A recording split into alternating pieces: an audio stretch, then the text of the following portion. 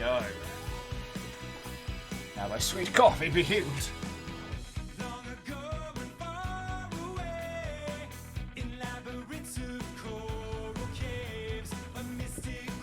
Hey, Fearless Bacon, Watto friends. Sorry I was a few minutes late.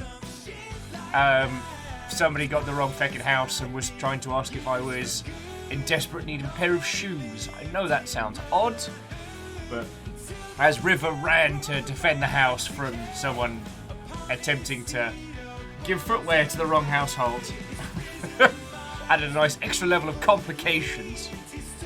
Alright, how are you all doing?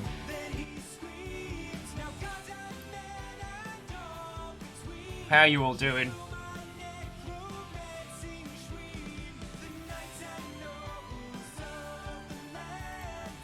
Oh, God, sweet mercy in a cup.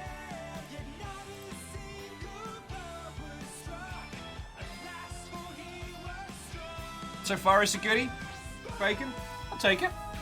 It was cool hanging out last night as well. Sorry, we ended up having like an impromptu little samurai gun party last night, which I did not expect. Oh, wait, no, Bacon. Watching streams? God, no. Who'd do that? It's a terrible idea. Okay, well, Fearless, I'm sorry I'm having a hard day, friend. But you got us in human maintenance, and we got you, friend. So cheers to you. Oh. I keep thinking that the Actabliz thing is kind of done, and then more stuff comes out, so I was reading up on that, and there's nothing extra that needs covering, but oh boy, the amount of stuff. Like, it doesn't need another big banter like it did yesterday. I believe today is the Actabliz strike, which obviously we're in support of. I mean, it's very easy for me to be in support of. I'm an indie numpty supported by you lot, so yeah.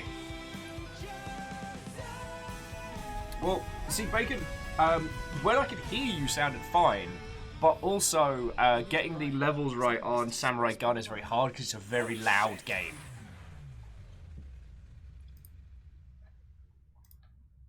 Let's make sure this game's all up to date.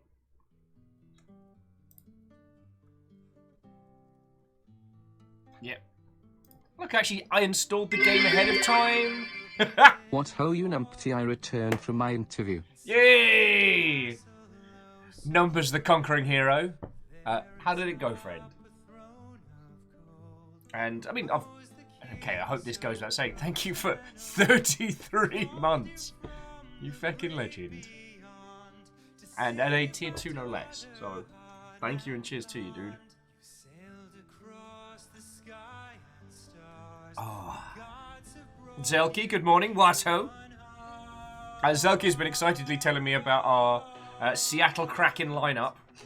Actually, you just sucked us through 26 dimensions of space and time. Gonna be. Completely honest with you. My arms are broken and I don't know why my chest is smoking. I will heal you with my staff. I'm sure we'll look back on this and Oh yeah, the level of elation coming from Zelky is audible across the greater Seattle region. Way cool. Well, Numbers will be feckin' cheering for you, friend. Darthroni, Watto, friend, coming in. Please forgive me as I get up to speed. I'm just getting a coffee in. And Darthroni, we are doing okay. Times are tough, but we're doing the thing. We're doing the whole thing. Sorry, that was a very non-committal answer. How are you doing?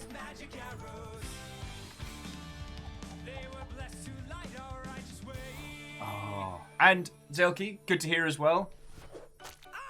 The no bad lurg. Brian, do you think you could please warn me before you're about to light our righteous way? And Darthroni, I will absolutely accept the good juju. Honestly, I'll accept some mediocre juju at this stage. But no, how are you doing? Catastros, what ho, friend? Coming in.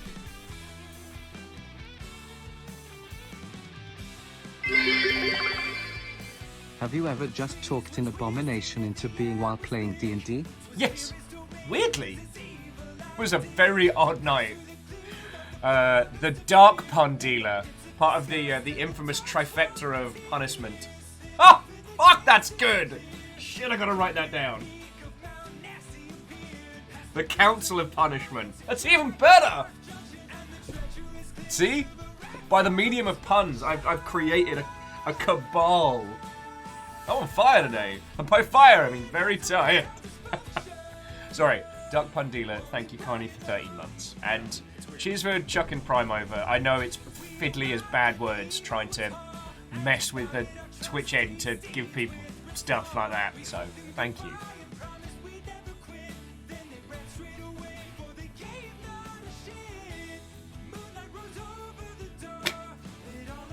That's an excellent question. Would they have a pungent? Oh. I'm so proud of that one. The Council of Punishment. Ah! And Zelky, thank you for filling the pot. Also, Dark Pun Dealer, the Yaldom is yours. What will you do with this newfound power? Meebot's been a jerk this week. Might have to give it like a proper kick in the non-denominationals. We'll give it a couple more minutes. I've only been going for 4 or 5. But Pun Spectre, Moose, all of you lovely folks coming in. Get settled in. We've got... Well, I mean, I was just saying when you lot came on in, like, while there has been a deluge of more stuff that's come out from the...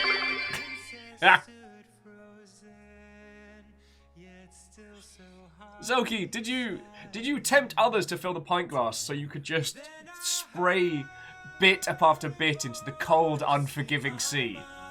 Because if so, cheers to you. Sorry, Bacon, thank you for the bits, and Zelky, thank you for the 100. Feckin' Lynch.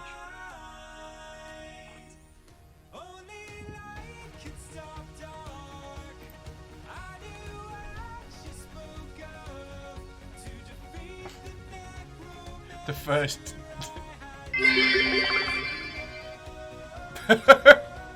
to quote Wind Waker, kaboom! Sorry friends, bear with me just a second. Numbers, Wolfcrad, thank you fucking kindly. Ray, thank you. Back in just a second. Stand back, Brian. I'm going to hug him. He immediately shattered both my legs and threw me across the room. I probably should have brought some weapons, I thought as I flew. Then Ninja Brian, because he's a good friend. Sorry. My body like a club to beat a enemy to death. I should have Papa's to Char. Okay. Numbers, I also would have accepted... Oh, crap, thank you. I also would have accepted, to quote, the demo man from Team Fortress 2, the seminal... Alright, we're doing this.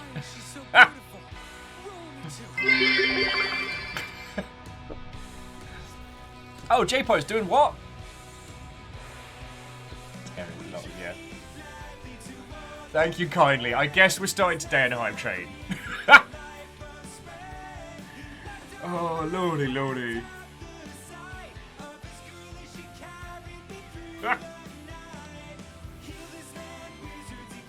Oh, and the fearless fan of knives. Feckin' y'all. What does a kraken choose when it goes out to eat? Fish and shit. It's funny, but they killed many people at sea. Oh, by the sweet coffee in my cup. Oh, bloody hell. Okay. Fearless with 5... Fearless with the fan of knives, and then Zelky with 5 as well. Like, feckin' Joel.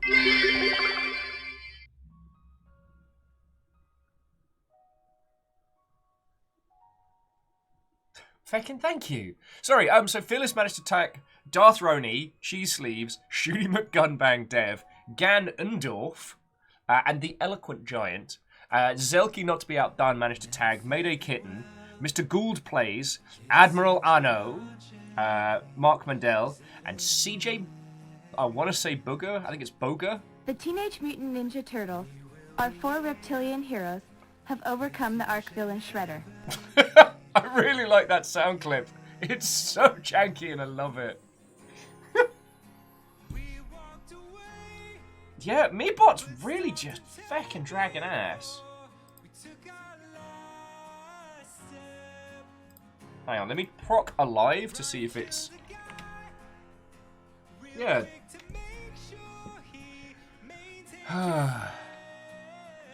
Yeah, let me jab Meebot in the feckin' eyeballs.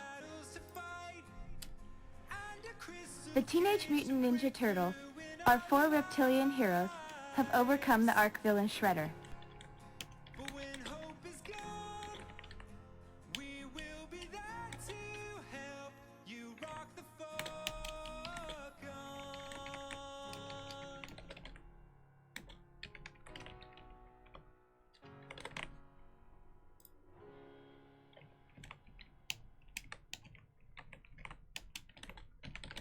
Alrighty, sorry about that. I don't mean to get multi-track Drifty Potato at this stage.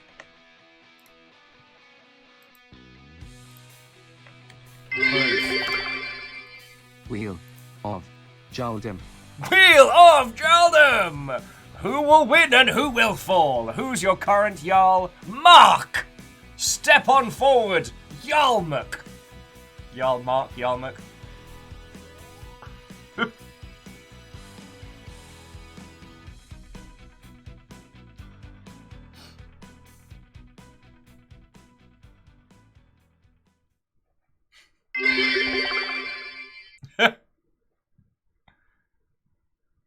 Oh, feckin' hell. The Dark Pun Dealer. Wait, is... Okay, so we've got Moose, Pun Spectre, and the Dark Pun Dealer all in one place at one time. You'll understand just the sheer amount of feckery that could be potentially unleashed right now, right? Somewhere deep in the slow eternal dance of the I don't think we're ready. What's a vegetable's favorite rhythm game? Shapes and beats. Okay, yesterday's ending, officially one of the best endings in video games. I was listening to the ending hair metal track from Maze, and it's incredible. I've made a time machine spaceship. You want to go on it? Yeah. Okay, cool.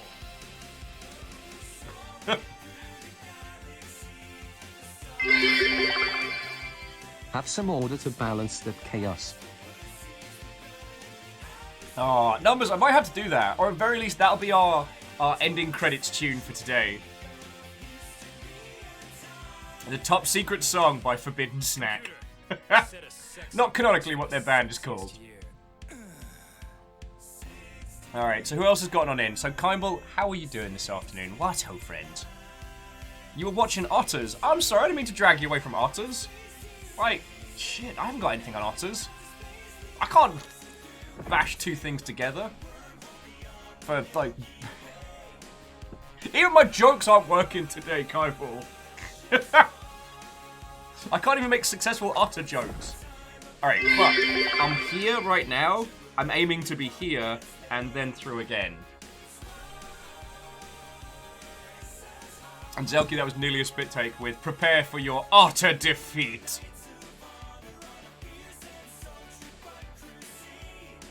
Oh.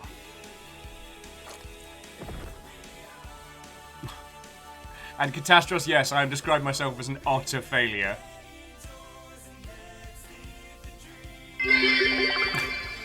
Become as numbers. Become as numbers.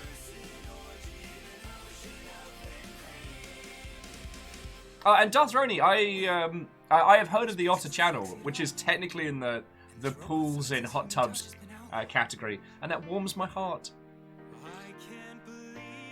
So, dear friends, thank you kindly. Sorry for being a little bit all over the place this morning, but starting the morning with a train is a great big compliment, so thank you. Alright?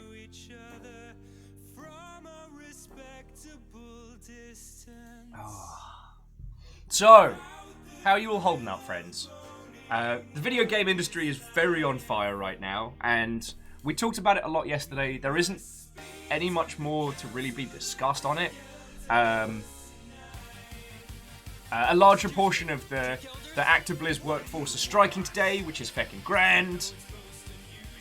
And all we can do is kind of fingers crossed for a big load of, well, say a big load of change as if it's something that one just pours onto a video game company. But hopefully we'll see something genuinely improve, you know?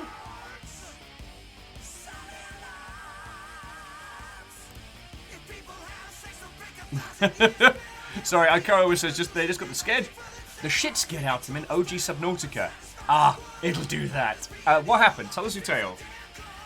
Kimball signed the letter from Ubi. Good on you. I mean, Kimball, you know we have your back in all of this. For what little strength the Longship had, you know, we got you.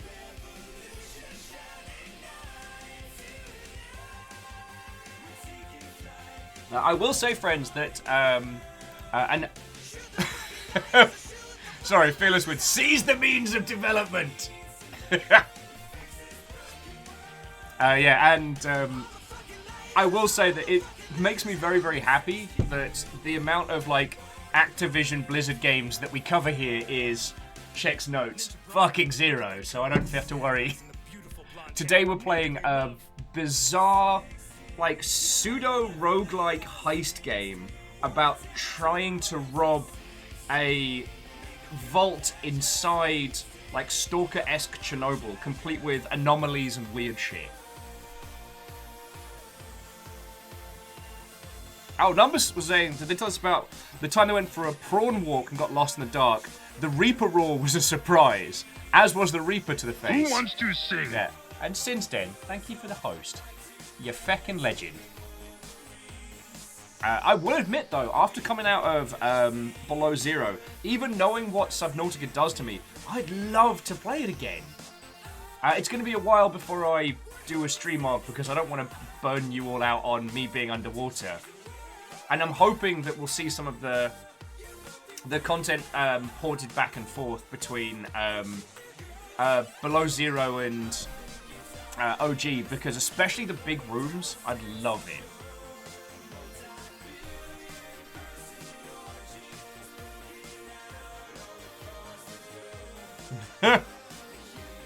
Yeah, Ikoa, good luck with that. And Kimball, thank you for the tiny bits as well. Oh. So yeah, we're playing a super weird game today, and I've been intrigued by this one pretty much since E3. I was aware of Chernobylite for a while, but I was under the impression that it was going to be just like another like Stalker-esque game, mostly like maybe open world, maybe multiplayer. Hang on, let me see if it's on Humble. Let me actually be semi-decently good at this.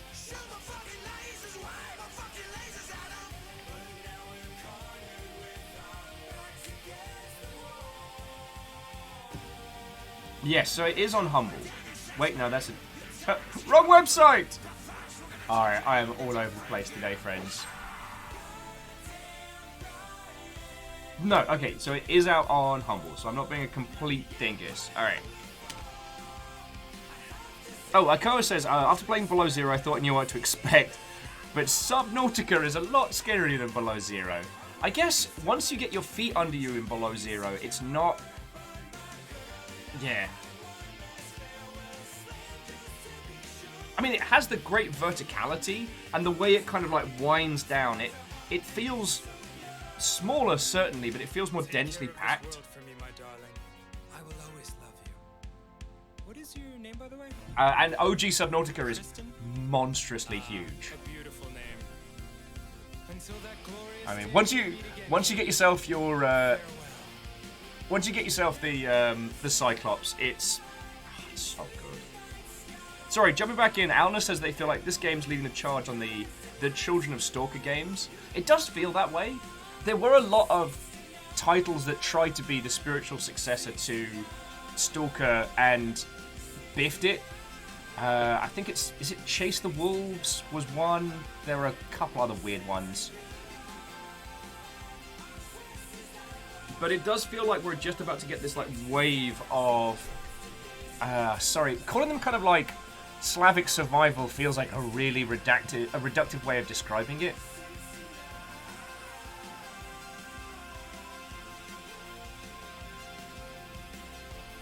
Oh, and Moose makes a good point back on Subnautica that the person below zero is way more prepared. Also, the presence of even the remnants of other people makes you feel a lot more... It makes it feel more viable. Do you know what I mean? With OG Subnautica, it is you, and there is no one the feck else. It feels constantly like you're like 5 minutes behind everyone else.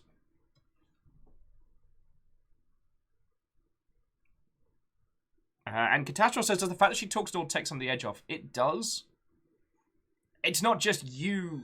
Because, I mean, the game treats you like, you know, faceless employee 004001 in OG Subnautica. So there's your character's essentially just you. It's a vehicle. Sorry, I'm being a little multi-track drifty in conversation. So, today we're playing Chernobylite, which I wasn't aware had kind of like a roguelike element to it.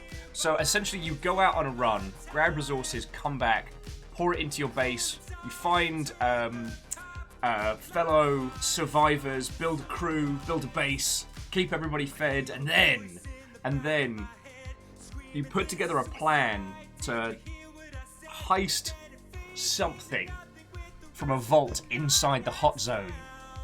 And I've got to admit, like, there aren't enough heist games in any way. I've been informed that the Grand Theft Auto Online heists can be very, very good, and I guess that's an area of blindness in my my gaming repertoire. Having the Payday games was good, but by the time you get to the late game stuff in Payday, it's not a heist anymore. It's not a planned through operation. It's one of two strategies. One person who's very good at stealth leads while everyone else creeps behind them, or prepare for noise, prepare for trouble, and make it double. Someone bring a heavy rifle, which is usually me.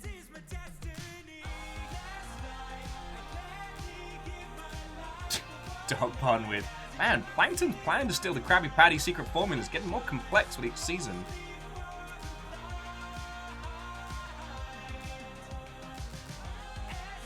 Oh, Lord Lost and Found, Watto. Coming in, coming in.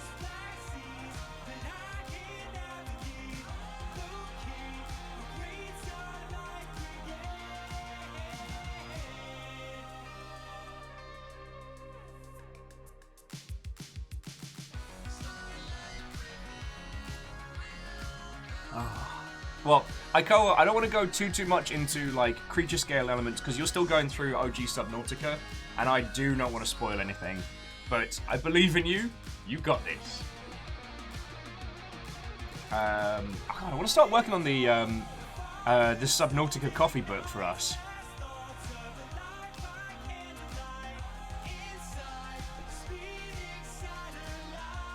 Yeah, that's gonna be fucking grand. So what about your lovely selves? How are you doing? As I said, I've been kind of catching up on the non-Blizzard news going on today.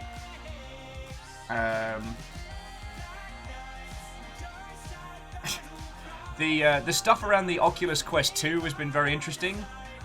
They recalled their current one and they've ceased all sale.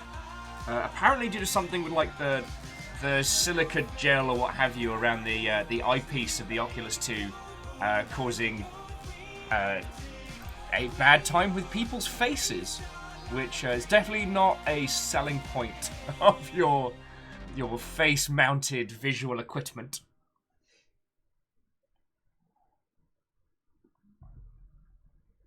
Subnautica. Coffee completed. I think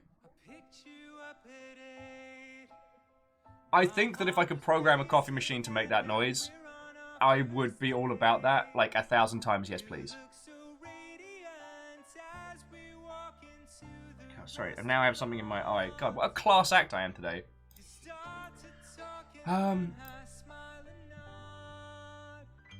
Yeah, sorry if I seem a little, woo!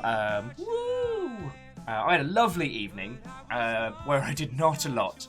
I attempted to play a series of varying different video games, and they did not want to play ball.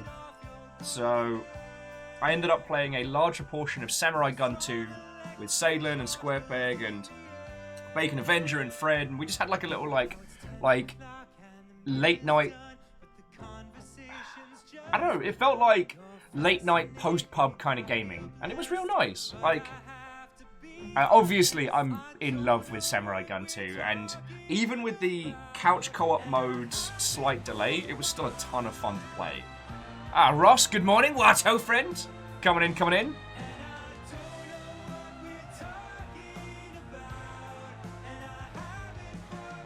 Get more couch co-op. Took us a while to get the co-op working, and then we found a bunch of cool secrets in Samurai Gun's adventure mode, so go us. I've actually been kind of scouring the Samurai Gun Discord to see if anything else pops up.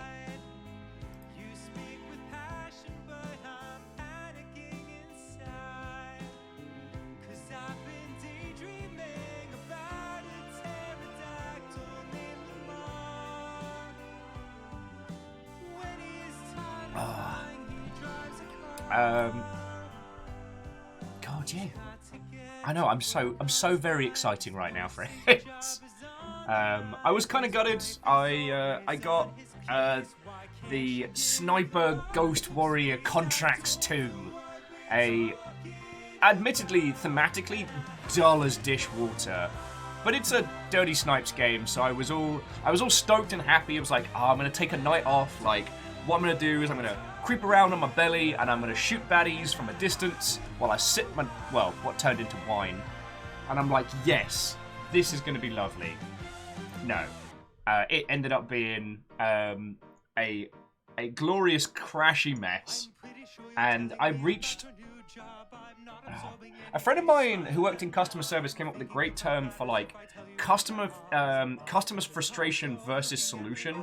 That there's a certain point on the curve where the amount of effort required for the user to fix their issue means they just won't, and they'll get a refund.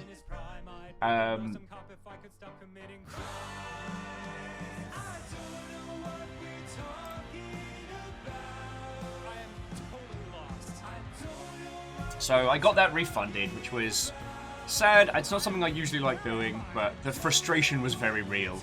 So I played lots more Loop Hero and Samurai Gun 2. I know, I'm so excited. It's odd because usually with a game like Loop Hero, once I've done it, I'm done, right? So like, I finished Kingsway, I finished a load of Spelunky 1, a bunch of other roguelikes the same style. And then once I'm done with them, it's like, I'm good. Actually, I'm going to put some smooth jams on as much as I... And you all know I love Ninja Sex Party. Give me the smooth jams.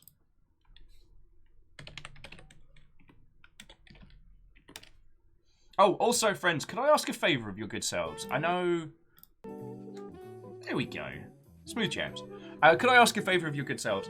Our very own incredibly talented Deus did a YouTube cut of our Subnautica of the of Do Your Worst, see. If you would be so kind as to give it a thumb up, give it a watch, I'd be sincerely appreciative, because Deus does so much for us here, and Deus refuses to take payment from me. It is not that I don't pay him for creating these, it's that he does it because he wants to and he won't take money from me. Occasionally I can like sneak drinks into his hand when he's not looking, but that's the best I've managed to pull off so far. Oh, and Osterline, thank you for the lurk. I really appreciate it, yo. Oh.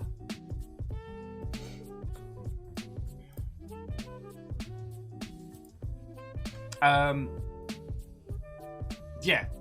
Sorry. Wow. Hello, friends. I'm sorry. Getting up to speed today is taking a little bit more effort than usual. But it's a nice thing to say is like, I'm a little tired because I stayed up a little bit too late playing some video games with friends. Baker's like, nothing wrong with working for beer and pizza. I mean, replace beer with box wine and it's what you lot keep me in, right? Anyway, the reason I wanted to ask for you to, like, if one of you don't mind sharing it on, like, if any of you are on the Subnautica, like, Discord or Reddit or what have you, please share that around. Because, like, I'm happy, like, I've played through my run, but Deus is so woefully underappreciated, comparable to the work he does. I would love to see it take off, you know? I feel a little bit guilty because, like, the industry is in great turmoil at the moment, and Twitter's a volatile place at the best of times.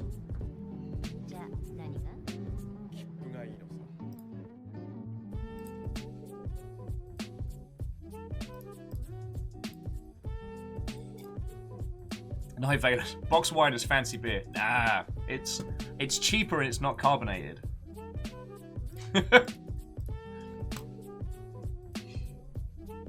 Yeah, no, sorry. I'm struggling to find my points this morning, but the TLDR is I'd love to see Deus's videos get more love, and I don't yet have the power to command that I can help boost his incredible works. So,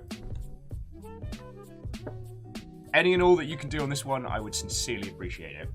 Anyway, enough of my decrees. Night Valen, what ho friend? How you doing? Oh, sorry, and Fearless was mentioning Noita. Yeah, so there's this interesting thing which I've realised, is I'm still playing Loop Hero. I've gotten all of the things. There is no more to unlock, I think, except for one specific food item that I haven't found yet. But I have everything. I have every encyclopedia entry unlocked. I guess there's still a couple of slots yet to build up in my little home base. But the thing is, I'm still playing it.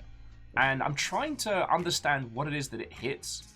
It could be that it hits just the right beats between, like, idle game that I can put on when I don't know what else to play, but it has some level of, like, planning, some level of engagement.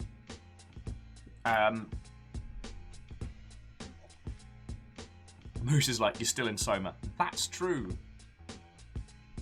I haven't managed to achieve the infinite loop yet, which some people describe as kind of like the true final maneuver. I also can't be hecked to do all the achievements, so I'm not even going through it like that. I guess I'm trying to understand myself and my behaviors in this. Because usually I am once it's finished, it is done. Like, I take that badge of honor, like, you did Noita, you did Spelunky, pat on the back, next mountain.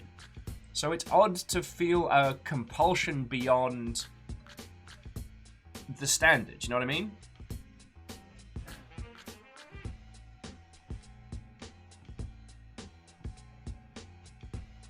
Oh, Harmonious was just saying, I only found certain parts of Tumblr volatile back in the day.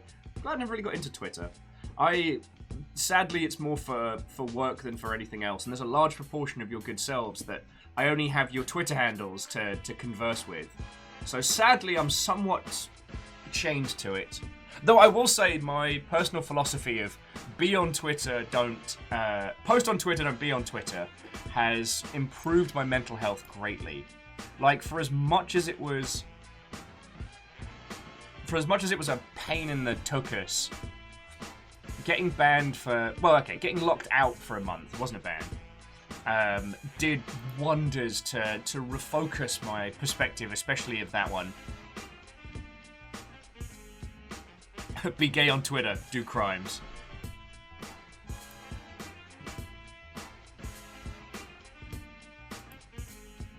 And I do miss old Twitter. I miss old games industry Twitter with, like, long threads and conversations and genuine support back and forth. Whereas it does feel now it's like you're either promoting something or you're fighting something. I used to joke that the PvP update to Twitter was its least wanted expansion, as it's the only MMO I've played consistently now for years. Speaking of which, I should probably tweet.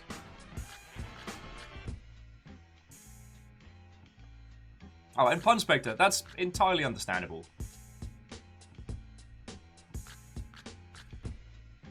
I mean, my goal in that space is to try and inject more positivity, more happiness.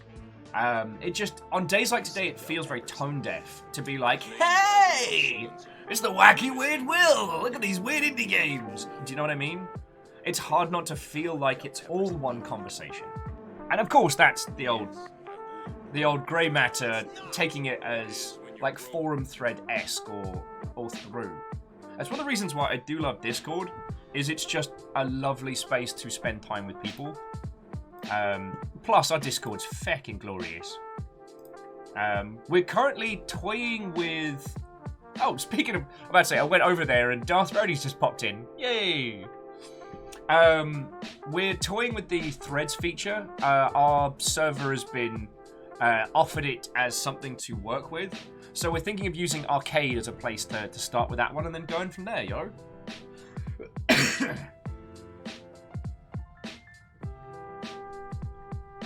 So Alice was saying Discord's perfect size social media for you. I don't know what you mean. Although, it's that weird thing of... we're having to come up with these terms as we're evolving on the internet, which is fucking cool. It's weird that... and I can't justify this apart from coming from old internet, but Discord feels more like the organic, like, homemade forums back in the day. Like, I don't know about your good selves, but, like, we had, our little group of friends had our own little bulletin board, which I ran. We had, like, a cute kind of Card Fighters Clash aesthetic going on. And we'd use it to, like, share photos with each other and stuff back in... God, was it high school? College? God. A million years ago.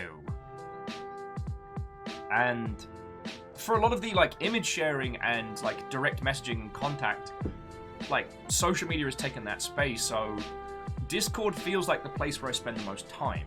You know what I mean? Like, get in the morning, see how everyone's doing, hear their tales. It makes me happy, y'all.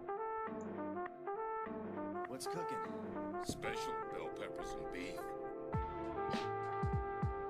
So yeah, and Nivalis, I hope I did say hello. I'm having a little bit of a wavy-davy morning, so I'm trying to get up to speed.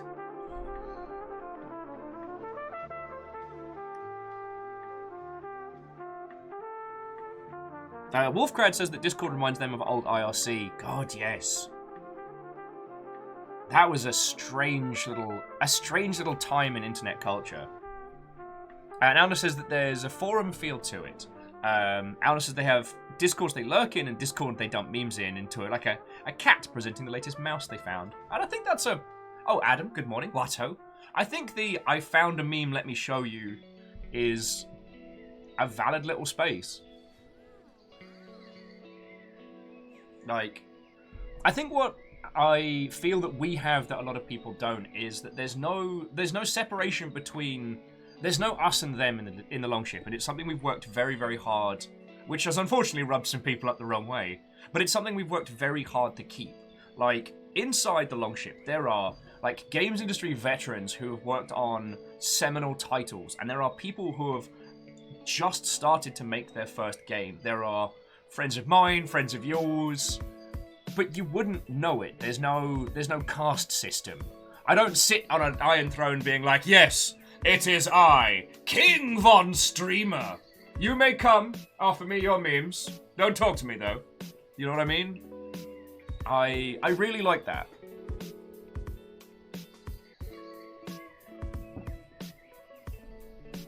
So, I find it weird to describe Discord as social media, but they did a commercial with Danny DeVito in, so...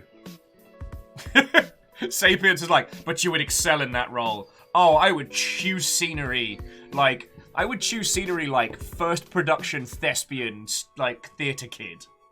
I would go full King Henry the Feckery on it. You know what I'm saying? MD's like, wait, we're allowed to talk to Will? Surprise! It's just, I keep really weird hours, so I tend to be on at, like, midnight Pacific onwards. Because it's like, we all hang out here.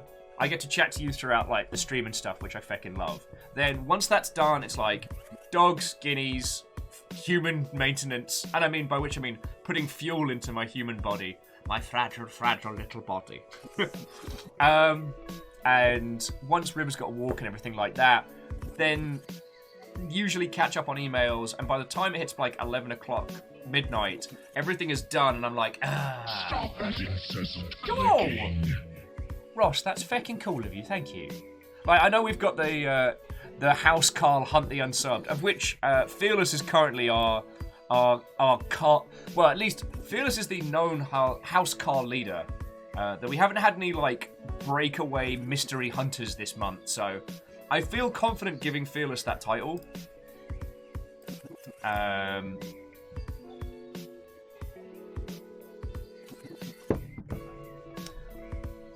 Sorry, what I was trying to say was Ross. Thank you. But yeah, so I have a very, very odd schedule these days. I kind of took last night off because, like, after we finished Maze, I was mentally exhausted, which was weird because Maze wasn't a particularly taxing game and it wasn't a difficult day. So, like, all I could assume is just, like, overhang from the charity event and just the feckin' nonsense of games industry at the moment.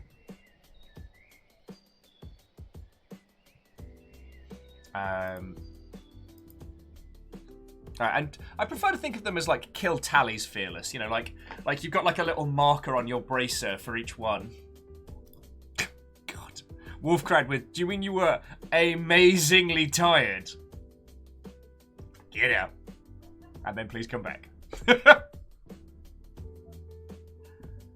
Oh God, I'm just a mess this morning. Classy mess. But no, it's been very interesting to see how Discord's moved into the gaming space and filled a slot which kind of like the death of forums left. There are still some big bulletin boards out there that maintain an audience, but there's this thing with forums where they kind of have this ever-decreasing circles. And you do end up with essentially like an elitist within an elitist class. It's nigh on impossible for new users to join and be a valid part of the conversation. Do you know what I mean? Things like post counts and stuff like that seemed like such a great idea in their implementation, but it does lead to this... I'm trying to think of a really classy way to put it. Those that have seniority in a forum, their post count's never going to go down. So anyone joining is always going to be trying to climb that hill to gain comparable weight in the conversation.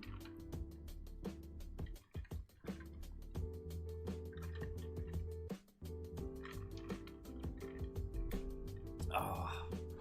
And yeah, Phyllis, I know what you're saying. Like, it does feel like a Forum 2.0. And there's such a difference between like a community server like ours and a game server. It's interesting to see how companies are running them for both like, what's the term? For both inspiring community, but also working with consumers. Oh, LeJax, good morning. What's hope?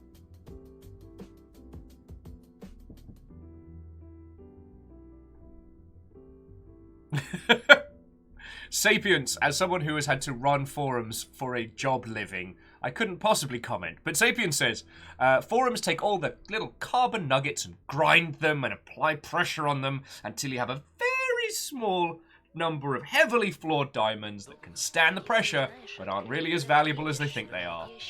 Oh, you know what I hate, Sapiens?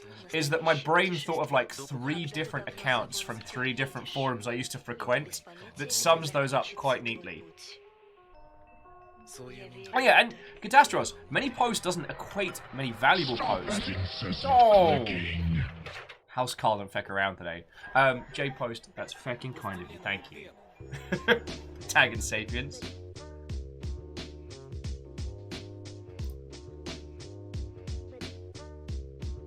And now, one thing I will say is sometimes it is absolutely, I'd say, essential to throw yourself headfirst into a game community if you find yourself inspired by it.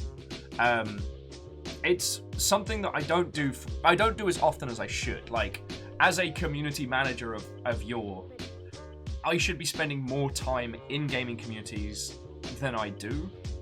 However, when I find that a particular game has really gripped me, I'll join the Discord, follow on socials, and see how they handle their communications and what they do with it. One of the cool things... Who wants to sing? Hey, Flip Luca, how you doing? What ho, friend? Cheers to you. Giving us a host and everything. Who wants to sing? Oh, and Nom Nom, thank you for the host and all. Like, friends, all the hosts and the ilk help a whole bunch. We must find more friendos. We must acquire more crew. Only then will Mr. Twitch be satisfied. I kid. I stream too long, so Mr. Twitch does not give a hot diggity.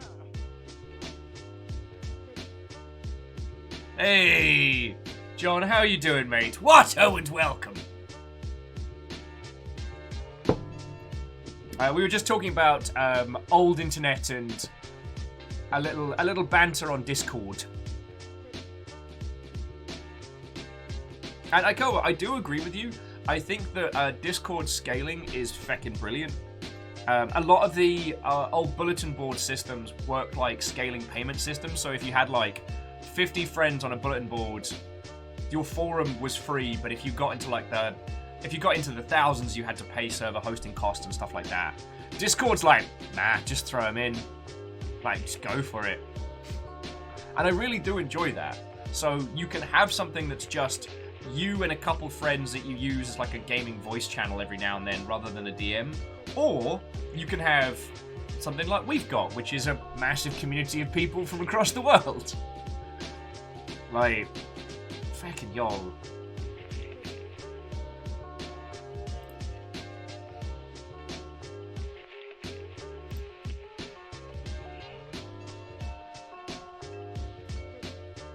Sorry, I didn't mean to turn this into like a back-patting, self-aggrandizing mode.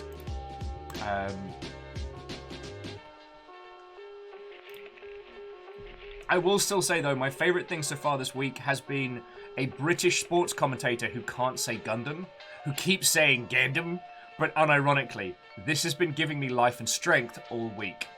I was saying Gundam before it was cool!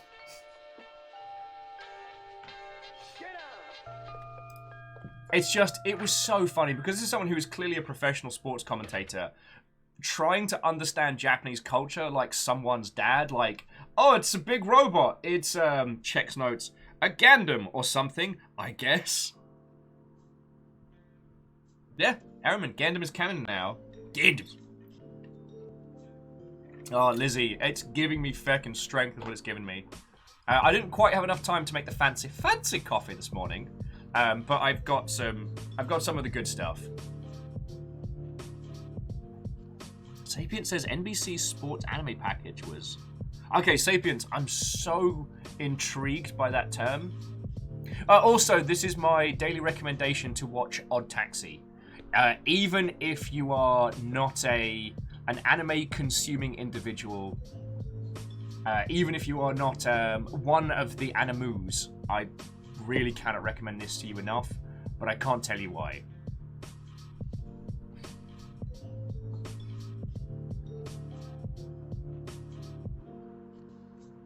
Oh.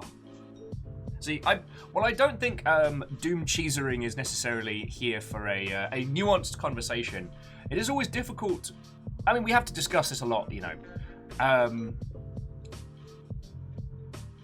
Microsoft is one of the main contributors to a charity fund in Seattle that people who are homeless, people who don't have medical insurance, people who can't work, they will pay for your medical bills if you go to the main Seattle hospital. And they're one of the major contributors to that. So when I was living on my mate's sofa and couldn't work, they literally put my hand back together. So it's one of those things of like,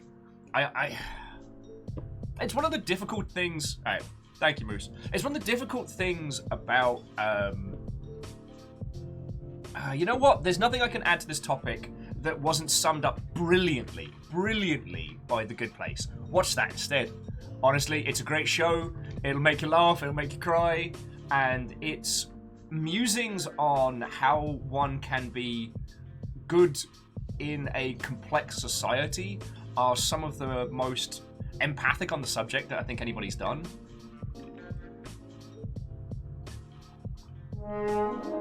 Stooge! You ready to go to the hot zone? By which I mean, like, head into Chernobyl. I didn't mean, like, saunas or anything. I haven't been in a sauna in ages. Sorry, good morning. What ho, friend? Stooge, how was your morning? What were you playing? And could we get a shout out for dear Stooge friends? If you are not following ET3 Stooge, then you are missing out on some good wholesome morning entertainment.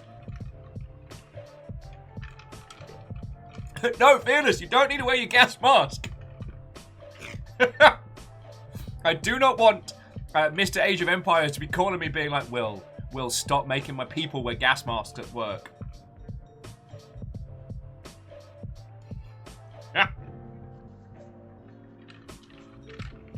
Oh. So you finished Clan of Coll and the Crown of the Stag. Good on you, yo.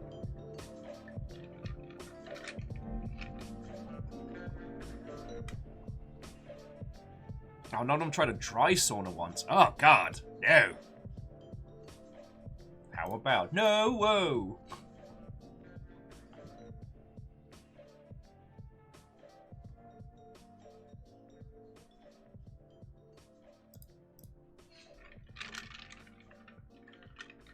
Oh, forgive me while I am slugging coffee and water.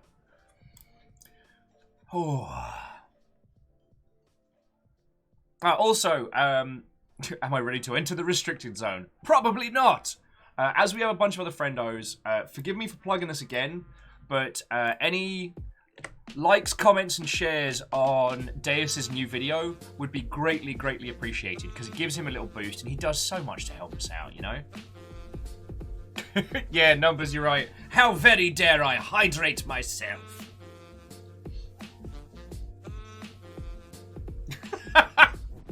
Fearless is like, instructions unclear. Putting gas mask on foot.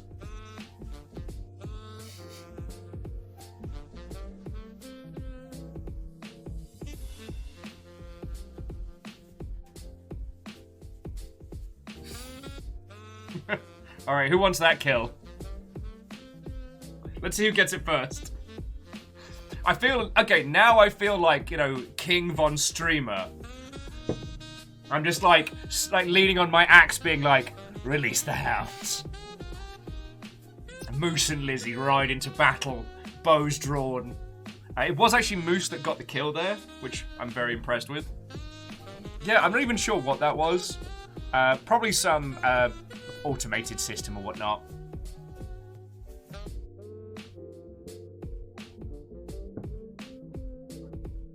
Harmonious, I do recommend watching all of The Good Place.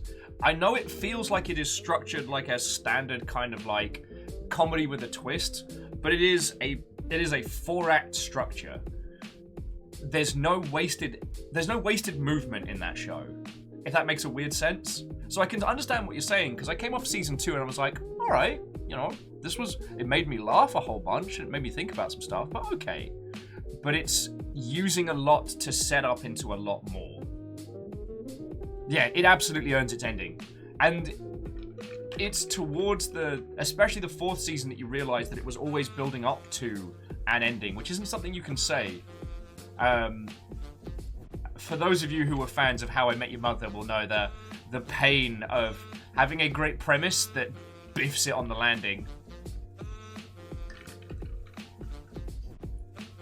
Why must you torture me with Greg's? What have I done to deserve this?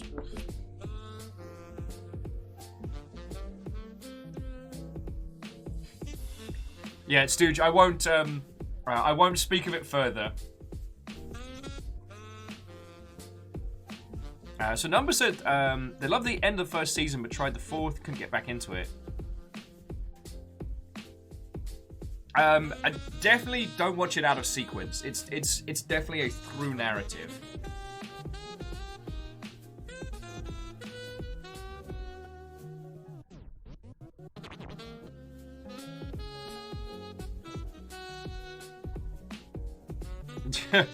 Fred with shows that don't hold up. Game of Thrones. Ooh.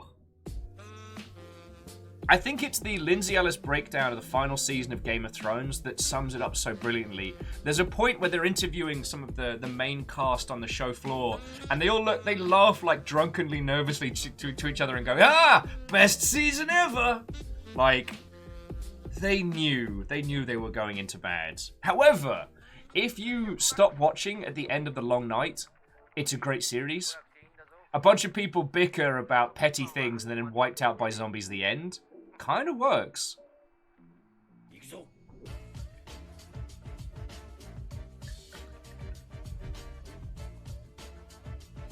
And okay, so it looks like we're talking a little bit about How I Met Your Mother and The Good Place and stuff. How I Met Your Mother is...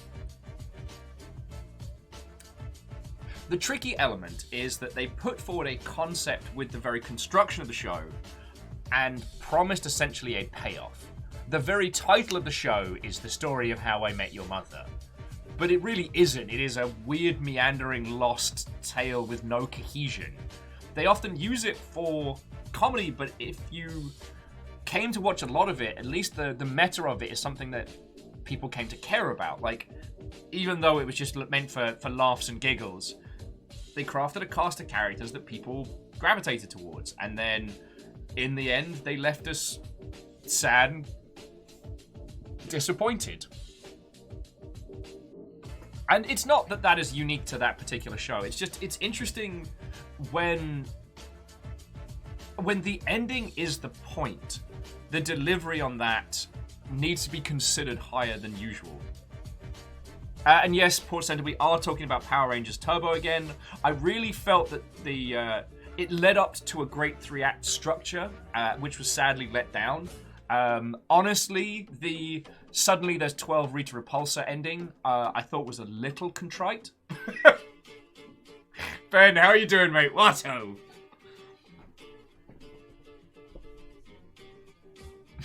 How are you doing? I'm feeling better now. I've got like a coffee in my system and chatting with everybody. It took me a little while to get up to speed. The games news is mostly shit's still bad. The Activision Blizzard situation is much worse than everyone thought it was. But aside from that, there hasn't been anything else really going on. I think everybody's gonna be giving their press releases a big wide berth until the ActiBliz nonsense is done with, which is what it's what I would advise people to do right now. Like, there's no point getting your big announce or your big release getting crushed if you can avoid it. Actually, the game we're playing today is their version 1 launch. So, Chernobylite has been out in early access for a while, but today they added the final heist, the hook of it. So I guess this all kind of comes together, because the point of Chernobylite is the heist. There's some roguelike first-person elements. We're going to build a crew. We're going to build a base. So rather than it being traditional open world, it seems to be like little excursions and back, which I think could really work.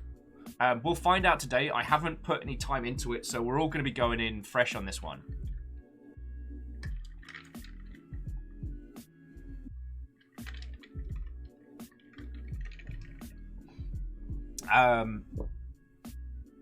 But no, I'm doing good.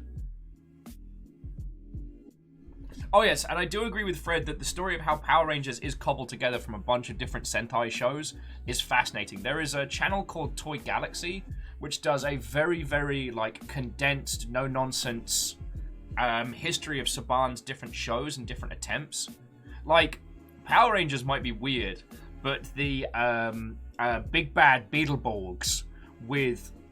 God, that one's a glorious mess of a conversation.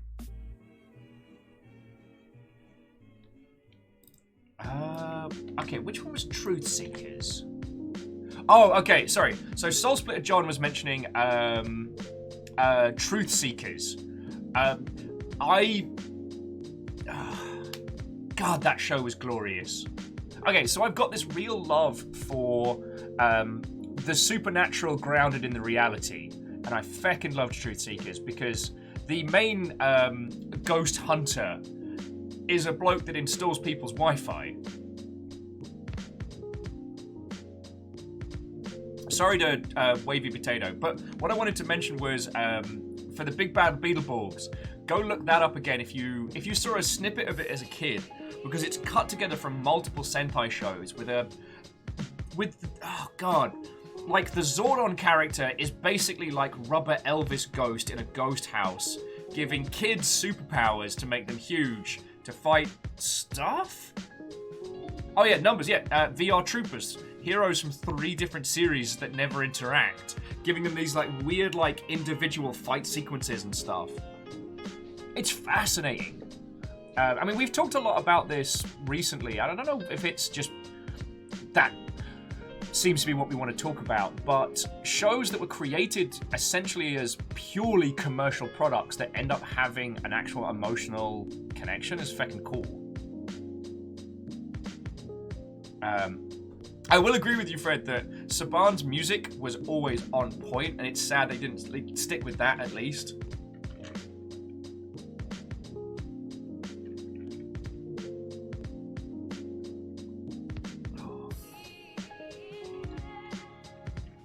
Sorry, here's me consuming. I don't know if crime drama things are one we can fold into this conversation. Anyway, if you haven't seen Truth Seekers, let me put that one on your radar as well. Also, the English language version of Utopia is on American Amazon Prime now. I assume because the amount of people that banged drums after the American remake was truly awful.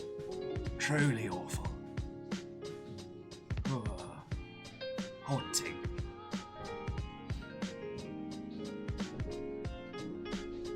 Oh, but I will say, like, Truth Seekers is very funny and very, very well put together. Utopia is incredible, but oh boy, it hits like a brick in a sock.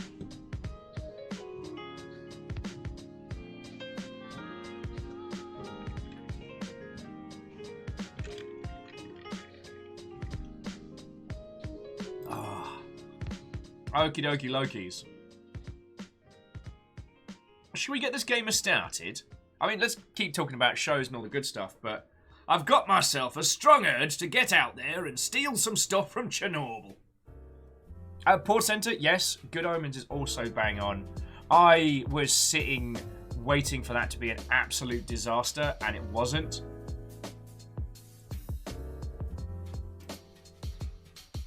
It was feckin' glorious.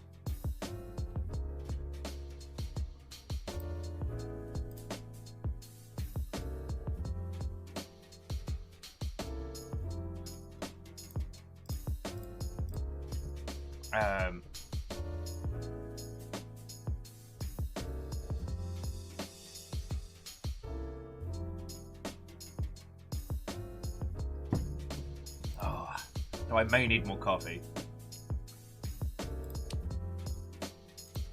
Sorry, doing battle with...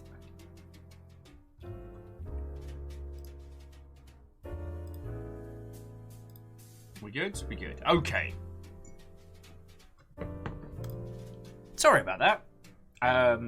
I have very, very high hopes for some of the Gaiman adaptations that we've got coming up, but it just seems like Neil Gaiman's work mostly had an absolute curse upon it until very recently, including the video game work. Like, I am still livid at The Odd Gentleman as a development house because they basically burnt Neil Gaiman so hard that he's sworn off video games. And I'm like, ugh. Another reason Will hates The Odd Gentleman.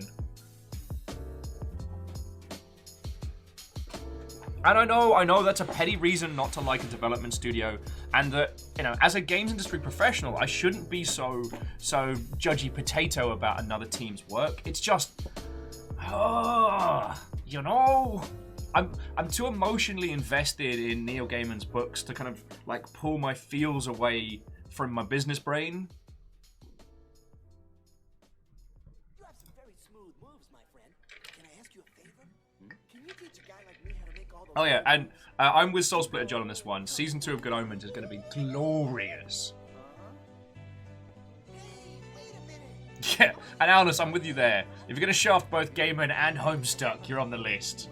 Although, if you get the chance, do watch Sarah Z's video about the history of Homestuck, because, yeah, the problems didn't end with the old gentleman.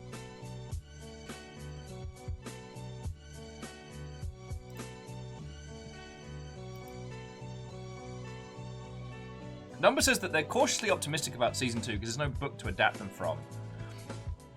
I mean, I'm trying desperately to remember the name of it.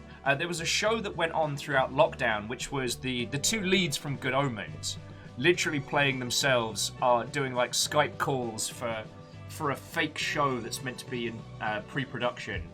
And two performers, staged, thank you, Ben, they do an incredible job just piece to camera in their homes throughout lockdown. It's brilliant. It's truly brilliant. They are two actors with whom you can just leave them to chew scenery, and the scenery will be chewed in a most excellent manner. Like, the nature of performance in that manner, like when you get two people who can work that well together, you get the good stuff. You get the right good stuff. You're tense, I'm calm.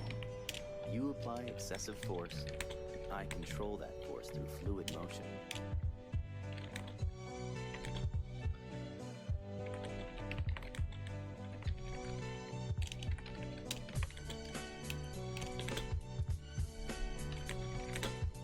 Stu says, I don't think there's enough evidence that the odd gentlemen were the ones responsible for the issues that plagued the Homestuck game.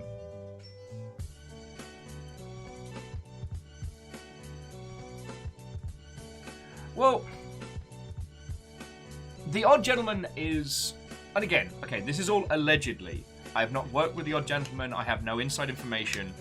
I have seen patterns in their operations that echo true to studios that have basically siphoned money from licensed or published products to make their own in-house stuff. And the fact they biffed a Neil Gaiman game, still mad! Finding out in the same day that there was a Neil Gaiman video game made me so happy. And then that it was a crock of shite and that Gaiman has actively spoken out against how bad it was. Like, was so sad. That was a feckin' roller coaster.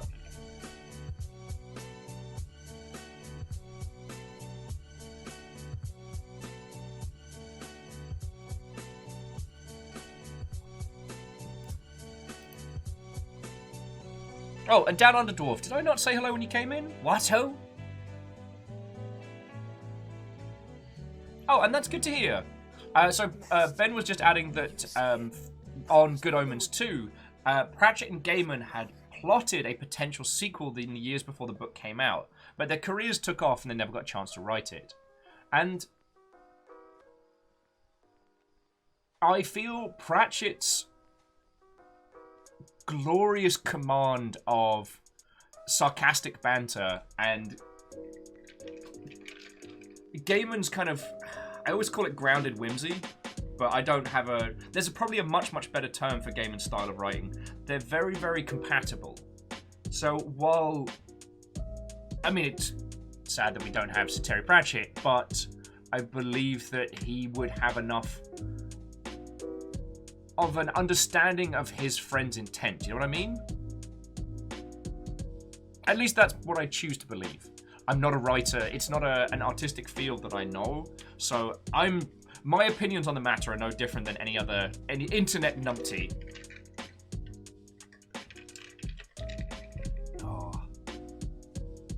Red Scar Tiger, Watto. Oh, Red Scar says that the only Neil Gaiman work they've interacted with is his adapted script for Princess Mononoke.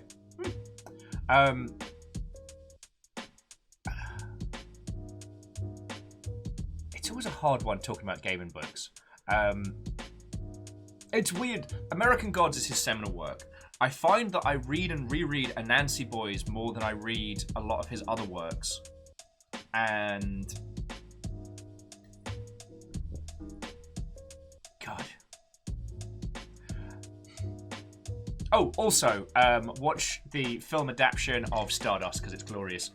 Soul Split John, I'm with you there, mate. I cannot wait for the adaptation of Sandman. I've got real, genuine hope on this one.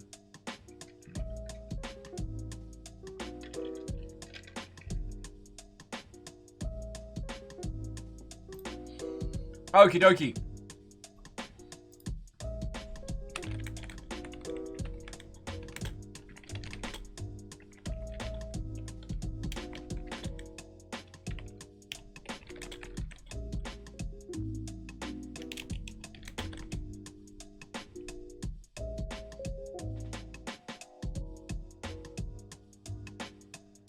Oh, sorry, I went completely into space there. I'm so sorry, friends.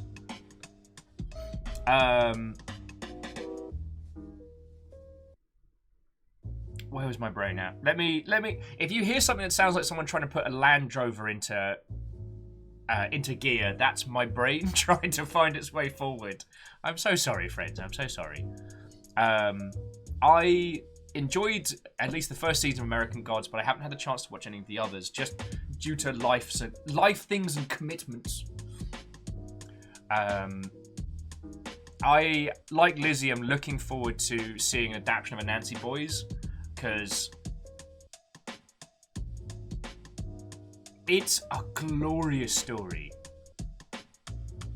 I don't know, it's one of those books that I keep thinking back to. The power of names. The opening to Anansi Boys is one of those things that stuck with me. It's forgive the paraphrasing as I can't remember it word for word, but it's Fat Charlie had always been Fat Charlie. Even when he got in shape, even when he got, as some would say, rather buff, he was always Fat Charlie, because that's what his dad had called him. And I think at some point we have all suffered under the weight of names, and I hope at some point have wielded the very power of it.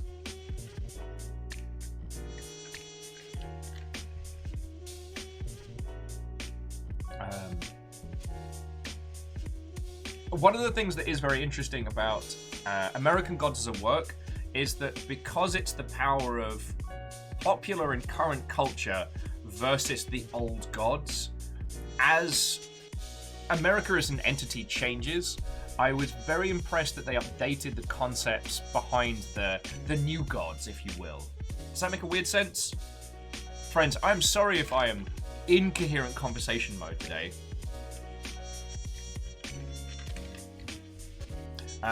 Rave's saying Amazon is adapting Anansi Boys as well as doing the second series of Good Omen, so hopefully it'll work well. Yeah, fingers crossed. The Boys has continued to impress me time and time again. Though it has unfortunately reintroduced the C word into my casual vocabulary, which I worked very hard to take out because a lot of people in the United States are very offended by it, mainly because it has different connotations over here, and I'm not dissing on people that get offended by the C word. It's just, I used to use it like water. It was like all cavity plot insulation of my conversations. And one of the reasons I try not to swear on stream is I know if I started, I would get so far into the dark and the twisted. I'm not worried about dropping racial slurs or anything like that. Weirdly, those don't tend to come out. Strange, even though I get absolutely riggedy shit-faced sometimes. But I do worry about using my swears to describe something that might make people physically ill. I have a very interesting command of the English language that is occasionally weaponized.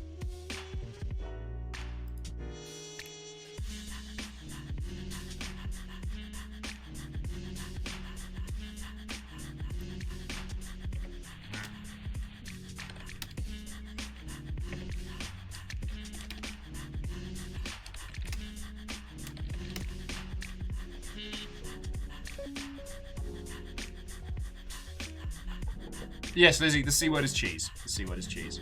Sorry, I'm going off into a very Will-centric tangent there.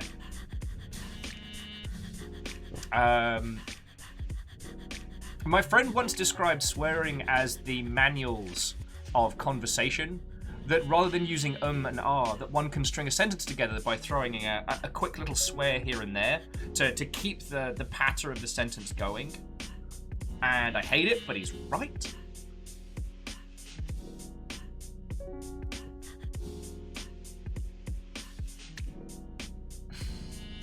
Oh, okay, Moose has heard me trying to put Gundam knees together while drunk. They understand. Okay. you freaking what, me? And apologies if I sound overly British today. So Fiona is watching a show on Netflix about football. An American coach is sent to a British football team to get them back up to speed. Whatever. It's sports ball. No hex given. However, it turns out it's set in bloody Richmond, which is where I have both worked and gotten very, very drunk many times.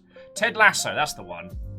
And so I come in to say something to Fiona, and they're drinking inside the feckin' Prince's Head, which my mate used to work at, and in which I have gotten riggedy shit-faced in. I believe he met, was it Christopher Nolan? I met a bunch of people that were working at Shepperton and having a break in Richmond, because it's not that far.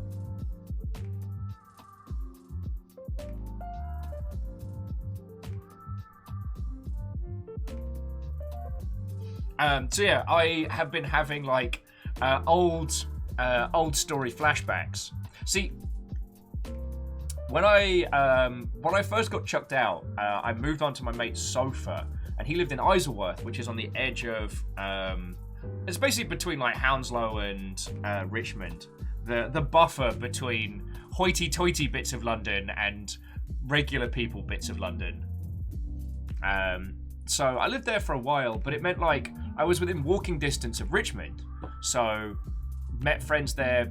My very, very good friend Leon, we met in the comic book store They Walk Among Us, which was up in Richmond, and I would make many poor life, not poor life choices. I spent a lot of money in that comic store, to the point where they started like holding things aside as recommendations, not things I had requested, but things they thought, you know what, Will's gonna like this.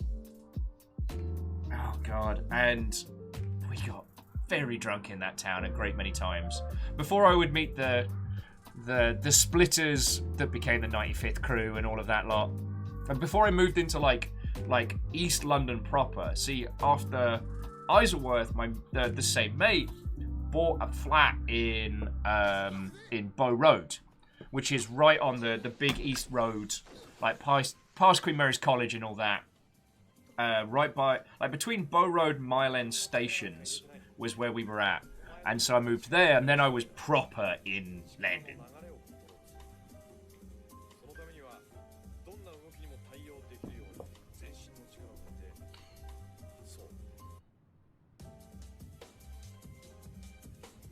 Vanderby says, but Will, where's Soho?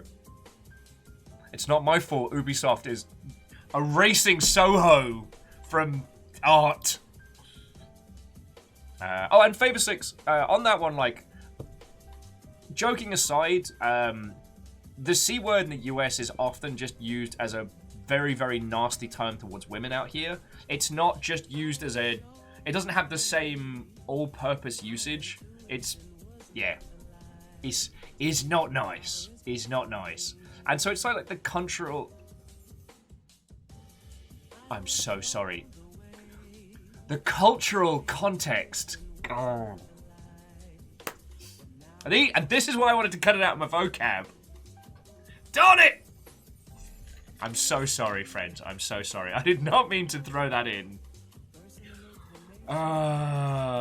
Let's change the subject before I drop more C-bombs while I'm trying to say other words. Ah!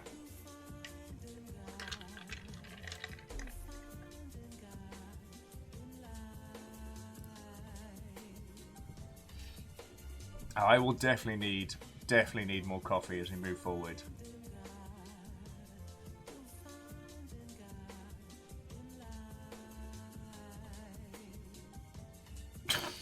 1,000 years Jarl, Will the Viking Blonde. Oh, don't tell Mr. Twitch!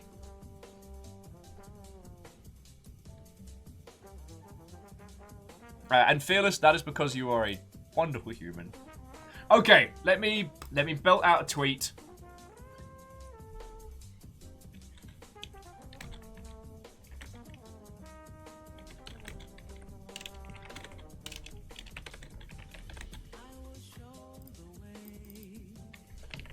Oh, but again, friends, if you get the opportunity to watch Truth Seekers, I really, really recommend it. Much like Troll Hunters, it's one of those shows that feels like it makes sense, you know. People actually out there hunting and finding the supernatural aren't these, like, you know, super buff ninja dudes with a mansion. It's a bloke that works for BT because he goes from house to house and because the supernatural affects, you know, Wi-Fi routers and whatnot. He's not like a super special bloke. He's just a dude from the outer London regions.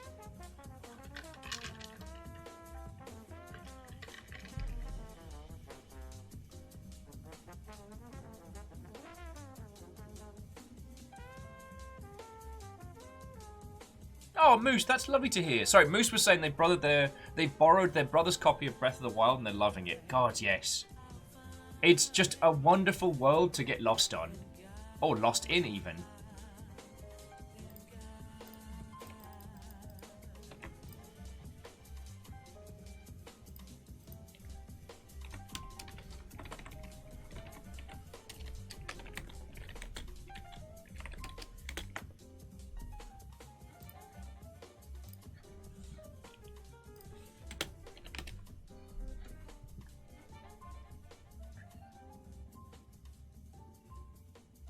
Oh, excuse me for doing the big stretch. Bacon mentions, speaking of Netflix and swearing, there's a series on Netflix hosted by Nick Cage on the history of swear words. Okay, the first episode of that slaps, but the rest of it is so disappointing. I was genuinely sad.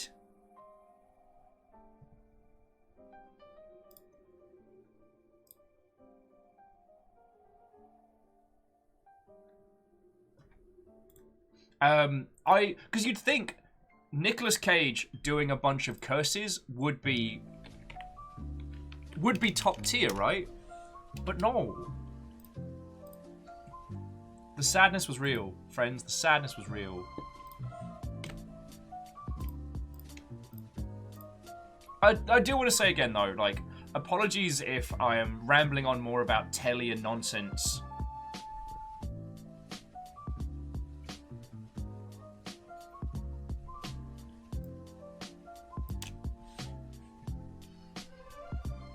I don't know much more than the average numpty when it comes to, like, film and telly. I worked in it for a few years, but if I'm being perfectly honest, like, it was post-production, so I saw the worst of film and TV and not the best.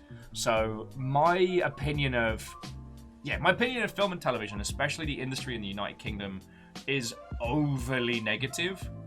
So, oh, and Kindle, of course you can.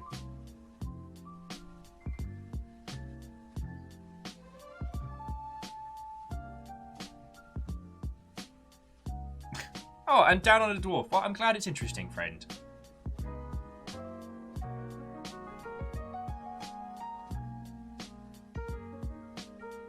Oh, no! Sorry, Soul Splitter John was saying that they're not going to be making another series of Truth Seekers. Kyle was saying, what do you think about the UK Game Dev Union? It's very viable. At very least... Hello, big girl. At very least, the UK could do something similar to Canada, where they have a guild, which has less of the legal connotations, but the same kind of power for employees.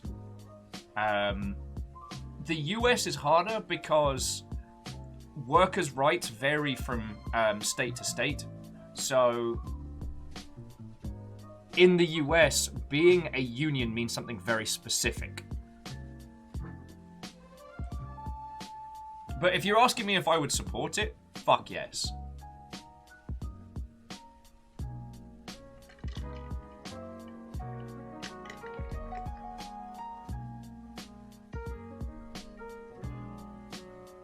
Okay, sorry, Talon. I meant that more as a shorthand for, like, the things that affect you as a working employee in varying states. So, like, for example, in Washington State, if you are to be paid by... If you have done the work, an employer has to pay you. It doesn't matter if you were working legally, illegally, or otherwise. If you have done the job, they got to pay you. And the legalities of it is... the legalities of your work is on the individual's responsibility, unless you're working for a thing.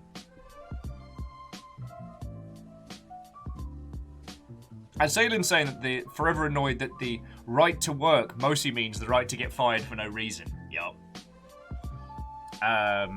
Whereas the UK's centralized, so it's much more doable. It's possible that the US could have different unions in different states, but then there's a large amount of the power base gone because, like, you know, if you're working in one of the big states like Texas or California, there's a lot of game dev companies in those places. But if you were working somewhere like, I don't know, fucking... pick a state, Arkansas. There aren't a lot of games companies in Arkansas, so far as I know. So you wouldn't have the same kind of power and weight that a national organization might have.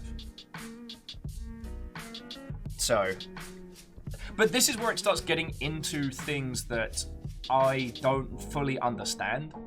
Friends have recommended that in the US a guild might work better, or maybe, I mean, I don't know if I necessarily would recommend something like SAG-AFTRA, but yeah.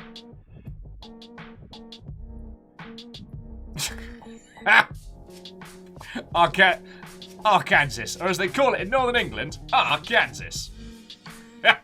That will always continue to make me laugh. Oh, and Red Scar Tiger's digging into Disco Elysium for the first time. Oh! If you're playing the VO'd full, then...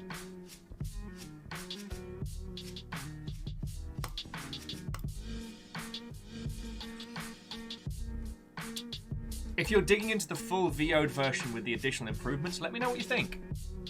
I ricocheted off the first one, but I also agree that the fault was with me when it came to first time playing through Disco Elysium. So at some point in the future, I am looking forward to jumping back into it.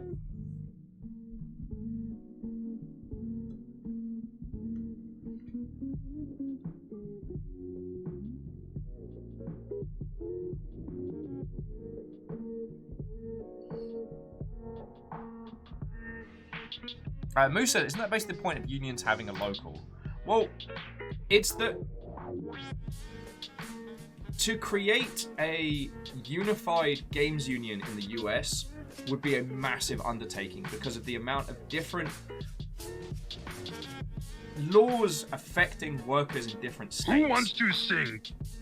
Oh, Wheeler Dealer, thank you kindly. Now again, I'm giving you my limited understanding. I have not run a company in the US, and I don't know, you know, local versus, you know, countrywide laws and whatnot. But it is better to, at least in terms of one's rights as an employee, it is better to think of the United States as a series of countries with some overarching laws rather than one conglomerate, which makes it very difficult to create something like a nationwide union. Again, Canada has guilds that are very powerful, so it is possible to do something like that. And in the US, a union is a thing. It's not just a name you put to a group of people. It is an entity. So there's more legalities on that one that go way over my head. You know what I mean? Sorry. We've gone off onto I've taken this off onto a weird topic.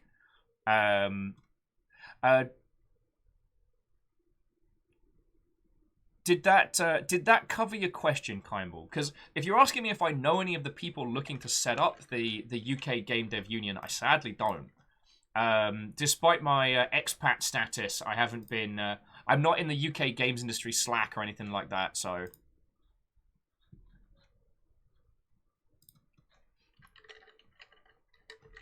So I don't know the people doing it, and I don't know the status that it has.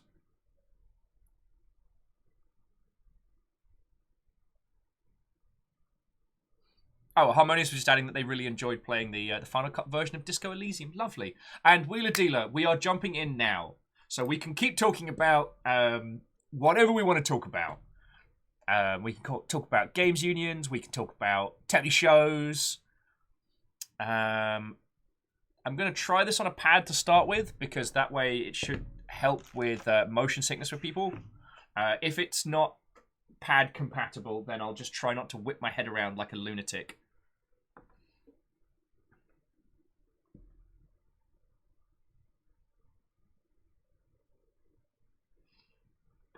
Kimball says, since all the stuff you know, true, pretty anxious about joining.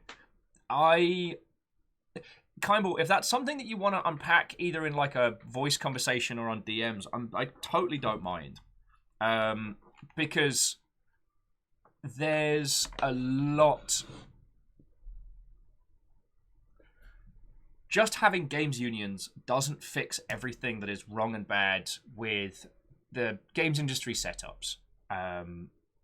Sorry to... We are jumping into game. I want to touch on this a little bit.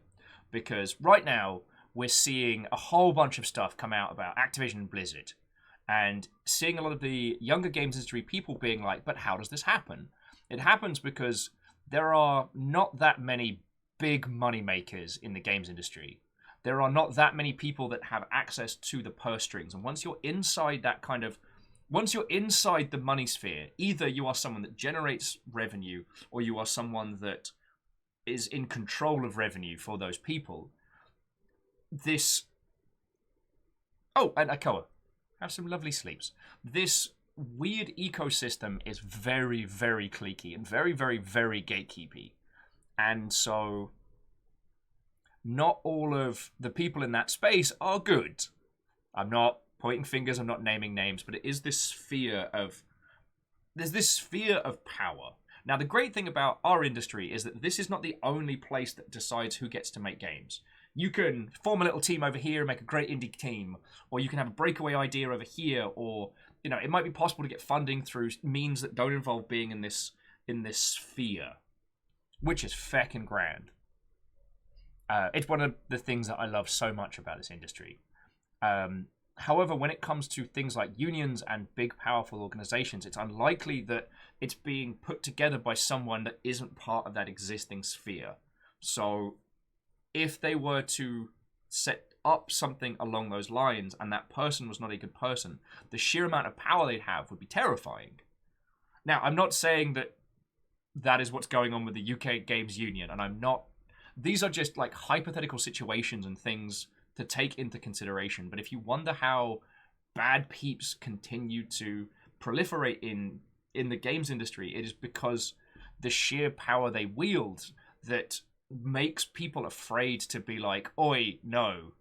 Because by going, oi, no, you have just essentially just cut yourself off from the gravy sphere. And I'm not saying that as an excuse for people letting bad behavior continue. I'm not saying that that is something that should be tolerated. It's one of those horrible things about wanting the industry to change, wanting to take a chainsaw to a bunch of bad bastards that ruin it, but knowing the reality of the money, knowing the reality of the business, and I hate it. I fucking hate it. Okay, sorry. Thank you for letting me vent on that one. No one needs a white guy's opinion on what's going on right now. I know. Sorry for regurgitating there. Sorry. Let's go play some Stalker. I mean, Chernobylite. Oh, I mean, if you have any thoughts or feels, friends, I'm more than happy to listen and talk them through. And Kimball, anytime, friend, anytime. I'm sorry that I piggybacked off your topic there.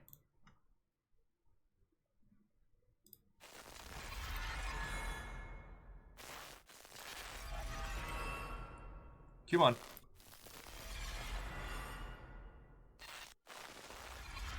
Hey, check it out! It's a splash screen that doesn't blow my ears out the back of my head. Feckin' wee! Wait, no. There we go. The THX intro. Your sound card works perfectly. Ooh.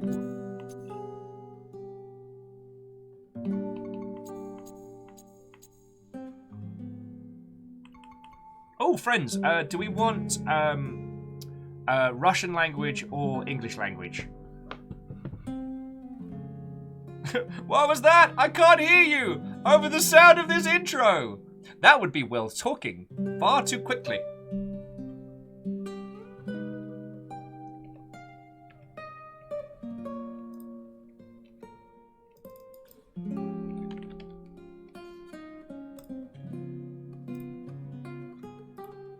Now, I will say, friends, whether we end up playing more of this or not, I don't know.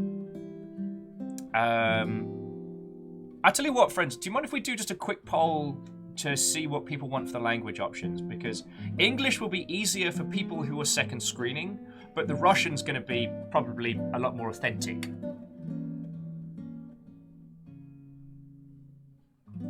Okay, actually, so we've got more votes for English. Let's go with that. All right. I don't think we need a poll.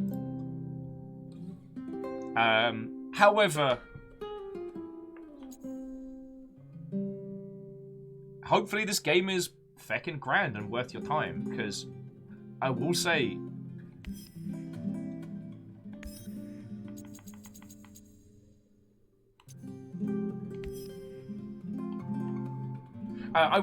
the concept of this I find fascinating. Small missions, roguelike elements, base building, and the fact that it builds up to this feckin' heist. Ah, so good. We're not going to get to the heist today, obviously, but...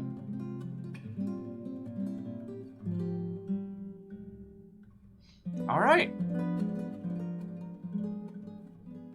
Oh, way cool. Sorry, Fearless was just saying, Fearless. Why? Why do I get some numbers and Fearless mixed up all the time? It's different color names. What is wrong with my brain? But Numbers was saying they did a fireworks show in Genshin. That's feckin' lovely, and I'm always a fan of those cute little events, you know what I mean?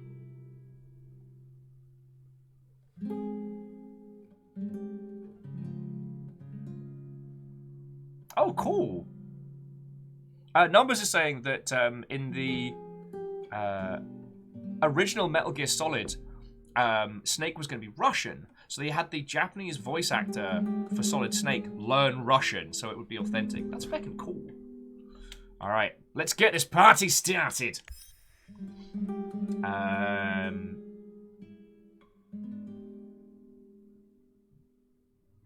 I'm gonna turn it.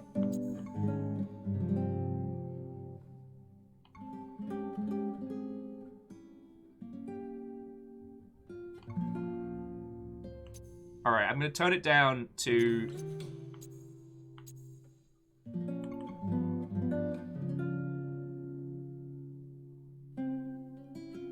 I'm going to turn it down to easy baby fun mode, just so that we can experience it.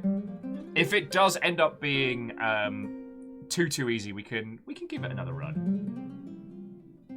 Okay, character portraits, show important moments. Hide always, show always. Yeah, got this one hanging out. How you doing?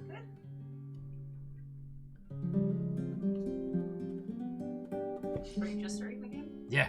We got talking about, like, Just TV starting shows. the game? TV shows. Professional streamer alert. I'm a very good streamer, thank you kindly for asking. I know how video games work.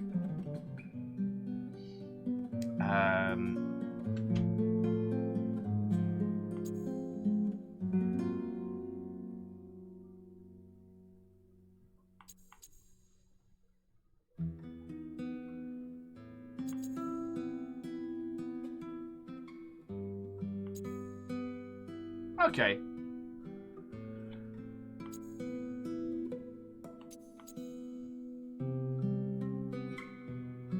Wow, I just got completely lost there. I'm playing a Nintendo! Alright. Oh, God! Корпорация НАР начинает испытания новейшей разработки. Технологии рекультивации. Кажется, 90-е, Плутон 240. Некоторые никогда так и не бросили свои дома, а кто-то даже вернулся обратно. Детина вывезена из зоны отчуждения. Демонстрации в разных городах. 10 миллиардов гривен в оплату бессрочного договора аренды. Шайка преступников. Они ставят себя выше закона. Что скрывается за засекреченными патентами? Ясно одно. Саркофаг трогать нельзя. No! No creepy dolls! No creepy dolls.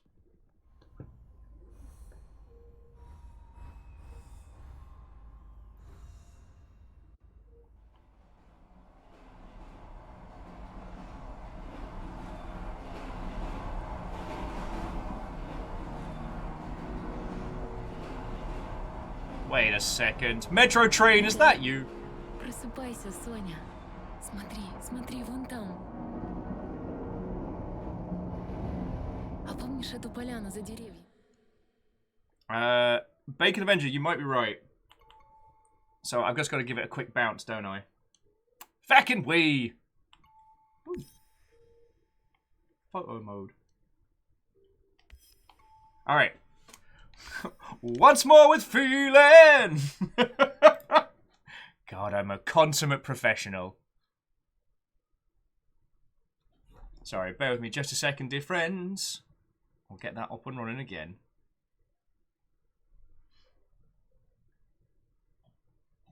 I apologise if you all have to look at the creepy dolls again. Wait. You're consuming whom?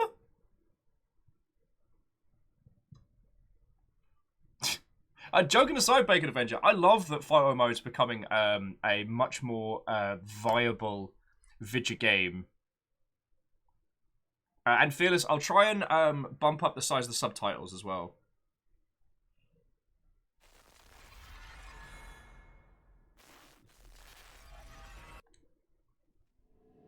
Okay.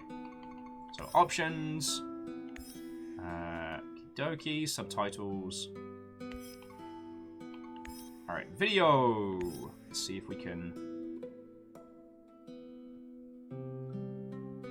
bring that down to high.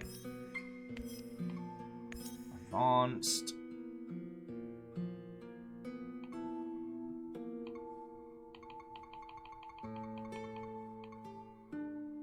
Resolution scale. Where?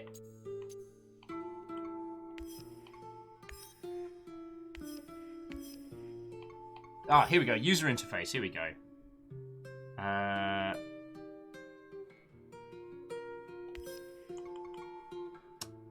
Darn it. I don't think I get the option to tweak the subtitle settings. I'm real sorry.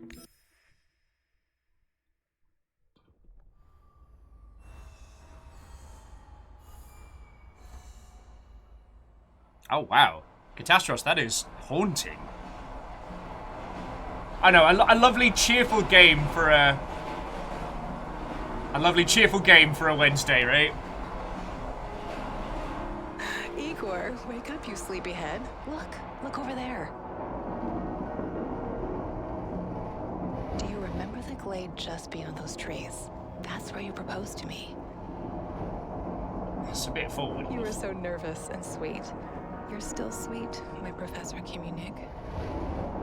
Oh, I can actually look around. That's cool. Anyway, it feels good to return after all these years, doesn't it?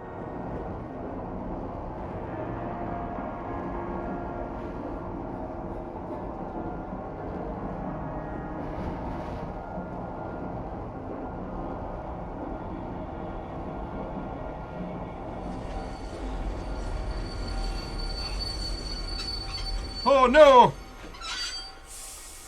What is it, Igor? You're still half asleep. Wake up. Nope. Awaken. Tanya? Oh.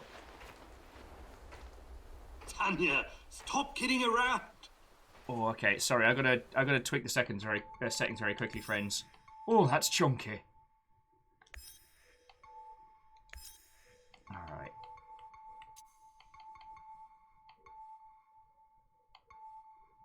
Don't need contact shadows. Don't need motion blur.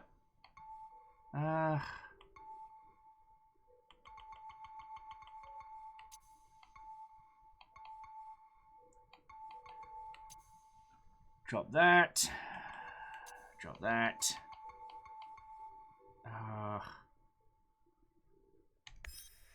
Let's see if that helps.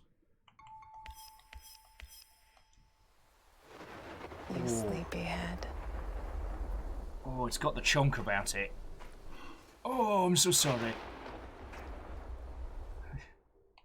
Yeah, this went from 0 to creepy in 5 seconds. Good thing we have to faff about with the video options, otherwise I'd be having a bad time.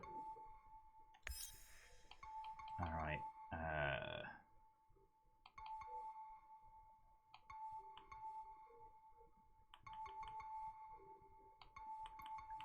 might be foliage quality that's chunking it. Sorry, depth of field.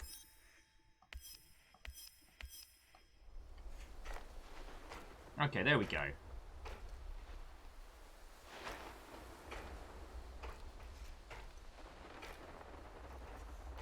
Ah, a newspaper to read. How wonderful. Dark skies over Pipriat. Bad times.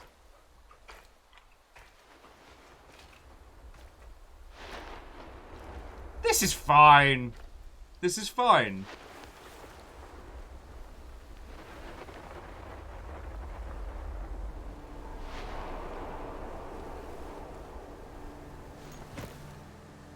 Igor. Nope.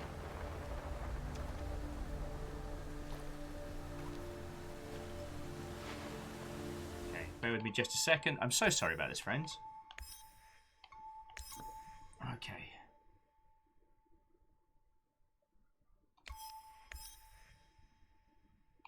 Ah, there we go. Let's see if that helps. Woohoo! Because I don't mind playing it at 30, and you lot only get to see it, I think it's 29.9, so... Oh.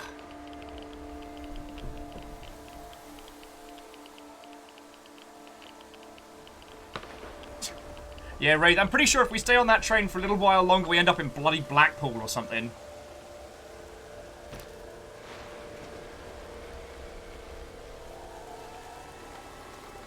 Wait! This seems fine. This seems fine. Oh, excuse me. I'd like to make friends with this tiny box. And ignore my spooky ghost wife. Silent Hill 3 Blackpool version.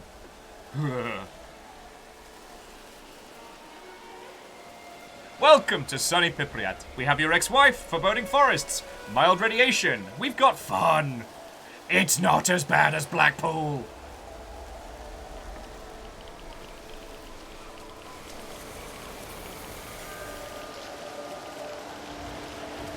Does anyone else remember if our wife was so dissolvey?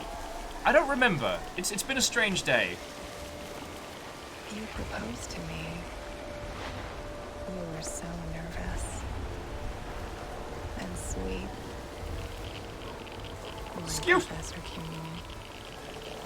Excuse me, love. Actually, my name's Greg. I'm not from here. One place you don't want to get ticks. #radiation punt. Wow. Okay, Pun Spectre, I'm impressed. Also, is that meant to be doing that? That seems bad. That seems bad. Tanya Amelieva, stop this childish nonsense at once. Where are you? It's having a bad time, having a bad time. I'll tell thee, if I've told him once, I've told him 1,000 times. No creepy disintegration on my shore. I'll tell thee. Ilum Legend, Watto friend, how are you doing? Was saying this reminds me about a comic about radiation sickness. Which one? Currently, it is reminding me of the strange stations between the civilized world and Blackpool. After all these years. No, you've got creepy eyes. Yeah. Oh, God! That's enough. Stop it! Stop turning into a spooky radiation monster and scaring me. Team River's left now.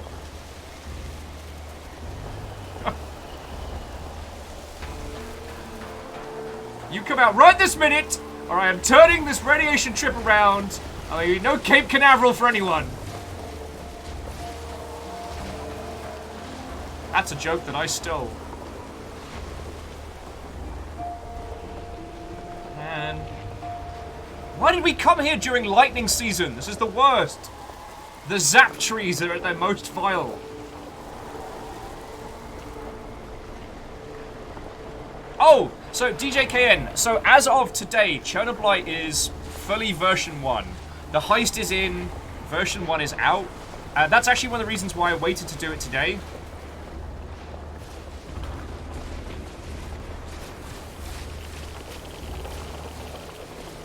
And also, friends, considering how much I've turned the visuals down just to make it stream better, it still looks feckin' gorgeous.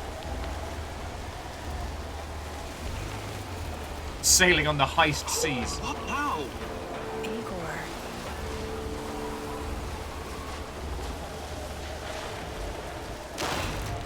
Damn it, Dr. Breen. What did you do? Woo!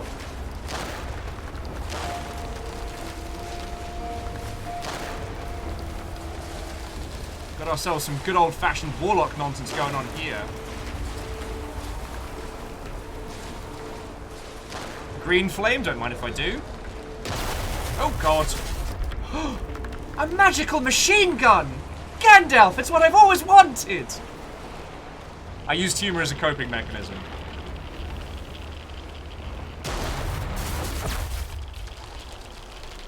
See? The bloody Ferris wheel at Blackpool, I told thee. Thanks, Gandalf!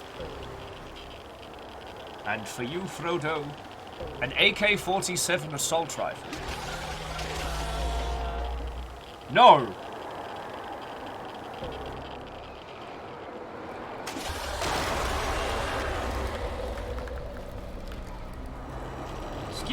Excuse me, do you know where I can get some Laffy Taffy?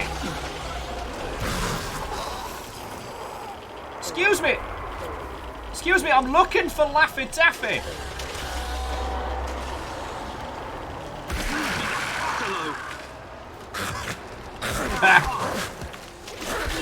Oh, I'm very bad at this game. Aha!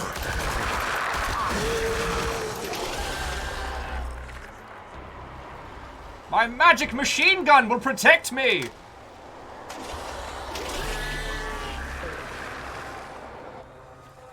Excuse me! Hello?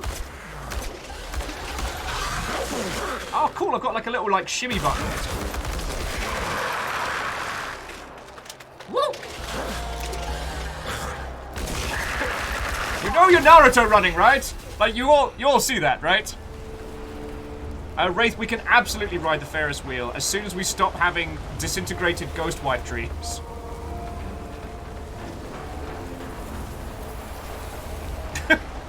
Alana says the only difference between here and Blackpool is the hideous mutants that shun light and Hope aren't wearing Kiss Me Quick hats.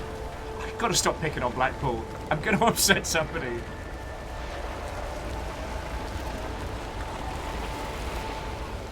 This seems fine.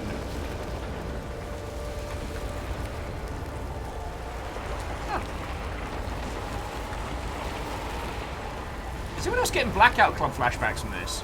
But like, a lot more violent.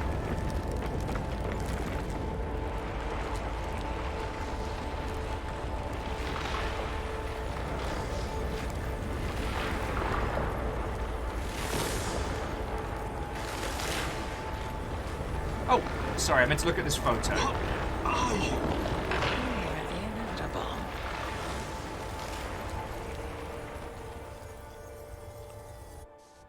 Catcher says repetition is the death of jokes. Have we not met? I've been doing Who's Driving the Plane now for many years, and it shows no sign Why of is stopping. this place so familiar? It's my old workshop.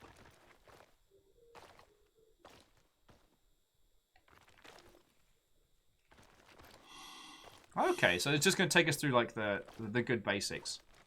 Got some electronical parts. Please hurry. This reality is coming apart, can't you see?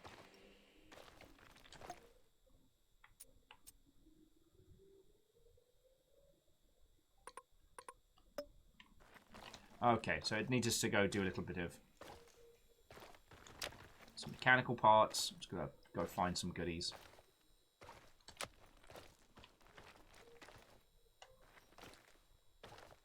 Alna says, look, if we could kill jokes with overuse, then, to be fair...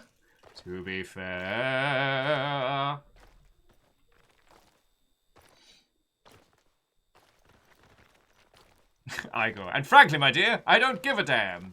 I ain't got nobody, and nobody's got me. Rat-ta-ta, rat-ta-ta-ta. Property of the future deterrence technology.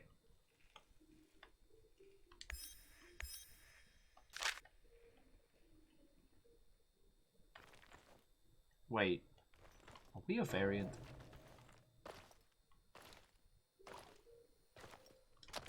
Get back to your work. It's the only way out of here. Again, I do need to give props to the team on this one, because, like I said, I've turned the settings down to make it smoother for streaming, so it's not quite so... if it does get chunky and choppy, let me know, and I can adjust them further. But it looks so good.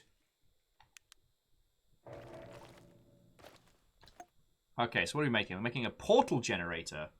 As you do.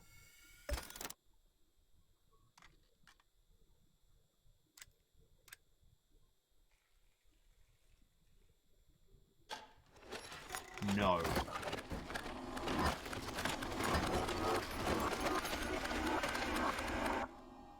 Darn it. Did one of you leave the time portal open again? It feels good to return. This is why we close the time portal.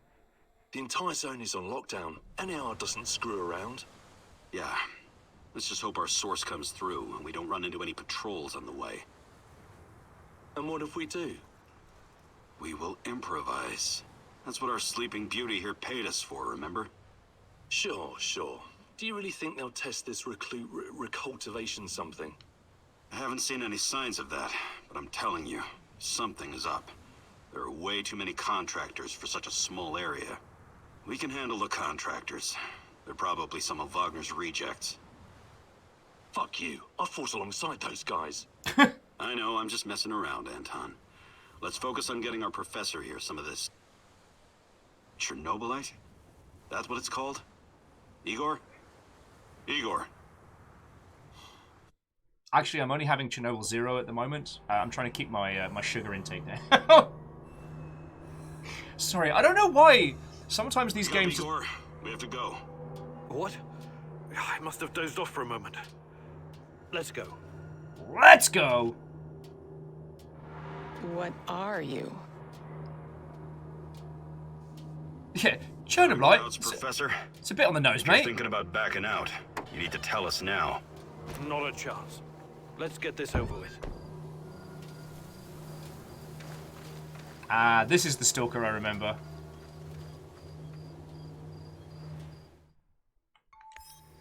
Okay. But again, sorry friends, I hope you don't think my my snarking is a detraction on this one. It's definitely a... I don't know You sure this plan of yours is going to work, Professor Kimenyuk? Igor, please. And yes, it will. You two take care of your part, and I'll take care of mine. All right? Try to keep a low profile. Last thing we want is a firefight. A fire? What are you getting us into, Igor? It is necessary. It's something that needs to be done. I don't like riddles, Professor. But you're the boss. Reminds me of that night op in Syria. Remember that, Olivier? I do, unfortunately. This seems bad. Oh, okay.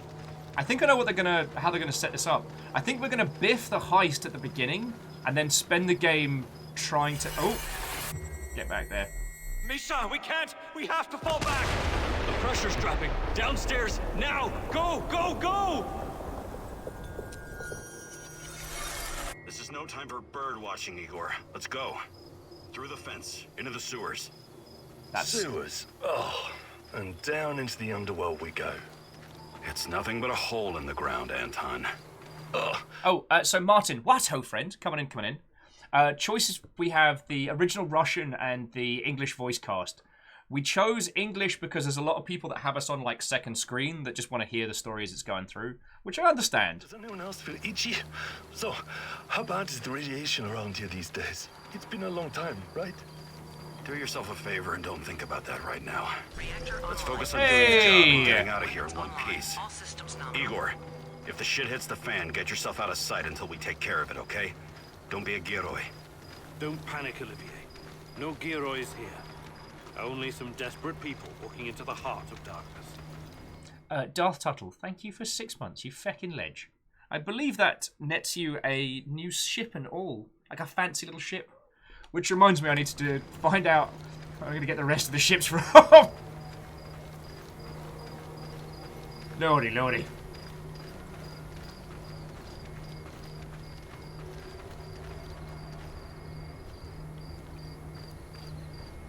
Always go where the game doesn't want you. That's the QA way.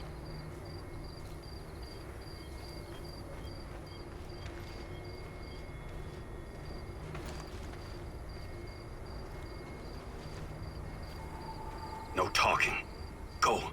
After you, Igor. Ladies and eggheads first. Okay. Respond politely or tell him off. It's a harmless joke. He's trying to ease the tension. You need to realise the seriousness.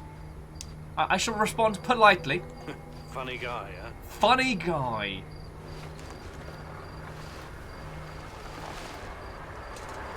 Shit, Igor, get down. Get to the sewer entrance. We're right behind you.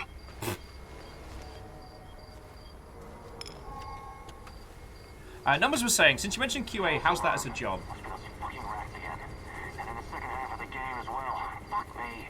Dynamos going to lose again anyway. Quit yapping. That truck didn't drive around. Keep your eyes open and your mouth shut. It does depend on the place. It does depend on the place. I worked Sega Europe, which was more like a testing house. You know, if you fall, another will take your place. Talking about Chernobyl always sounds like a rad topic. Puns. Why are you like this? Thank you kindly for the 200.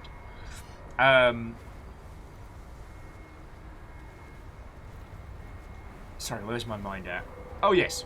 So, working in-house as QA is a very, very different experience. It varies drastically from place to place. However, the long and short of it is, all you really need is a good command of English and being able to communicate how you break stuff.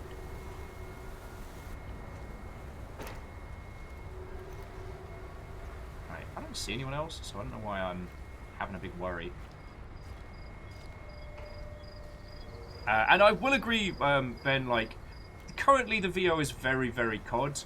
It's very much taking us through, like, here is early shooter. Here is the bit where we duck under a pipe.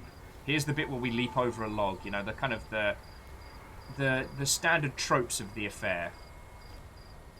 Become invisible. Sewer level. Someone call! Wait, CV11? No, lost on me. So, you were inside the lab? Yeah, for a bit. See anything interesting? Nah. Interesting is above my pay grade. Now pass that bottle, Sergey. And Kybal, thank you for a much more concise variant. As yes, there are 3 different kinds of QA, like standard testers, dev, or sometimes embedded, and then general QA. That, and depending on which of those three you're getting up to can affect your I don't want to say quality of life. That sounds really terrible.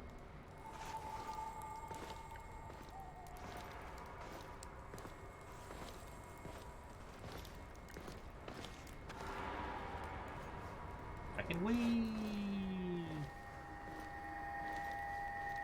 Fucking wee.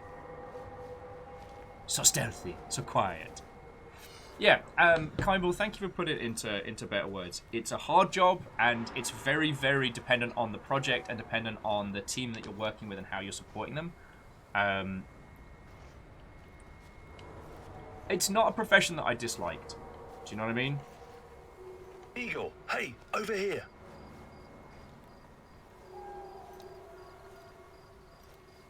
Yes, hello. Look at me like I'm doing the roadie run. You lot left me to a bunch of people from Sheffield. Sure this is the right entrance? I used to work here, remember? Yeah, I'm sure.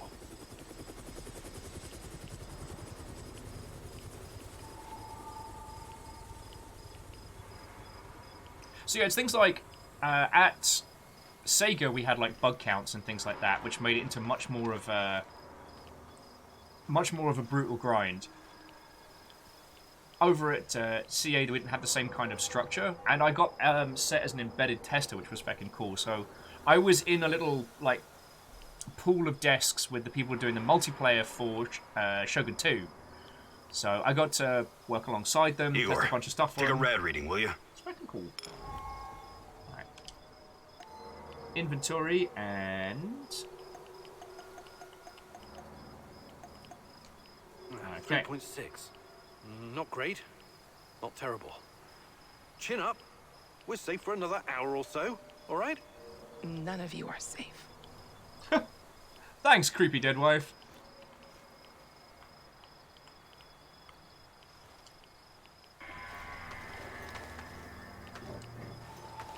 Oh, and Katros, have a lovely rest of your night. Thank you for hanging out and chatting, friend. God, what a... I know it's been a bit of whiplash between conversation topics. Yes, Captain Olivier, sir.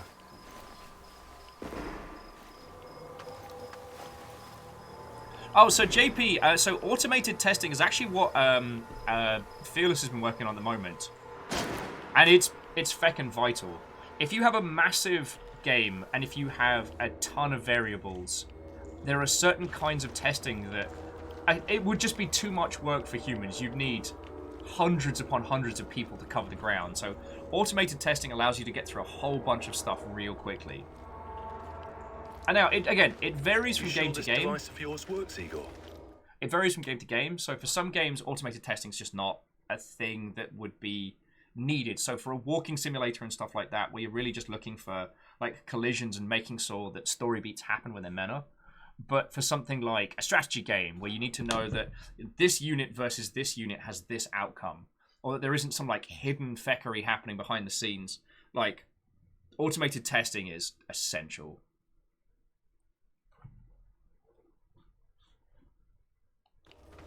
I don't have time. Although I will say, Harmonious, that it's also a case of cost. Working in a team that has enough money to have a specialist that works on automated testing specifically allows you to get a lot of ground covered, but that is another person that you are paying for in a team. Like, automated testing isn't something that you can just buy off the shelf. You need a specialist or someone that can do that. So, with a lot of game dev stuff, the challenge is, what can you do with the budget you have? Now, some people will use like external testing companies. I see Testronic popping up more and more on people's end credits. So using an external agency that might be able to do automated testing with their own in-house tools is feckin' rad. We're getting into details right now, but yes, all it needs is more Chernobylite. Chernobylite, right. The most radioactive compound on Earth. That's what you called it. The man knows what he's doing, Anton. Stay focused. Complete the mission. We'll be laughing about this over a beer before you know it. Alright. Use left trigger. Oh, and then Food ration, manual parts. Oh, that's cool. So we've basically got an equivalent of...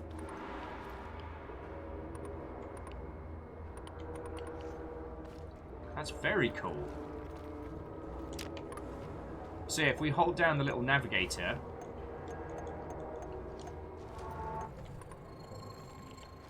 It tells us what we've got nearby. So like, there's electrical parts through that way, and there's chemicals up ahead. So it makes it real easy for us grabbing resources when we're in the field. Feckin' rad. Sorry, jumping back in.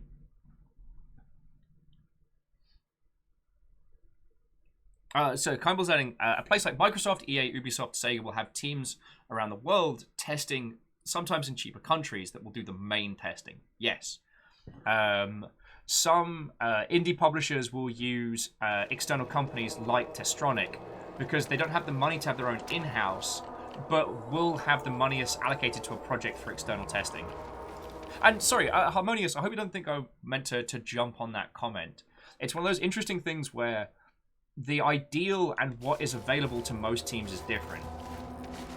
Like, often when you hear about teams that didn't get the chance to test a game properly or didn't get the chance to fix all the things that they wanted to, it's more often than not due to cost rather than ability.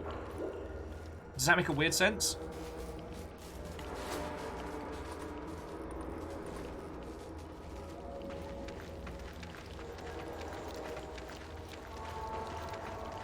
Free pen.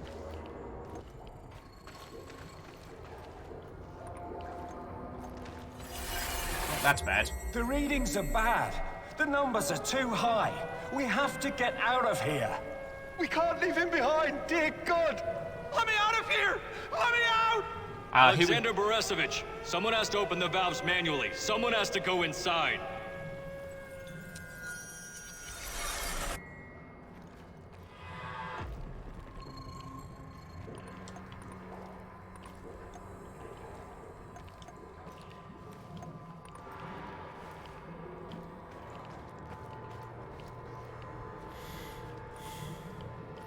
Still working out how to use this thing.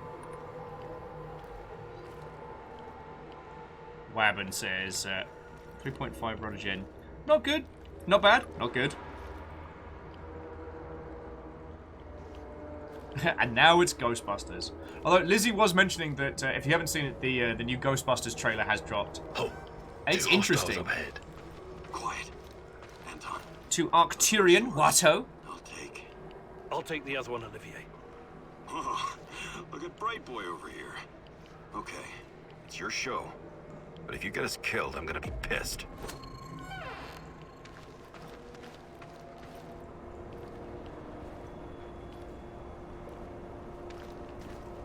Fire bars and rising.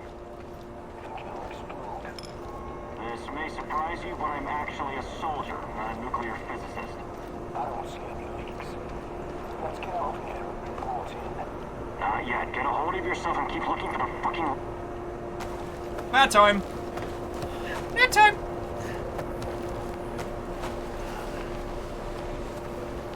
Oh, actually, so Ben, we were talking about that yesterday with the Ghostbusters game and how it did a really good job of being a solid sequel to the original film. Next time, you'd better use the knife if you want to survive.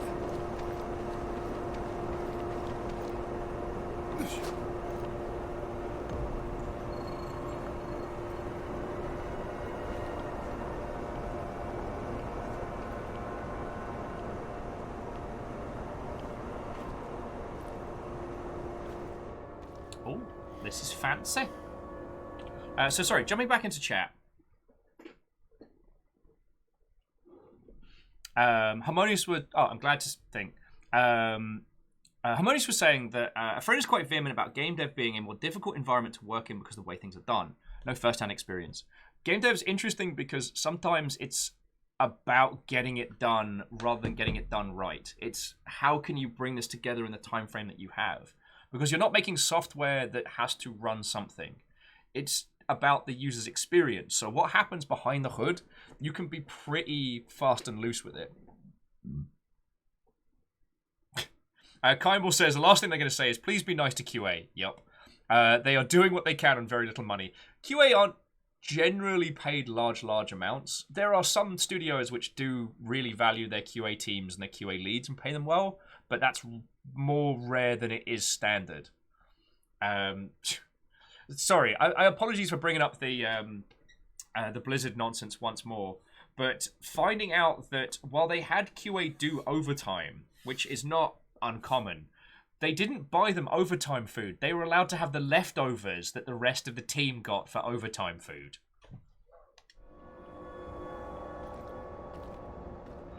Let's start pushing buttons! It's been a while. What was that, Eagle?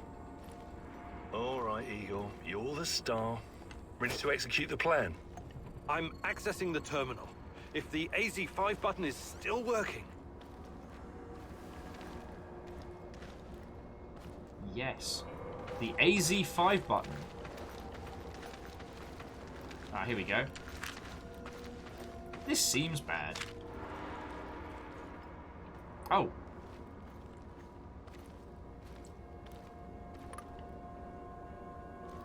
Ah, here we go. Let's start pushing buttons!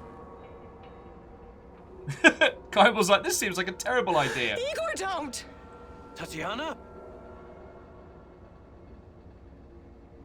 What are you stalling for, Igor? Time is critical here. Don't press the button, but be honest. Don't press the button and make an excuse. Press the button. Okay. Are we pushing button? Not pushing button.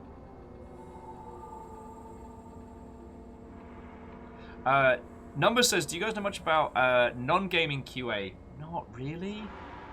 Alright, push the button, push the button, push the button. I think we're going to push the button.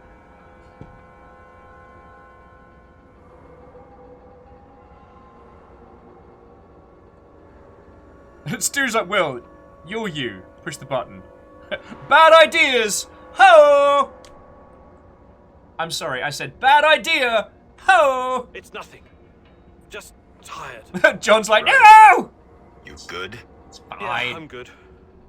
Please focus on your job and I focus on mine. Get back to it then. The reactor room, now!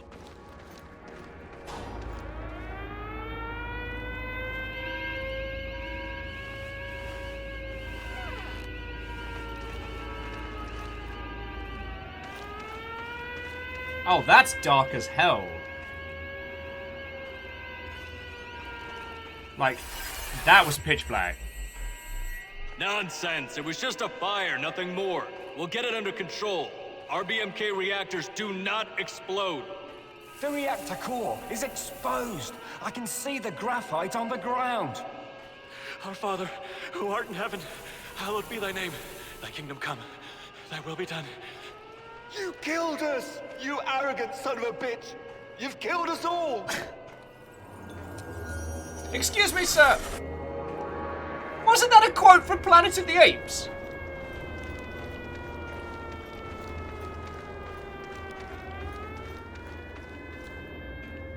This is fine.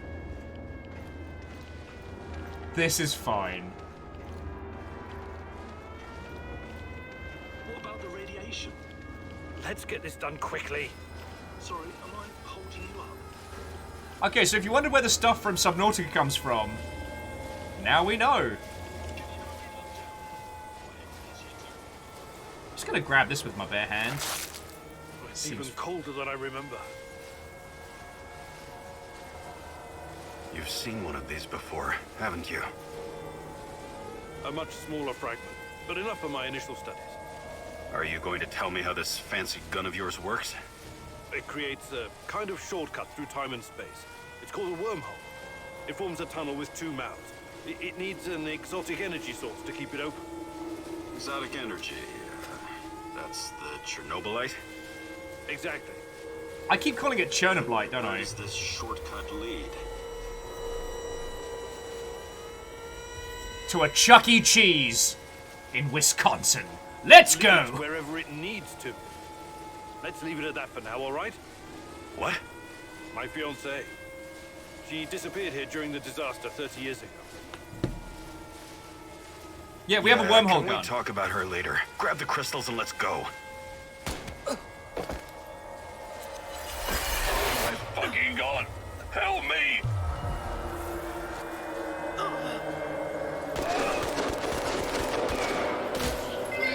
What the fuck? So this is a Wendy's.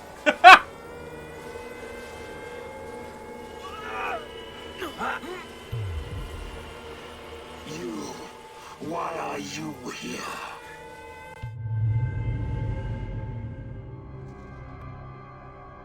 J-Posters, and this is why we don't rip holes in space and time. This is how you end up in the feckin' bureau. Olivier? Where the hell did you go? Olivier! Don't wander off into between dimensions! So help me.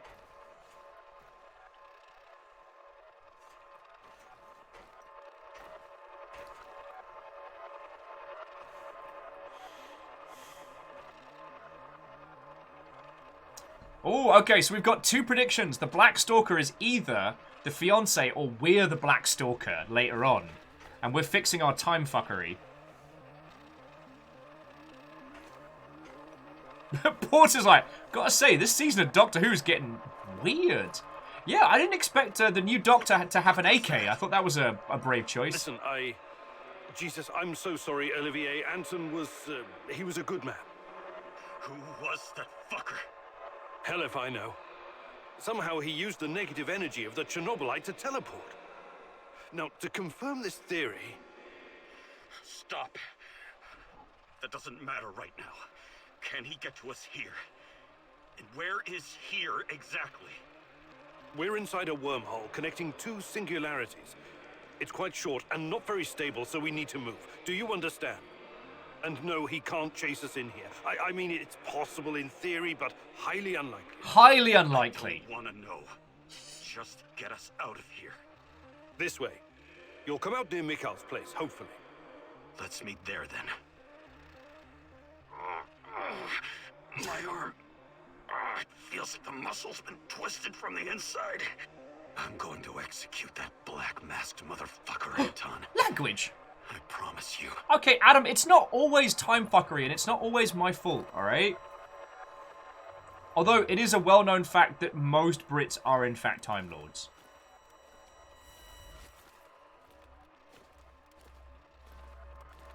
When is purple? Why does Thursday? Wormhole fuckery! Dun, dun, dun, dun, dun, dun, dun. Oh, this place is definitely sorry, not what I it used to was be. about to say that. Sorry. It's like a What's snake, Bible? shedding Sorry. its skin over and over again. You have to learn it all over again. Feel it. Tame it. You know, snakes aren't different snakes when they shed. Just, that's not good reptilian. That's not good pet advice. Yeah, no, Kyle's right. I didn't mean it. British people are not actually Time Lords. I was just was telling a quirky, silly joke. You know me and my silly jokes. Whew, just so funny.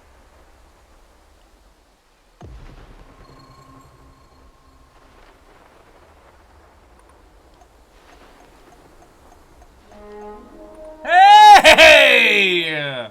I was just about to find some mildly irradiated mushrooms for lunch. How are you all doing?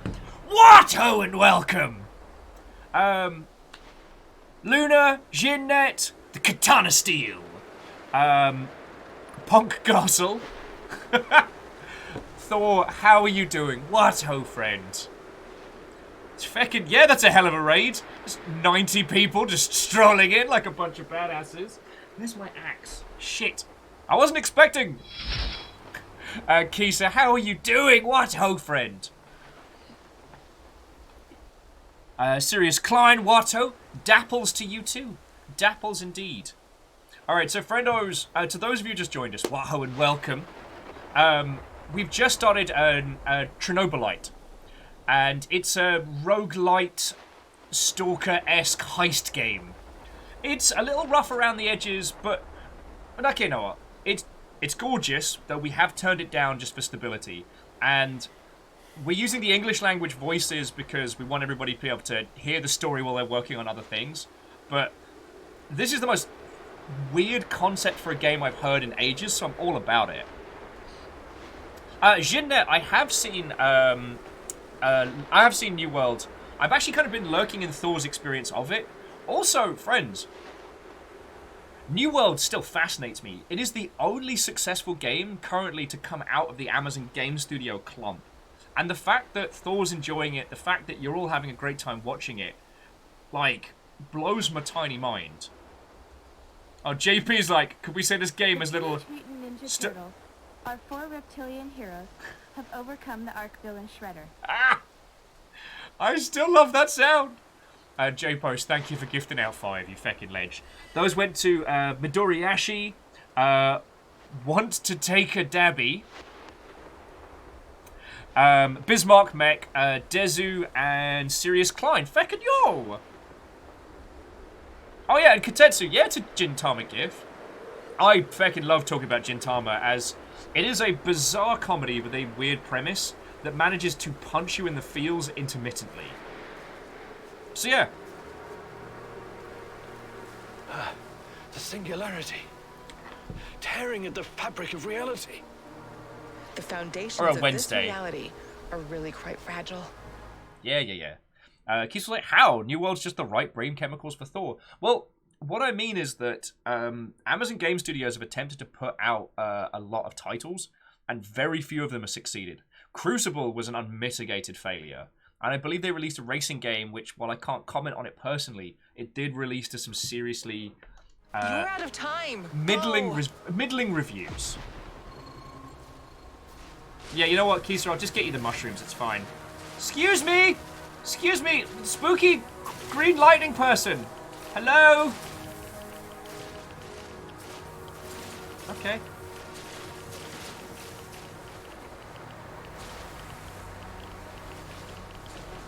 This is the worst Magic School Bus adventure yet. Woo! This is all fine. Don't worry about it, friends. It's all fine. Excuse me! Excuse me! I'm trying to find my way to the nearest Wendy's. I wish for a Baconator. Please! Please, I'm very hungry and very lost. And mildly irradiated now. But yeah, so I take it Thor was doing a Raiden dash, which I do understand. But no, I'm really happy to see New World do well.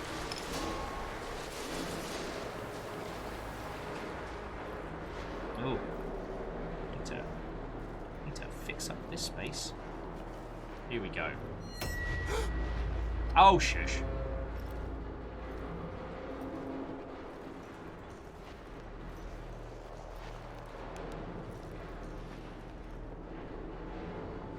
But yes, so to those of you that came in with Go Pirate, hello and welcome. I am in desperate need of another coffee, so I will be grabbing one so I can be a bit more conversational. But if we haven't met, my name's Will and it's lovely to meet you all. I worked in video games for about a decade, and I do like talking about games industry stuff, the art and craft of video games, just getting into the guts of it. Oh, and Mount Arvesta, thank you kindly for the follow. The reason why I like talking about the success of New World is I knew a lot of people that worked in that space and they had a very, very difficult time developing those titles. So while JP, I can understand what you're saying, like it does need more time in the oven, the fact that it has a good core is great because like Crucible was the first of the Amazon Game Studio products announced and it was an absolute mess. Port Center, no! I have neither the lyrical abilities nor any sense of rhythm and timing. Oh. Press A to jump. Press WASD to walk. Oh, I missed the club.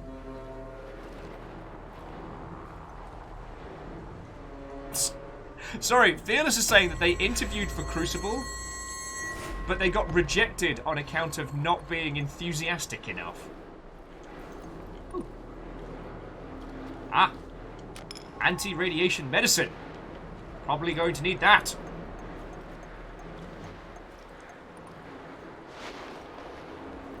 Kisu, you make a very good point. We never really left the club. How many times have we walked through these gates? More than I can count. Let's go in together, my time for your medicine, Professor Communic. Drink it down.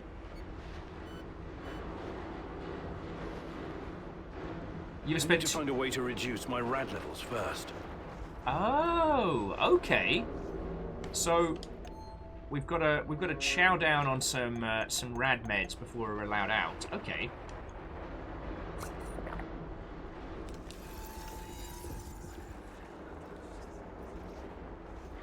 All right, let's give it another try now.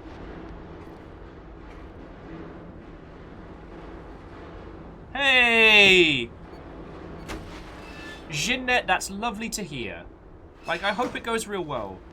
I'm sorry that we don't have the automated subtitles for this, but they absolutely do not translate my accent.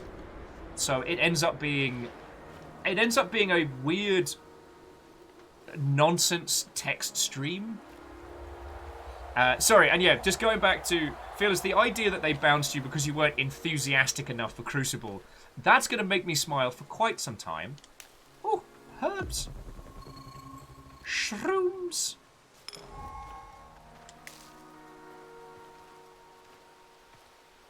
I know what we're making. I know what we're going to be cooking up this evening, friends. Something to help us see through time.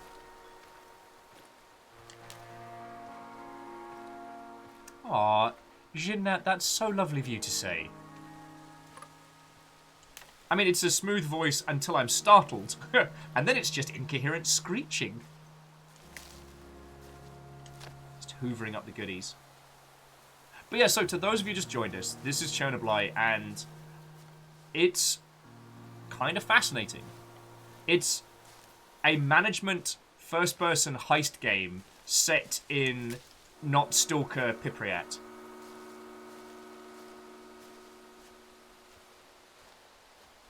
Alan is like, we're going to make a bolognese with these? Nah. We're going to make a blunt that'll make you see all the gods, you know what I'm saying?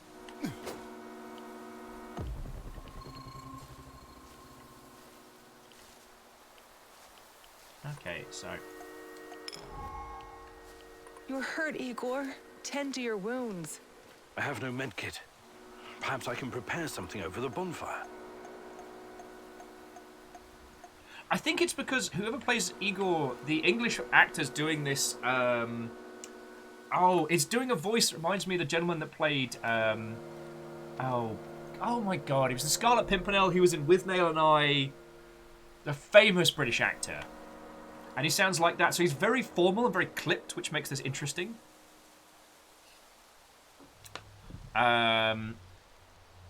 So, to Punked Castle was saying that the core concept of this game is good. You could go in so many different game loops, and it has... and everybody's there, like... The adventure... Oh, you're talking about, New World. I'm so sorry. But the action-adventure hack-and-slash, like, create both style and aesthetic ability, able to connect in an integrated way with the Twitch communities. Yo! Alanus, Richly Grant, thank you.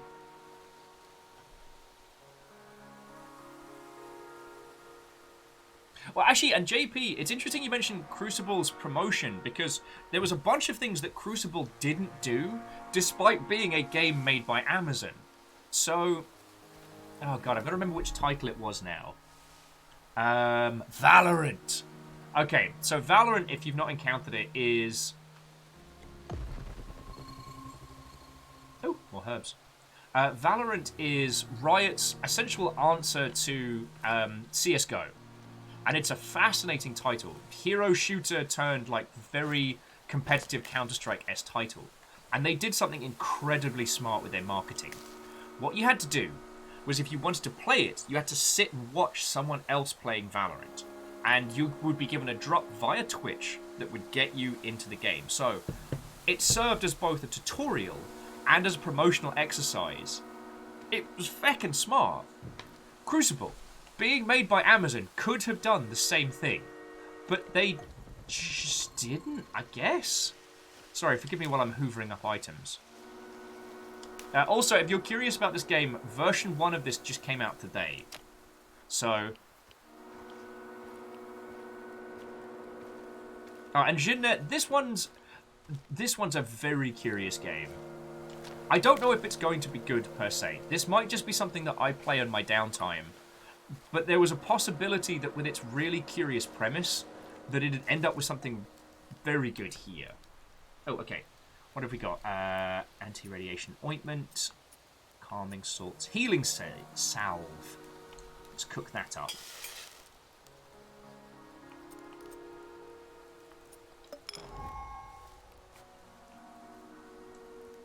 Alright, just apply it to our wounds. Alright. Our psyche's a bit down, but we're fine.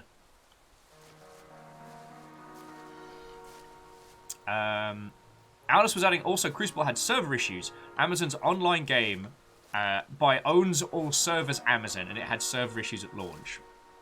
Now, okay, you're right. We should also take away the thing from, like, launching a video game is never easy, and I'm not using this as a throw stones at Crucible. I guess I'm saying this as to... New World's success is by no means guaranteed, and the fact that people are enjoying it and having a good time with it makes me genuinely happy. I don't like seeing games fail. Hands where I can see them. What's the password? Try to recall the password. Or just yell at him. It's me! We don't have time for this! Wait, did we agree on a password? It's... It's banana! Kisa remembers it. It's banana. Mind. I can't think with that gun pointed at me. Igor? Oh, damn it. Nostalgia. It's nostalgia. It was your idea, goddammit. Come on in. Igor, you're a bit of a handyman, right? Take a look around and see if any of this crap is useful. This is your element, my sweet. Create order from this chaos. See, now this is where I feel this game is going to start shining. Because I really enjoyed the concept of Metro Exodus. But I would have loved some base building stuff with the train that we had. I felt that the train was this wonderful concept of like a moving Mobley base. But there wasn't really much you could do with it. Because the Metro titles are narrative. But this, we get to build a base. When building a base, you can mark previously lit structures or junk and dismantle them, using wire the rubbish around. Okay.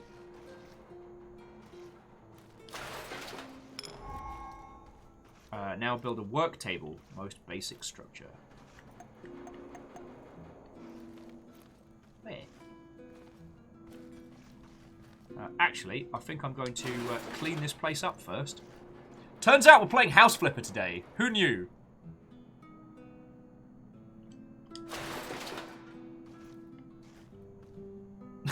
Alice is like, is the password safe house? No. No, there's a password safe word? No. The safe word is password.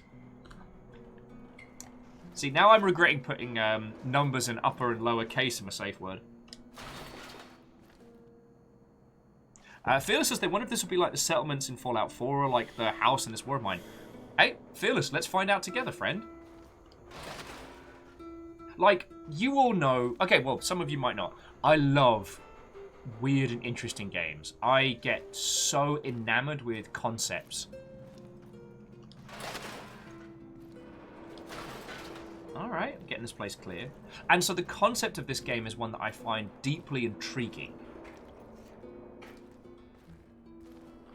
I love base building and construction in games. We actually probably spent about half of our time in Subnautica Below Zero just building our little undersea base, and it was lovely. So, I think this is one of those games where I really want to like it. Do you know what I mean? So I don't know if I'm going to be the best person for like recommendation of is this title good or not. And whether or not this is something that we want to stream more is also another option. Oh, so Jeanette, I don't mind talking about the Blizzard stuff. We have spoken about it a lot. The TLDR is, I'm very glad to hear all this stuff coming to light, and that it's coming in the wake of actual, like, legal action being taken, as opposed to just, like, stories of bad words coming out. I think that we may actually see some genuine change come from this. But I'm kind of, I guess I'm hopeful. Also, what a feckin' view. Yuri crow! I do actually say that to crows when I say hello to them. Alright. Okay, now I need a work table. Most basic structure to unlock more advanced buildings. Alright, well, let's pop our table over here. Alright, so buildable bases. Here we go. Description. So building tools.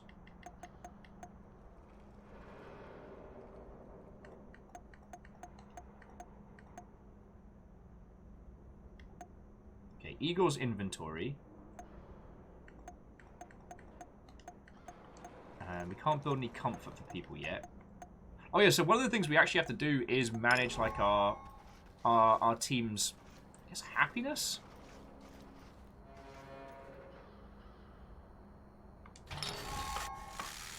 Each time, every day you have the opportunity to return to the base and expand it. You are limited by the amount of resolve. Use B to exit building mode. Okay.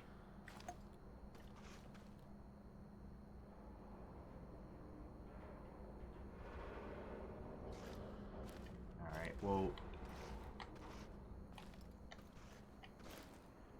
should probably roll out a sleeping bag for us, I tell thee. We'll pop one here for now.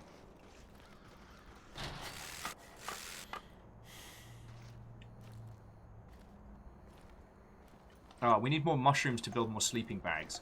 Of course.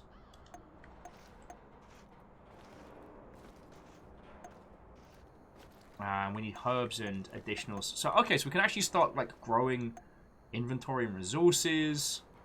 What the heck is this? Oh,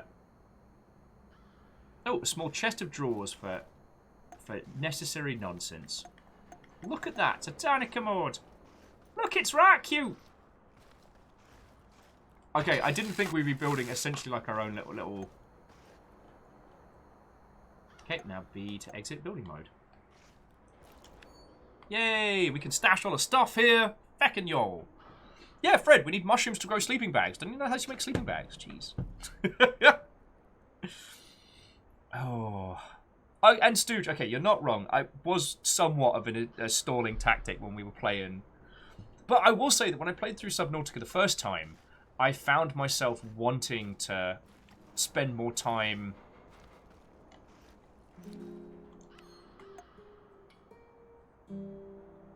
Actually, that's a good point. So, electric parts, flammable parts, chemicals, mechanical parts, enriched adrenaline. Oh, that's like a super heal. Oh, and John, have yourself a lovely evening, mate. It's been lovely getting to catch up like this, yo. Like, we haven't gotten onto the LARP stories in a while, but I have told tales of our exploits to these lovely peeps before. Oh, and as one person's heading out, one person's coming in. Sky Aegis. Good afternoon, what-ho, friend. And yeah, Adam, I'm pretty sure the mushrooms won't turn us into zombies. Right?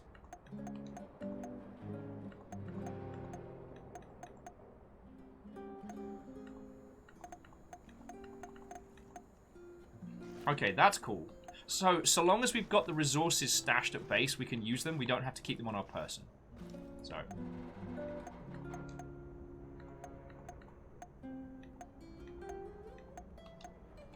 Okay.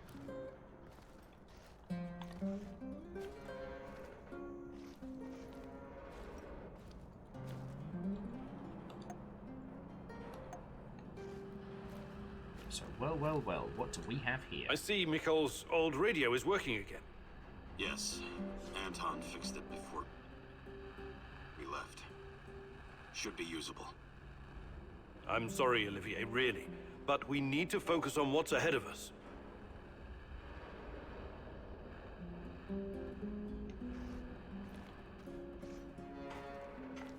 Oh, and I get a room. Lovely. And it's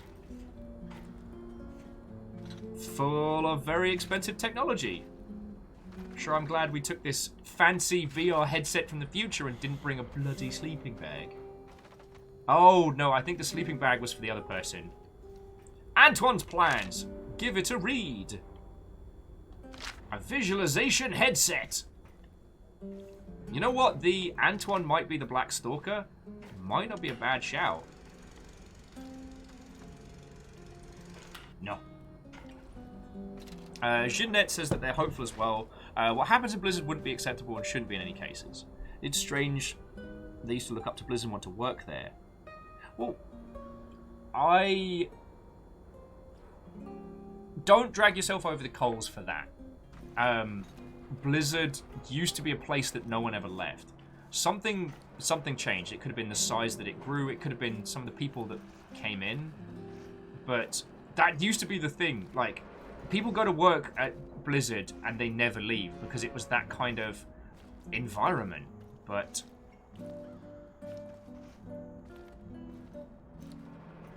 Sky just says Activision happened. It certainly didn't help. It certainly didn't help. I didn't work there, so I don't know. But I know a lot of people that left over the years, and they're not people I know well enough to ask them why, if that makes sense. So Sky Aegis, we're playing Chernobylite, or yeah, I'm gonna keep calling it that. I apologize. It is a survival roguelite heist game,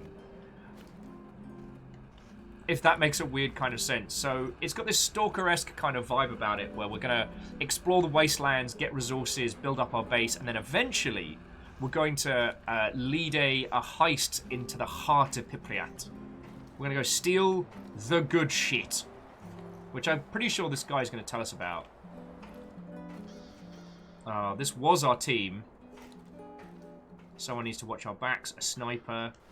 What's this? I need someone skilled at eavesdropping who can suggest how we get in there. What I need is a spy. The Teenage Mutant Ninja Yo! Turtles, our 4 reptilian heroes, have overcome the arch villain Shredder. Fearless, you feckin' ledge! Fan of knives after fan of knives. Fearless's iconic 5-sub maneuver. Thank you kindly. And those went to Silvoni? 6 pairs of feet, scout, Keyblade Edgemaster, and Hummer? And Fearless being like, Thor has brought in fresh unsubbed for to reap.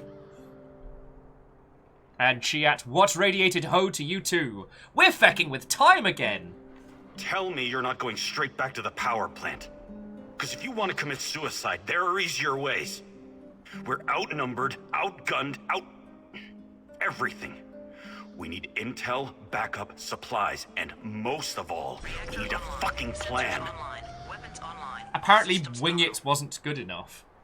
And Neo Shadow. Did someone say sub? They did. Neo Shadow, thank you kindly for 32 months. That's a feckin' a massive amount of time. Feckin' yo. And Chrono, good afternoon. What ho? Dragon Talion, what ho, friend? Coming in. We're building some sleeping bags, and we're going to do a heist in a bit. I got to admit, I'm still not sure if this is a game that is going to be interesting for you to watch, but this is a game I'm going to play a crap load of. I'm going to agree with Oliver. I can get... Okay, Olivier, let's hear your plan. Oh, Olivier, sorry. I'm glad you're seeing reason. See this board behind me? We can use it to map out our plan of action. Figure out how to get inside the power plant and find whatever it is you're looking for. Or whomever. Every piece of intel, every bit of info about resources, we'll document in right here. We'll take our next step when the time is right. For today, let's focus on getting our strength back. If we're going to use this warehouse for our base, we need to find some supplies and get organized. Somewhere to sleep would be a start. Maybe we can find some cots? Sounds good. Okay. Let's do this right. Great. I'll do everything I can to help you figure out what happened to this... Tatiana? That was her name, right? One last thing before you go. NAR uses weapons with a biometric lock. We can't use them, so we have to defend ourselves with what we have. Use it as a last resort. I presume you know how to handle firearms? Of course I do! Proceeds to throw the gun like a boomerang. Then you're all set. I have faith in you, Igor. Then that makes one of us. Ah, now here's where it gets interesting. So not only are we going to be able to send teammates out on missions, but we get to choose which missions we do. Also, Ports, Rimmer and Lister doing stock taking of Red Dwarf's complemented of irradiated haggis still remains one of my favourite scenes. And so Jinnet, we've literally just finished the narrative tutorial. We've just cleaned up our base, so now we can start building a little complemented operation.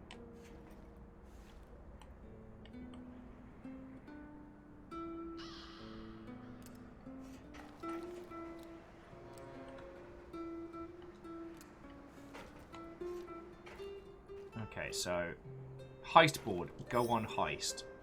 Alright, the heist is outlining every step of the plan to get inside the power plant. This is the final goal. I have to be prepared to have a chance of success. Thing is, we can just start the heist now. Well, Kimball, I will be wishing for you to have good sleeps, but if you do have if you are having a bad evening, come back and chat with us. You know you can use this as a sounding board, or I guess trudging through the irradiated wastelands of Stalker Country. Probably not the most relaxing way to spend one's Wednesday evening, but I will do my best. Oh, fine, Jinnet, we need preparations. I'm just going to walk in there with a shitty pistol. Be like, what up, dickheads? Dies. Man, what a view. This panoramic overlook of the zone will help us plan our tasks for the day ahead. Yes. Just let me know when you're ready, boss. We can get started. Alright, let's have a look. Alright, you start each day with planning. Choose which mission you will do personally and which you will entrust to Oliver. Choose wisely, as you can only complete one mission a day. Okay. I can see everything from here. You cannot succeed alone, but there are others who will help you. I'm not sure what to do first. Should I tell Olivier to run some errands, or should I do it myself?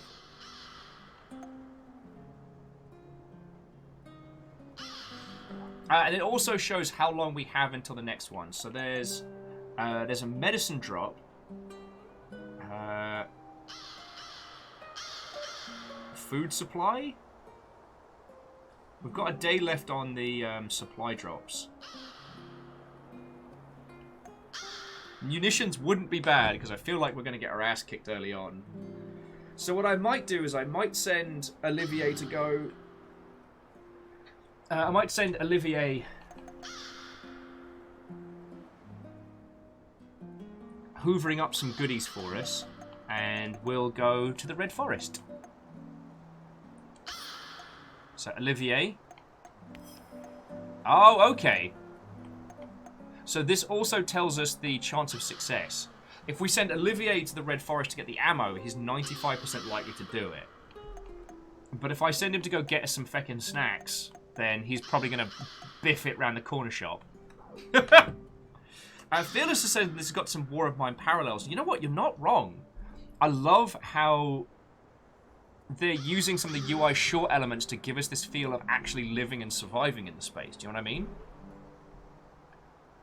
I will also agree with Fearless that the big hole in the wall, probably not so great. All right, yeah. So good news, Olivier. You're going to go get some munitions.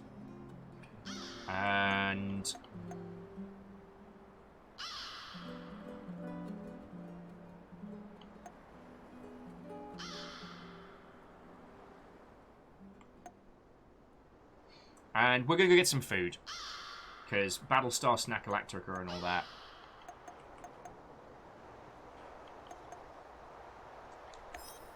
You can't run an army on an empty stomach. Okay, press right trigger when you're ready to start your mission. Okay. Da-da-da-da-da-da.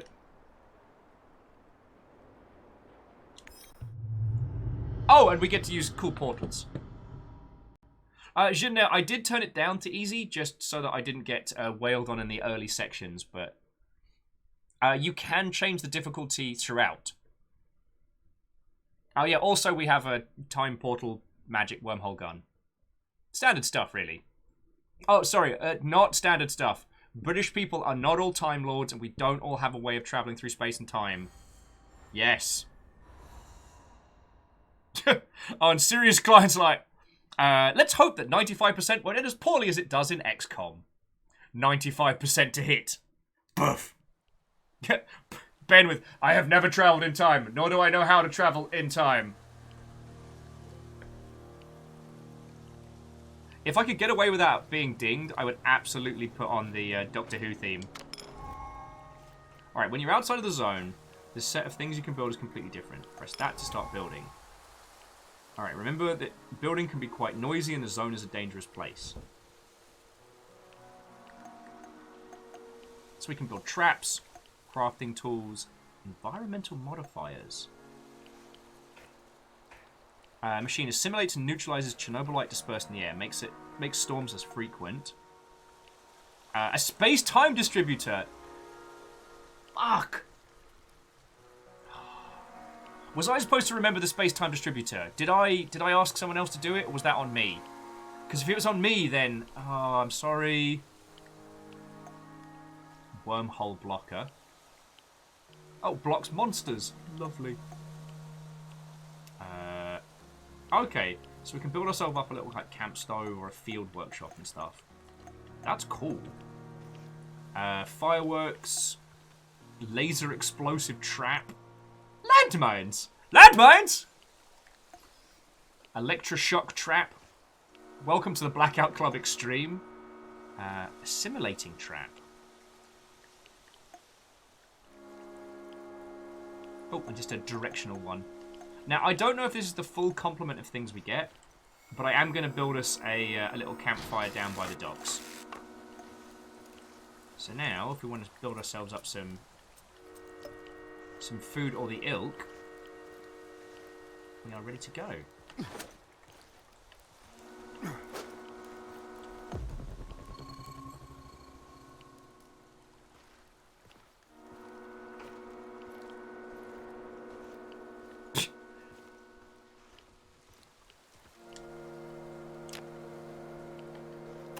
THC, Extreme Radiation Edition. Beast, how you doing, friend? Fred, you're right. I might have packed the flux capacitor rather than the space-time distributor. Also, do we get a map? We do not get a map. Okay, so there's our objective. But I guess it's that, like, what we do or do not find, you know?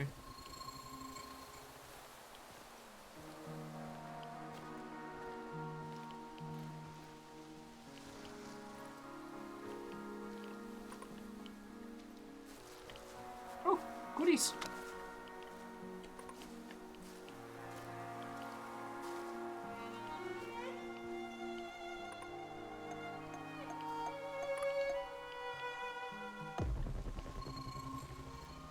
Ah, goodies aplenty. Here we go. We got booze! Yes, we have acquired sensible things that... Tanya, remember when they used to call this place the Dish? We used to come here all the time. And you'd tease me whenever you got the chance. I love you, Igor. You know that. But that doesn't mean you're off the hook. I want you to see you challenge yourself for real this time. No more books. No more equations. No more quantum physics. Stop that quantum physics right now. I want you to take my hand and come speed skating with me. You're not going to science your way out of this. Don't worry, my love. Even though I was the ice skating champion in Murmansk, I'll take it easy on you. Speed skating? I can't even regular skate! Well, plus side, we did find some food, so... Some food and a first aid kit, so jobs are good.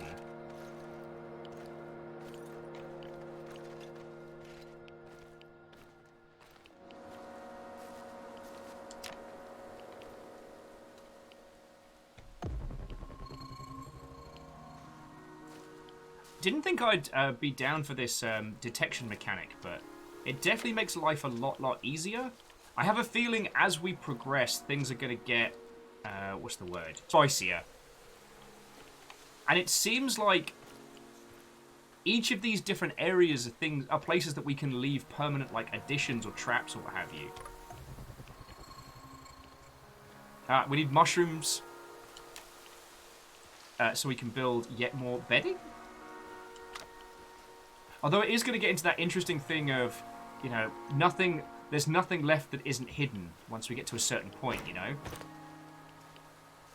Go off the beaten path a little.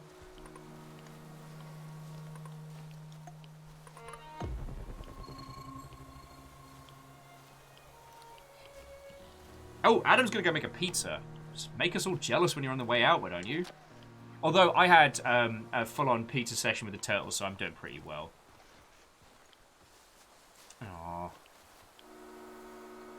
Sorry, the R was Robin's been having a whole bunch of trouble with their Wacom tablet. I'm so sorry you're going through the ringer on that, friend.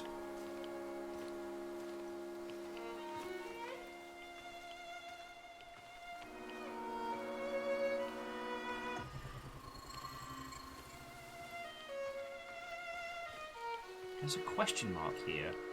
Is it this?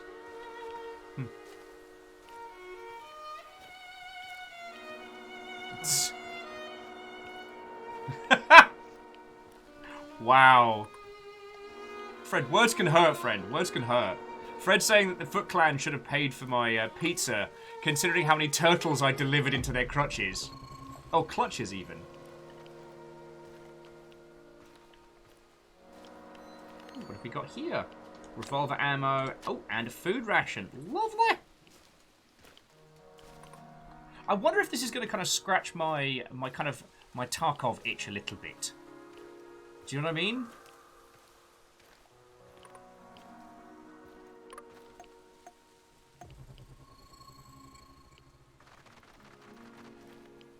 What was that? Huh.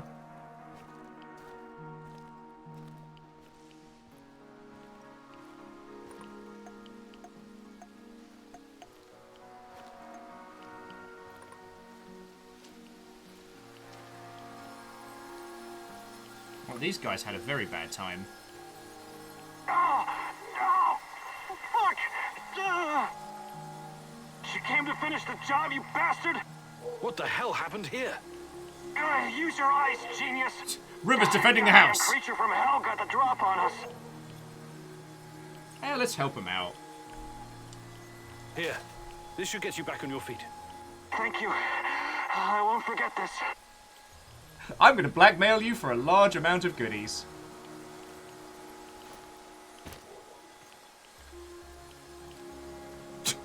Number says we should have ordered pancakes considering how many turtles I got run over.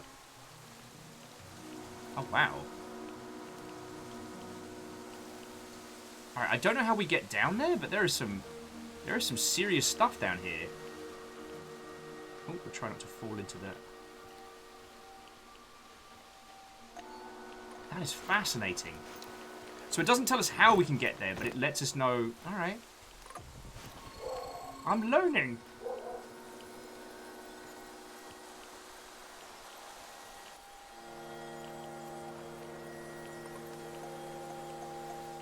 And River's playing Defending the House. So I guess later on we can actually start, like, getting into the depths and start acquiring, like, proper Chernobylite. I'm just here for mushrooms and plants!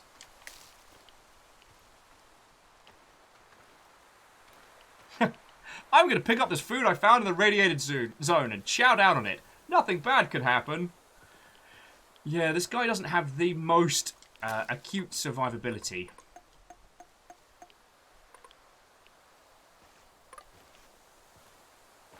See? Almost missed some mechanical parts there. Silly Will. Oh man. Useful construction items. I wanted mushrooms.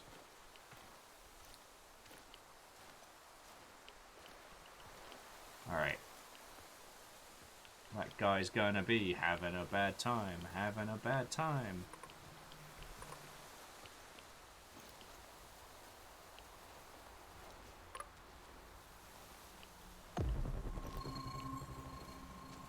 Alright. Mr. McStrolling around there. Leave him alone for a bit.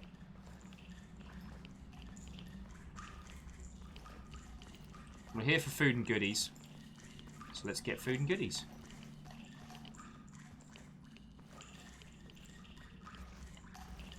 Become Chernobyl's Bear Grylls. Oh man. Minor inconvenience in the radioactive zone. Better drink my own pee. Although, wouldn't my own pee be incredibly rare? Badger, badger, badger, badger, mushroom, mushroom. Ah, badger, badger, badger, badger, badger, badger, badger.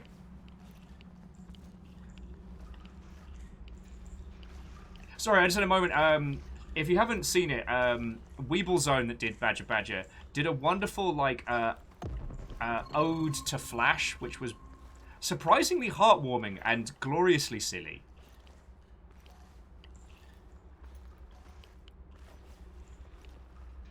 Chiat says, irradiated pee is at least sterile.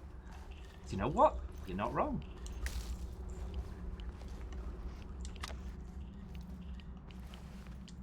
The thing I'm enjoying about this concept so far is it's somewhat taken the Tarkov approach of like each level being its own little self-contained sphere, rather than trying to do something akin to a machine gun. Rather than trying to do something akin to Metro's just full-on pseudo-open world. Alright. That's a gun. I need that gun. Excuse me. My name's Bloke from the Zone, and I would quite... Darn it. I should require it. Try it at the crafting station. Crafting tools. Basic field workshop. Let's produce... Darn it. Okay, so I've got to either acquire a lock... Alright, so I've either got to acquire a ruddy lockpick or make one. Which means we need mechanical parts. Alright, so now we're thinking with portals. Oh, yeah, where's Dr. Stroley? Is he by himself?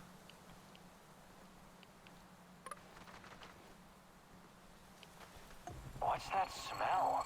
Did someone take a shit out here or what? Okay, firstly, rude. Secondly, why would you hang out on your own, mate? There are wee bastards hiding in the grass. Sorry, I don't know where that accent was going. And I'm doing a sneaky sneak.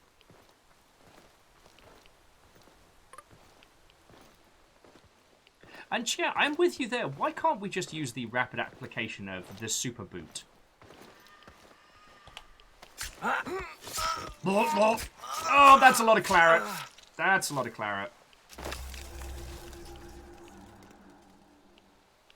Yo, did that seem like to anyone else like we just did a bad? Alright, so we've got a biometrically locked weapon. I get the feeling that later on we'll be able to deconstruct that. But right now we need some off-brand goodies, you know what I mean? Yeah, a lot of tomato coming out of that guy. What was he cooking? You have just achieved scav karma. The fence will hear about this. Yo, the fact that you can't kill scavs as scavs now is shenanigans. I'm never using the fence ever again. Alright. Okay, so we can build... allows you to build some tools. Allowing you... Okay, basic field workshop.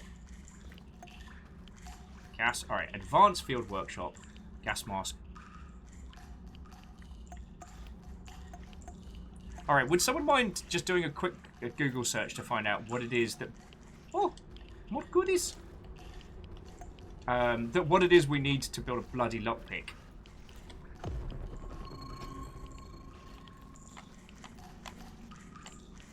As we hang out in this creepy abandoned house some more. I don't actually know if there's a time limit in this, now I think about it. I didn't pay as much attention to things as I probably should have.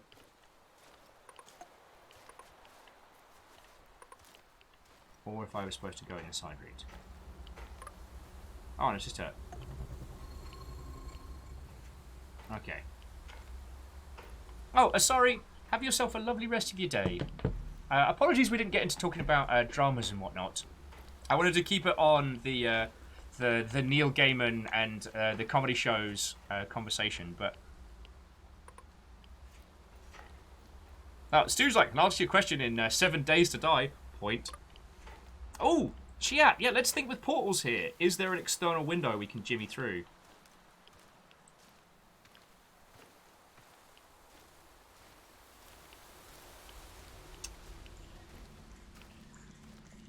There we go. Ooh.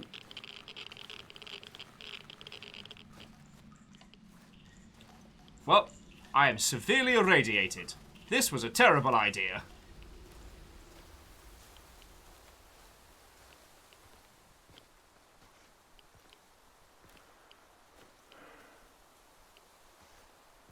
Zelky says, you do need an industrial grinder to make lockpicks, so have fun with that.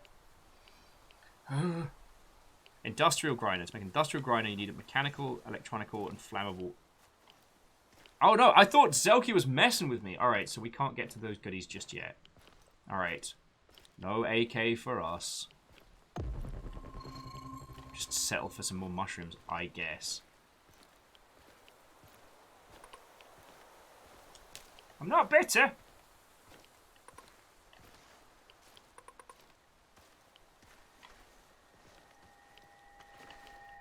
No, no, no. No, see me. No, see me. I'm Stealthman. Jeffrey Stealthman.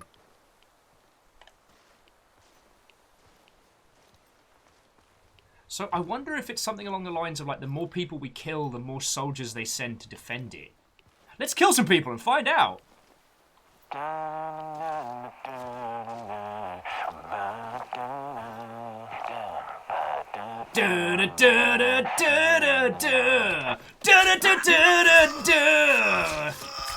Sorry, I finished your song for you there, mate.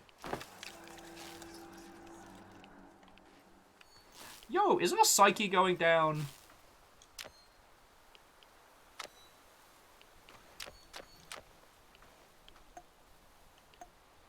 She has like, wait, that's a stealth takedown? Yup. Okay, so that's building. Oh, there's inventory, okay. Oh, okay, so, well, we can't take the firearms. We take the pieces we pull out of them.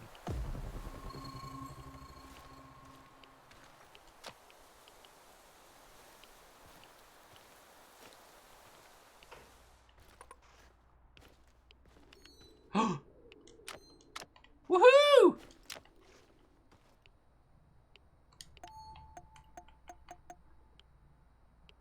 Ah, the good old... Hang on, it's the quick menu. Oh, yeah.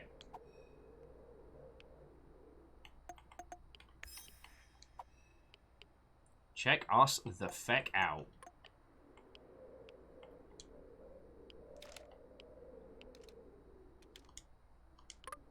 We have very few bullets. And apparently a shiny feckin' gun. I'll take that.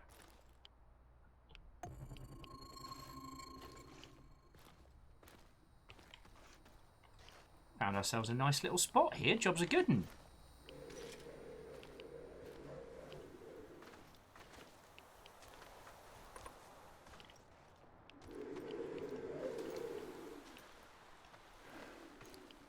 Alright. So there's red smoke. Okay, and so areas are going to be locked off to us until we get further in. Alright, that makes sense. Electronic parts, the whole shebang. Sorry, I'm learning this as we're going through, and I'm having a feckin' grand time with this. I don't know if this is necessarily going to be a game that we stream more than once or twice.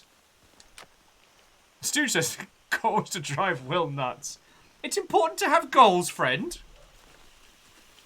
Anyway, what's more important is to steal all of the goodies. Woohoo! Brad. Delicious.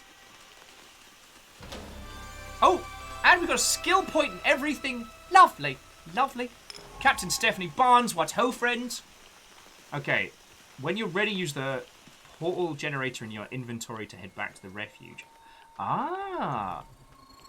Okay, so honestly, while we're in baby pool, paddling pool mode, let's have a trundle around. Let's go get some more, like, some more tasty freebies.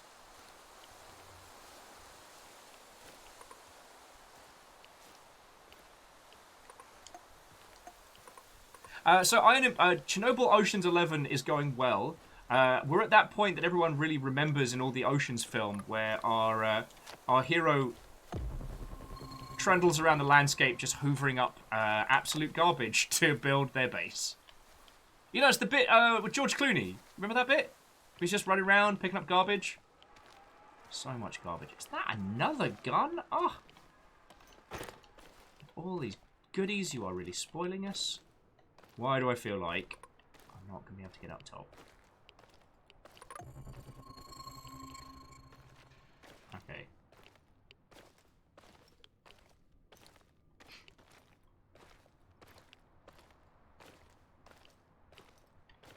Alright. In the words of the House of Pain, jump up, and then get down. Oh, look at this. A first aid kit and everything. Oh, lovely. I should say that you can tweak the difficulty settings on this, so while I wouldn't say that I'm going for super duper easy baby mode, I also wouldn't say I'm not. Ah, fucking door. So I think you can craft a much more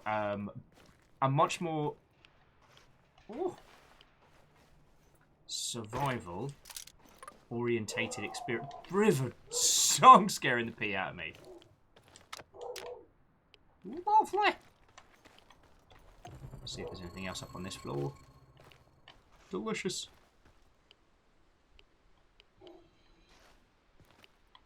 Zelky says, can confirm Will is currently playing on Super Duper Baby Easy mode. I'm playing on easy, not quite Super Duper Baby Easy mode. Well, I don't know, we talk about difficulty in games a lot. Sometimes it's hard to know when you should be playing a game for challenge, when you should be playing for experience. It's something that we're really still not good at. Oh. Like, as an industry, we're not great at conveying to people where... Of course, lockpick. We're not great at conveying to people when... Is it me, or does it sound like a fucking storm out there? We're not good at conveying to the user how changing their experience is going to affect it. Pathologic 2, I think, does a really good job of that, because despite its experience, a lot of people weren't prepared for just how brutal Pathologic 2 was going to be. So they did tweak the experience a little bit. But what was good about it is they gave people enough information to understand what the changes would be. Sadly, what they don't do is...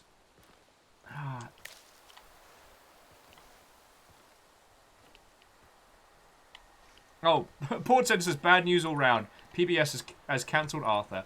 But on the plus side, the little guy can finally grow up. Bless his cottons. Like, he's been a... Oh, that's a bad guy. He's been a tiny baby for how... Well, not a baby. He's been a preteen for like 1,000 years. All work and no play makes Vladimir a dull boy. Vlad. Vlad, mate. Vlad.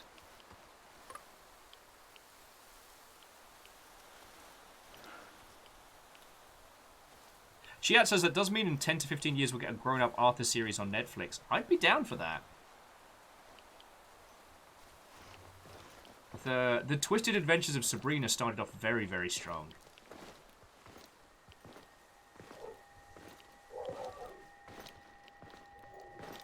Telegram for you, Vlad!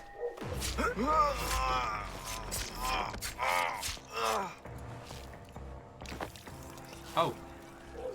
Flank his ass! No mercy! No! Many mercy! Many mercy! I'm just a scienceman! Behind cover! Flank him! Ah! Tango's behind cover! Careful! Who are you talking to? Whoop, whoop, whoop, whoop, whoop, whoop, whoop. Visual, I repeat, no visual on target.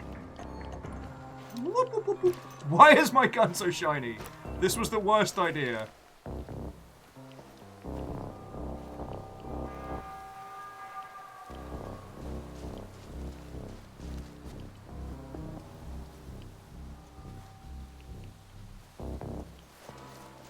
gear. The lolly lule low. Ah!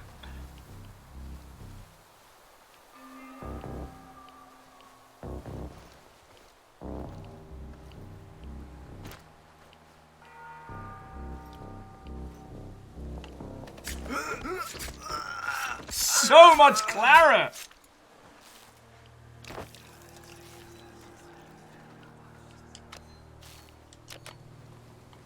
Why do I get the feeling like I'm the baddie now? Has anyone else noticed that?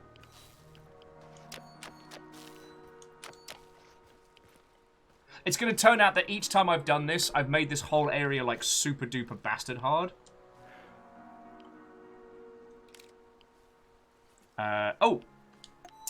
This one... Oh, it is just the AK-47. It's always hard to know which games will be able to... Well, actually, can you use the... Can you use AK-47 without having to use a license? God, I haven't checked in so long. Oh, sorry. So... Firearms are very much like vehicles in the sense that they are not public domain. You do need to get a licensing agreement from arms manufacturers to put in, like, name brand stuff.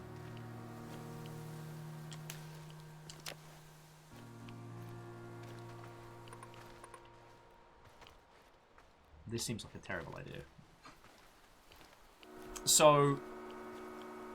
It's one of the reasons why, especially the old GoldenEye game, had such gleefully weird names for weapons.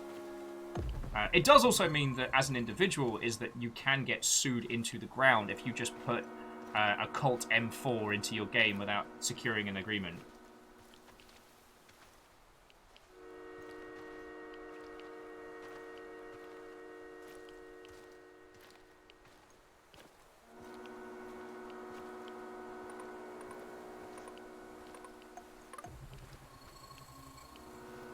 I'm just getting some more herbs. I do feel like right now there's no downside into us exploring, right? There's going to be things that this introduces later that will maybe not discourage exploration, but will make it challenging. You'll hear that, right? I'm not just going completely dilally-tan. Oh, God!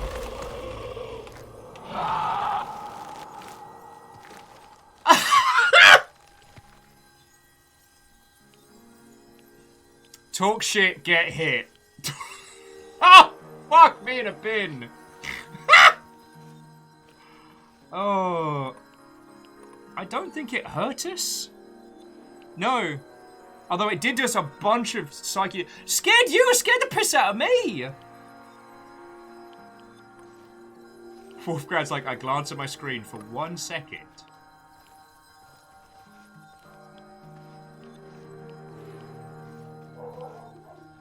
Oh. Boris was an informant for the KGB. Haha! A clue! He was my friend. If I could get my hands on him. So Boris ratted us out. Bastard. I will say the idea that things that scare us can do psych damage, very curious. I will say as well though, like, friends, this is with the visuals turned down. You could beef this up a whole bunch more if you weren't streaming it. Alright, Fred says, here's the super secret spoiler. This is actually a sequel to Maze. And this is the, we're in search of that Vlad. That's what's in the,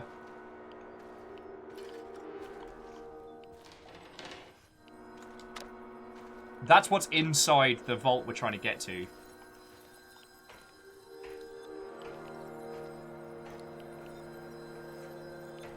Of course.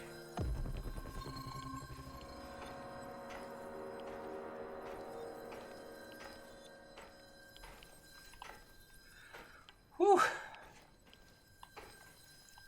You know what? We're doing good here. Let's Alright, the portal generator. Open a roam hole. Hold L to open the portal. Alright. Let's head back to base. Could still be in Soma.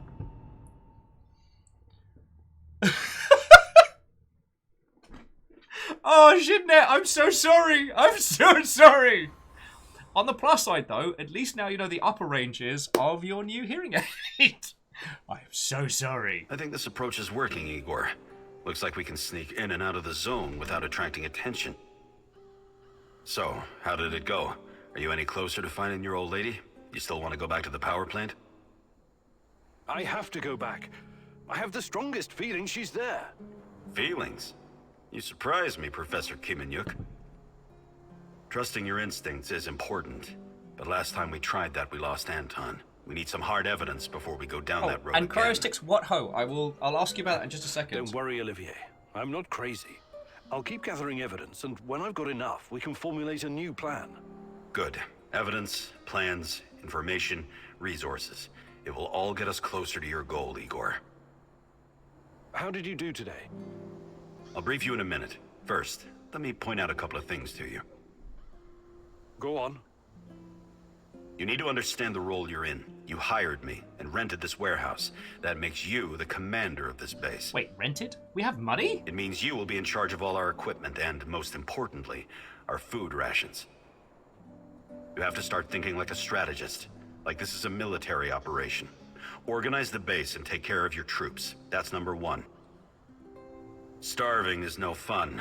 I know from experience. Forget to feed your troops and their morale will drop. They might even desert you.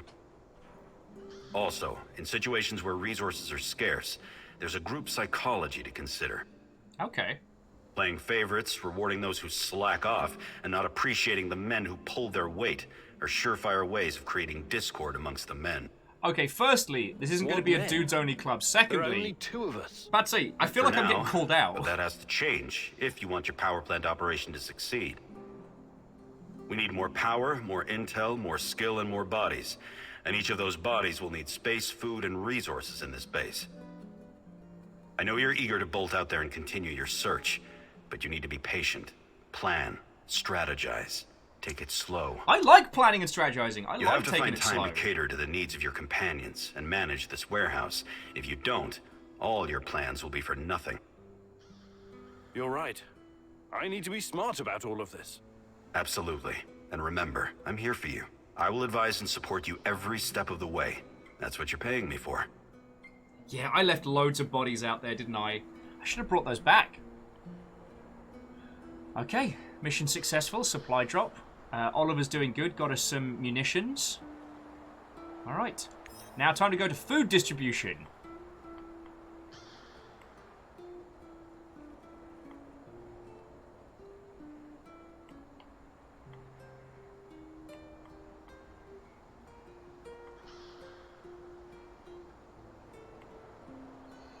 Alright, so Olivier gets a full ration.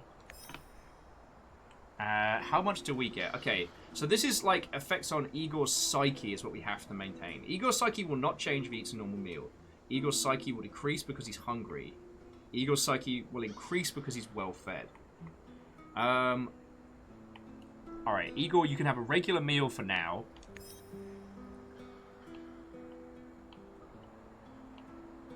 Okay.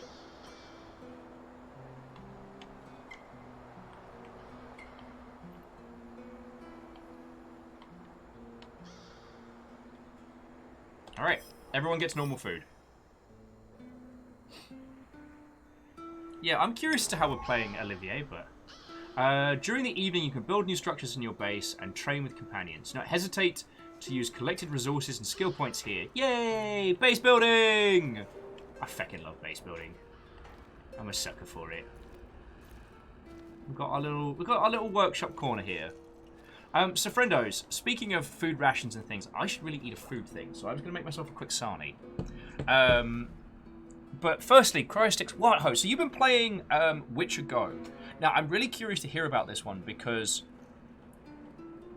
when Pokemon Go took over the world, the format that had been set forward with Ingress was shown to be like wildly successful. Everyone has a phone, and the idea of going out on adventures seems great. However, we all anticipated this rush of AR games that were going to like pour forth, but the sheer complexity and amount of data needed, like, it's not something that a lot of people can do. We had a Harry Potter one, which was frankly dull even before. Igor, the gun I gave you has traveled all around the world with me, but it's quite old. What do you think about building a calibration tool to upgrade it?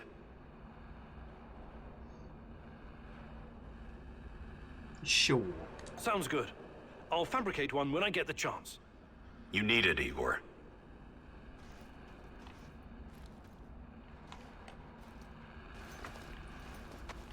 Alright, let's see what we can build. Buildables. So upgrades.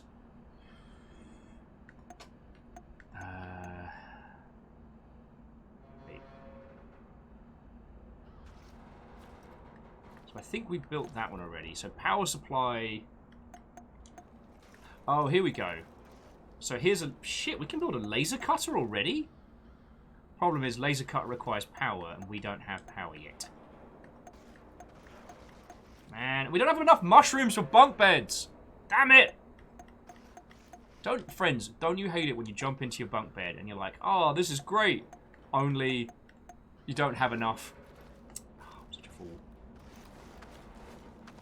Alright, so we can build one of those. Sorry, his...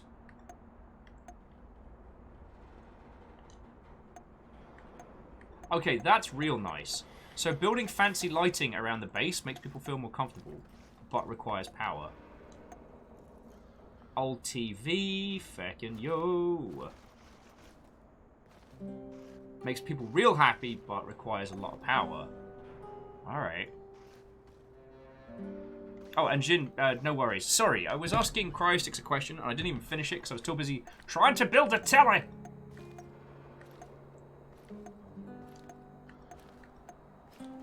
Oh, interesting. So building walls and creating makeshift rooms actually makes people feel more comfortable. That's feckin' rad.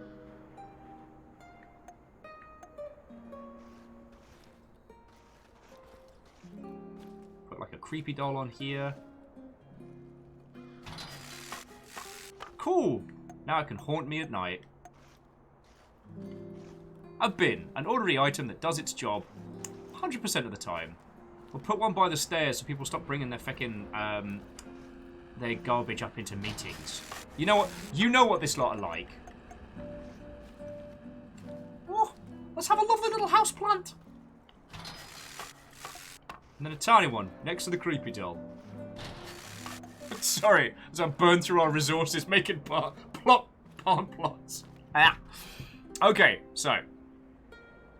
Oh, Stu, you're right. I'll go see if Mr. Chernobyl will let us plug into the grid.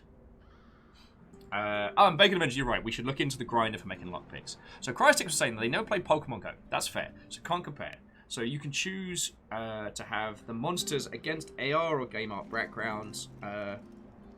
Cryostix does the latter because of the phone positioning. Yeah, it also doesn't chew your battery like popcorn. It doesn't just chew through your battery. I didn't say anything. You heard nothing! Combat is about swiping to attack, parry, either perfectly or individually. Store items. Now, is there any interactivity between, like, other players? Oh, I knew you lot would hear that. So yeah, we're gonna definitely need, like, a little power resources and stuff.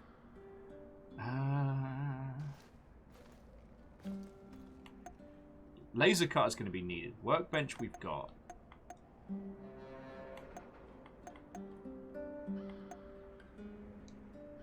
Oh, darn. Yeah, and we'll be able to get the air quality up in here as well. Just because I guess when we get too many people going. And security against radiation. Oh, there's going to be a lot to get through. But right now we've got enough beds, so that's good. And getting a generator up isn't a bad shout. I reckon... So I reckon this large area here is where we're going to start building quarters for other people. And so down here is where we can start putting, like, you know, radiation showers, jennies, stuff like that. So we'll pop this over here in case it's bloody loud.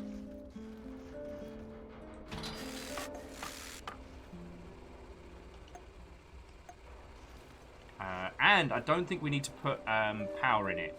Sorry, I don't think we need to put fuel in it daily, so it's just a case of how much we get. So cryotics, you can add friends with whom you can send these packs, give random consumables or alchemy ingredients and such, 1 person per day. Okay, so they don't have, like, raid equivocants.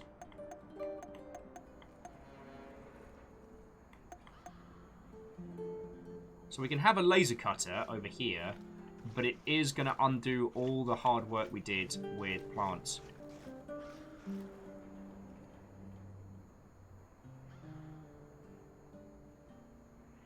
Unlocks the ability to build industrial structures. Okay. So we need this. It's just the base is currently minus comfort. So, hope you kids like plants. And nice lighting.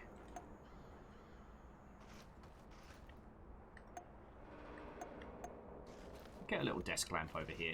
It's a bit dark as is, you know.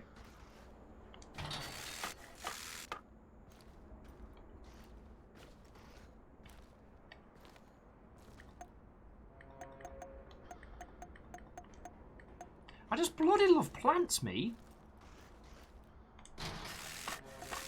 I don't understand how the creepy doll, though. I don't understand how that makes people feel better. I'm just turning into a manic botanist now. There we go. Okay, the air quality is trash, so we'll need to fix that later, but, you know, details, right?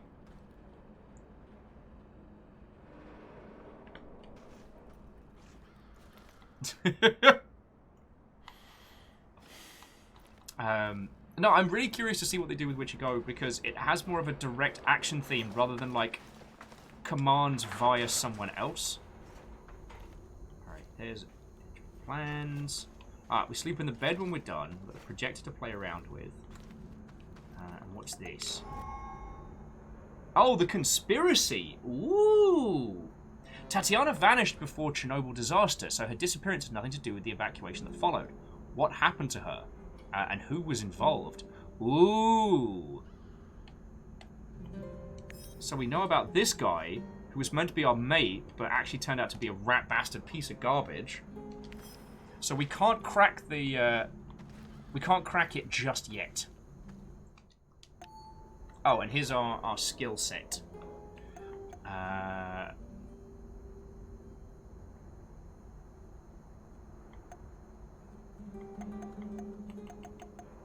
Oh, this is cool. Okay, so our companions will teach us different stuff. That's feckin' rad. No pun intended.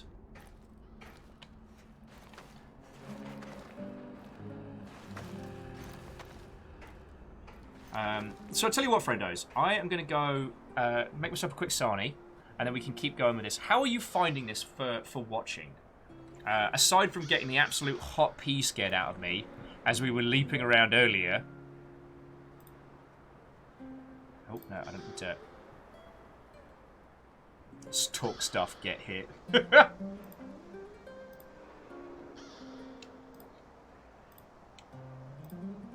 Oh, and, Ray, if you're chilling and living, thank you for doing us a retweet earlier. I do appreciate those. Twitch is real good. Sorry, Twitch. Twitter is real good at hiding, hey, I'm gone live posts. So, it's very appreciated.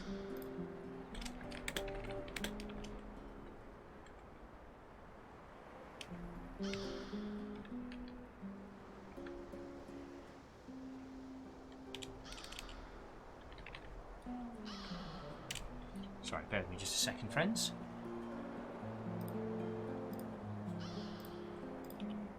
Oh! Oh, here's a quick question whilst I'm being a wavy-davy multi-drift potato. How many of you had the chance to play the Google JRPG to go along with the Olympics?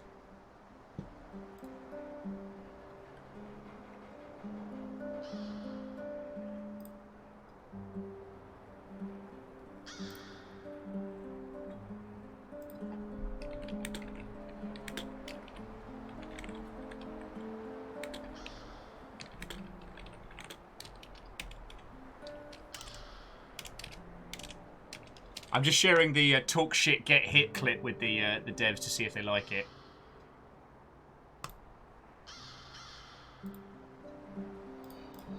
Oh, Numbers played a very small amount. Wolfgrad played it and enjoyed it. Lovely. And Fearless, when I say no pun intended, it's because I don't want to take credit for an accidentally brilliant pun. I wouldn't dare dream take credit that wasn't deserved. Okay, so I'm gonna leave you lot to chat with.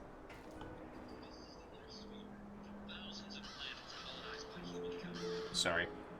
Yes, that was the introduction to the BattleTech cartoon. That is my ringtone at the moment, and that was Scam Likely. That guy keeps calling. So, friends, I'm just gonna nip to loo, make myself Sony, and then let's keep going with this. I think this is a game that I'm personally gonna play and finish myself. So let's natter, let's hang out, let's have a lovely feckin' day, and I think I'll blitz through this myself. The hints of this war of mine and the base building stuff and the planning, I'm all about this. It's feckin' grand. I can't wait to have like a functioning base and a team of like, you know, special forces survivors. I do appreciate that not every game streams well, and these games I find very hard to show you because I do play them quietly and calmly. I sneak my way through. I don't tend to be like, whoop, whoop, whoop, whoop, whoop, whoop. I mean, it's still got the possibility of scaring the hot piss out of me, so this certainly isn't boring by any means. God, I'm just nattering on, aren't I? Okay, sandwich time, getting some more water. To be continued, dear friends, to be continued. Don't you go anywhere.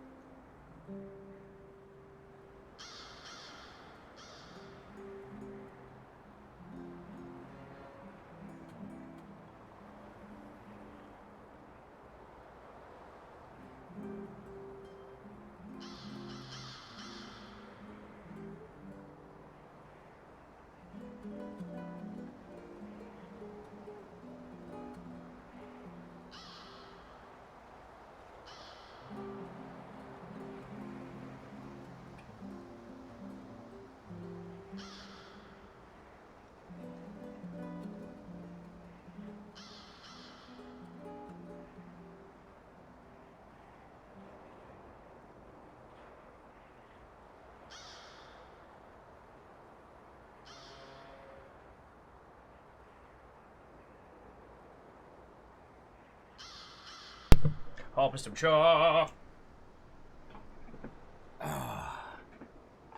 So, oh, and Chia, that's lovely of you to say. I personally find games like this difficult, not because necessarily the content, but because I enjoy them to a point where I get a bit tunnel visiony. I get really into the sneaking about and being a cheeky bastard, and that doesn't usually make for good conversation with your good selves. Port said this says, I feel like I'm in a line for a ride to Pirates of the Caribbean, except for, like, Jack Sparrow's undead wife jumps out and screams in your ear, like, once every 2 hours. Thank you for waiting, friends. I do appreciate it. I decided, like, it's a bread and hummus kind of day, you know? Chiat says, you forgot there's 60 people watching you. I don't forget. I don't know. If you lot are going to give me your time and the cash enough to stay alive, I guess sometimes I can get a little over-analytical. Just, you know. You know. Oh, and Cryostix, congrats. How were the effects? Hopefully not too brutal. Because, yeah, second shot kicked my ass.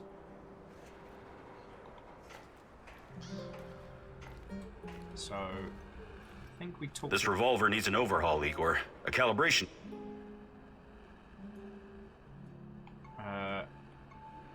Okay. Okay, the air quality at the base is bad, slightly lowering health. That's not good.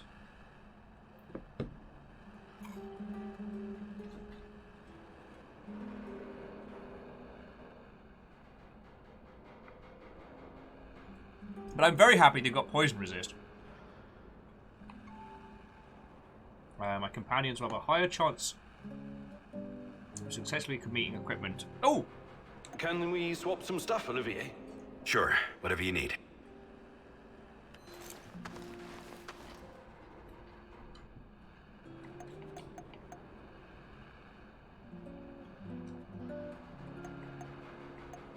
Nice! So he's now got a decent weapon. What's going on, Igor?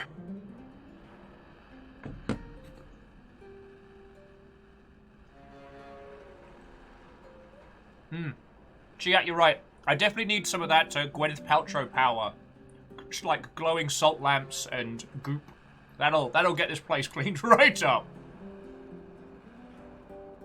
A friend of mine once said that one of the things that he loved about these kind of games is that there's no time for medical BS.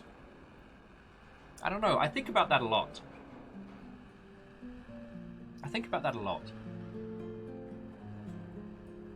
Oh. Also, by the 9. I don't know if I've thanked Lord Lost and Found enough for this cup, because it seems to find me on days where I need coffee to survive in the most severe of circumstances. So Vila says, it reminds him a little bit of Breath of the Wild. Like, in that way, you start from the beginning, you can just march on endgame, but you'll probably fail if you do. All the side quests and stuff and grinding for materials, etc. as your character preparing for the big final push. But I like that. You're right, and it doesn't feel like you're wasting time when you're out exploring. The fact that there's not only a team and a crew to put together and a plan, but there's a conspiracy to unlock as well, like, this is firing all the good bits in my tiny brain, you know?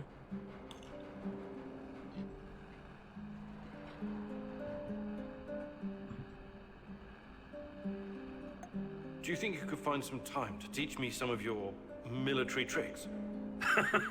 No. There are no tricks or shortcuts when it comes to improving your survival skills or shooting. But I'll be happy to teach you some basics.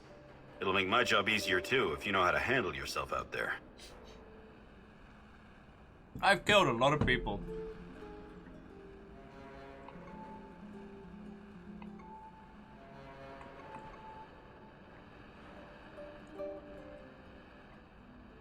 Okay, so he wanted us to learn precision so the revolver does more damage. Thing is, I hope to be rid of that thing very quickly. So let's save that up so we can take people out without killing them.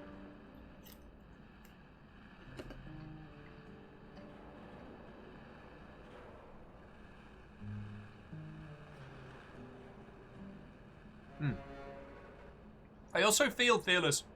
The other thing that this does with its story and secondary story and its freedom, so to speak, is that it gives us a goal with an actionable element.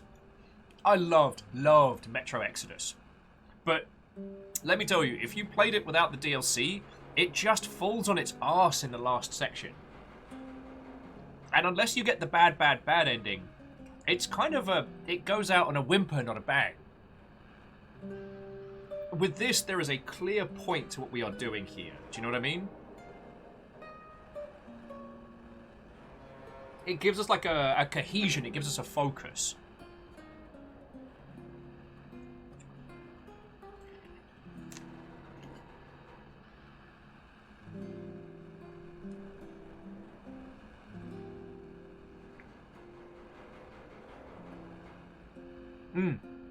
So Fearless, I did the same thing. I played Metro when it came out, and then went on to do the DLC, like, feck, this year. And the Tale of Two Cities, you can take it or leave it. It's a little bit of narrative exposition, but it's not going to change your life. Sam's story is incredibly good, and it was fun to play. It was engaging. It was a tiny little, like, game unto itself.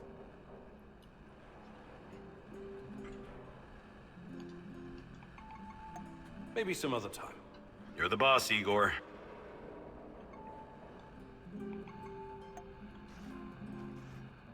Okay. So we have the laser cutter, but we don't have anything to improve the air quality right now, right?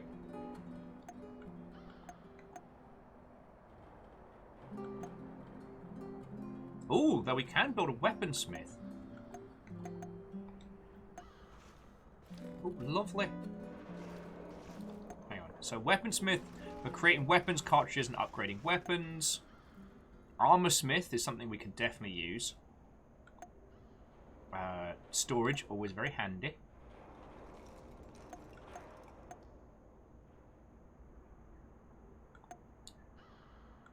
Ooh, okay. Vegetable garden. Every day upon your return to base, they add a small amount of food to the inventory. Yes.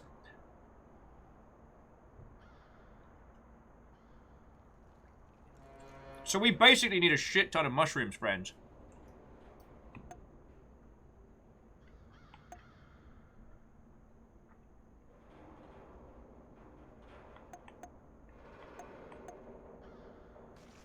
We're definitely building like a little garden and stuff. Like, I'm down for this. We build shelves. Why are shelves built out of flammable stuff? Y'all are weird.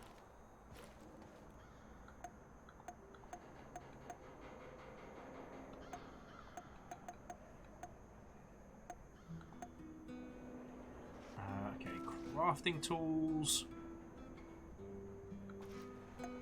Oh, here we go. Roller bending machine. Gas mask and filter. Oh, Jesus, microprocessor recycler. Industrial grinder. Oh, there's so much we're going to need to build.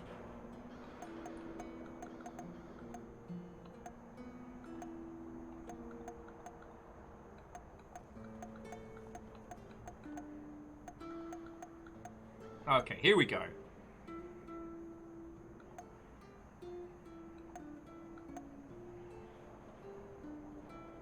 Alright, so we can get like some cheeky air purifiers down by the... Can sneak a couple in here and there.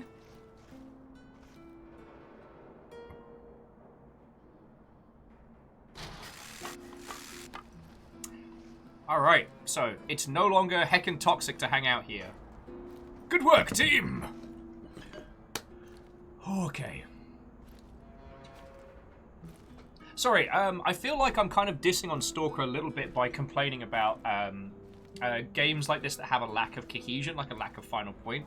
If you've not played the Stalker series, one of the great things about it is you start the game, and while there are usually some early quests, you can play those Stalker series however you want. And yeah, it's old PC gaming, and be prepared to install a ton of fan patches and elements to get it going, but... but it does allow for some... What's the term? It does allow for some really, really... I'm going to ease off on building, but... God, we need mushrooms. We need mushrooms for days. Food. Shrooms, chemicals.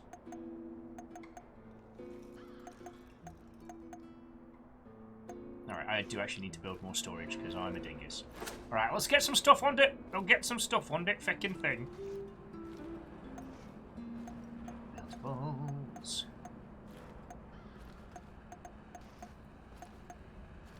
Alright, so where to put them guns?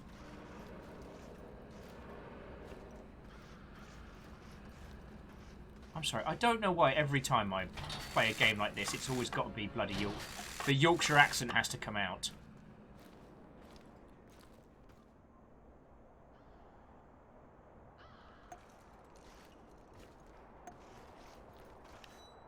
Alright, so I guess we can stash a few more of the usables and the craftables over here. Oh, excuse me.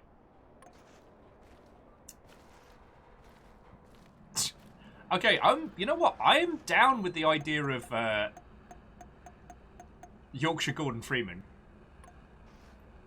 Although, my kingdom for an auto sort button.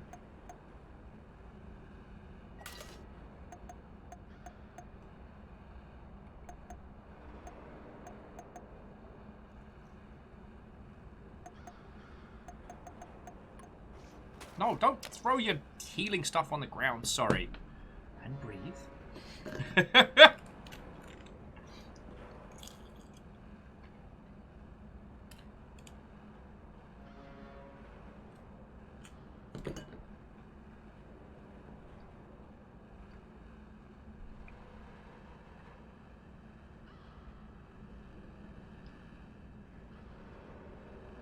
I feel like there does need to be a what if Gordon Freeman was from Yorkshire?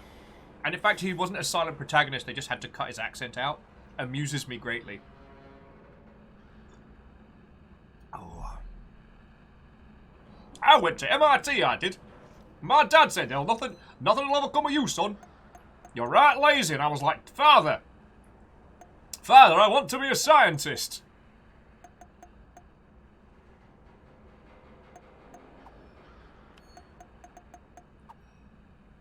My dad was like, no son of mine's ever going to be a great scientist at that Black Mesa. You'll go get a sensible job. Like Aperture Science. That's a sensible job by a sensible man. That Cave Johnson, I tell you, he knows what he's doing. He's got a good head on his shoulders.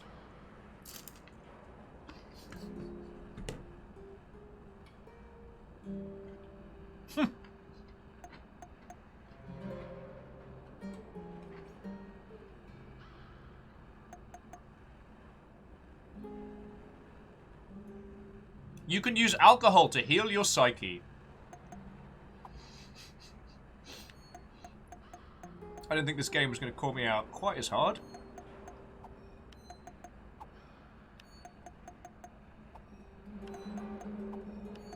Alright, here we go. Now I feel like I know what I'm doing.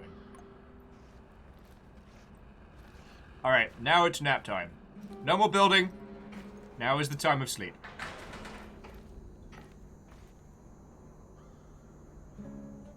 Now, I wonder, can we go out on night missions, or does it have to be daytime stuff? Because while we're still in the paddling pool, like, going hard's not a bad shout, right? Oh, no, we've got to wait to have a snooze.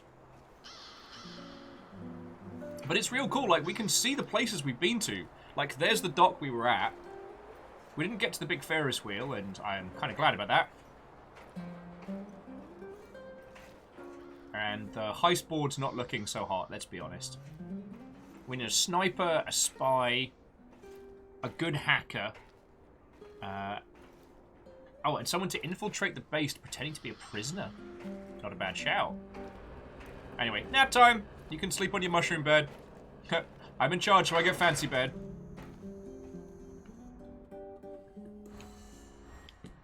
Alright, don't you do any night spooks. I'm trying to eat my food.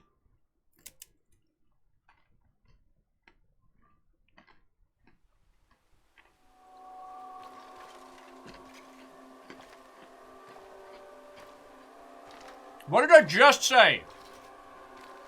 You need to understand, it wasn't my decision to shut down Ariadna.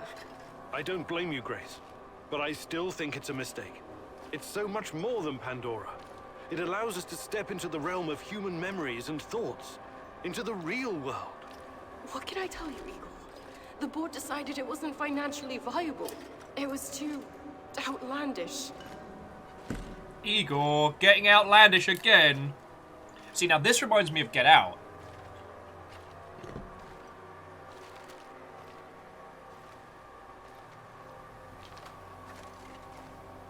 Ah, the fools! Every object is a natural dosimeter. Everything absorbs radioactive particles throughout its life, thus creating an echo in time and space. Ariadna can recreate this echo in a fractal VR simulation. There's nothing outlandish about it. Look, I get it. I do. It's your life's work. But just think about it.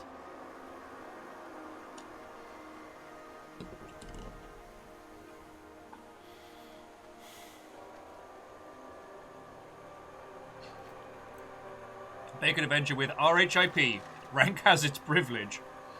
Also, I love the idea, Ben, of the Half-Life director commentary being like, hi, yes, actually we recorded hundreds of hours of vocal dialogue for Gordon Freeman, as we felt that it would encapsulate his Yorkshire upbringing. But no one in the greater Seattle region could understand a lick of what he said, so we had to cut it. Requires an unbelievable amount of power. It's impractical at this stage. What about those nuclear nano-diamond batteries that use the graphite from recycled radioactive waste? That's just another project right now, Igor. I still don't think it would be enough. For Ariadna to work, you need a power source that doesn't exist yet. Perhaps one that cannot be found on Earth. But... I'm sorry, Igor. It's over. You need to accept it and move on. Never! Also, is anyone else being like, wait a second, Dr. Breen, did you open a space-time portal so you could have extra power?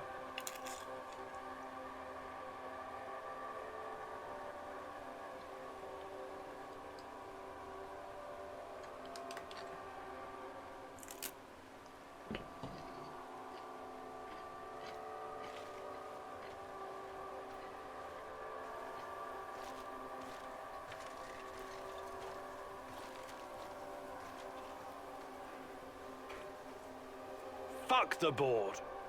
I'm not going to let anyone destroy my work. Go you, buddy. Wake up, Igor. Tanya? Is this a dream? I'm waiting for you, my love. Find me. Hurry. I don't have much time left. I'm trying, Tanya. I really am. I need to look at my board. I need to look at my board.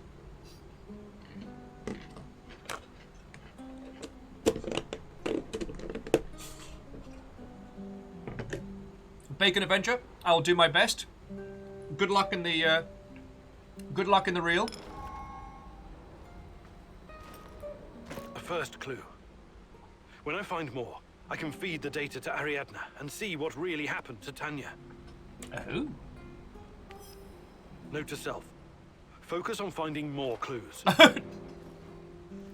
Note to self, more clues, please. Ah, it's a beautiful day in the hot zone with our tiny little flower-infested base.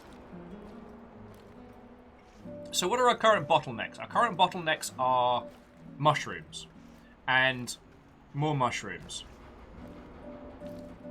So wherever we go, it's a shroom fest. I know you're there, little mouse. Pick up. Who is this? A better question is, who are you? Oh, fuck off with this Maid Marian bollocks. I know where you are, and I know who you are looking for. Yes? Let this be enough for now.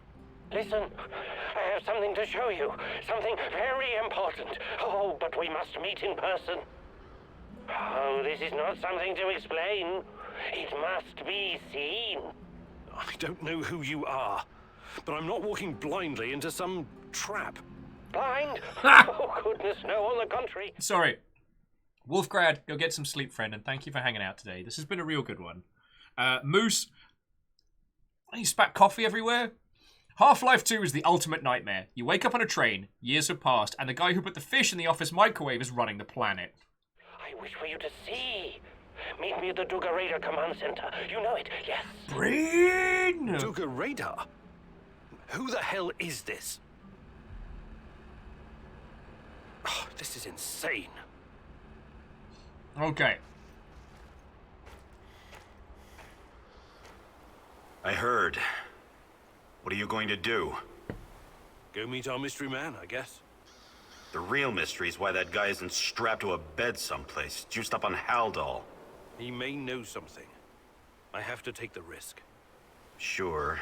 He might know something. Or he might just be waiting to split your skull open with a hatchet and eat your liver. I really don't think this is a good idea. It sounds exactly like a trap. Let's reassure him. It sounds like a trap, but we can't afford to ignore him. Anyway, I've got the gun. I'll be extra careful. You better be. I don't want to find your head on a spike somewhere out in the marshes.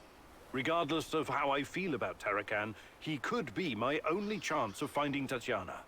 Suit yourself. But you could just as easily be racing towards your own death, and this lunatic already knows our location. Him and his nutty buddies could be closing in on us right now. We have a good defensive position here. We should sit tight and defend it, if it comes to that. I appreciate the tactical input, Olivier, but I have to do this. Alright. Glad we had this talk. Alright, mission time! Okay. The weather in Chernobyl changes every day. The rain can mute your noises, making the fog... and...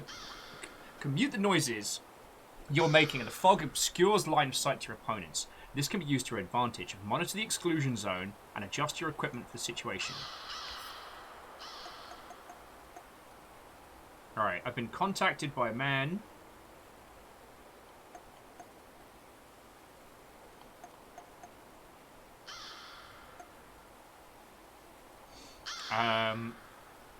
So yeah, if we send Olivier out to grab weapons and stuff, then we are set. I'm not... Okay, that trigger info. Oh, memento from the past main. I've been contacted by a stranger. He wants to meet in person. Okay, so this is what we have to do to advance the story. Yeah, I'm going to take the brolly in the big coat. I think that's a good idea.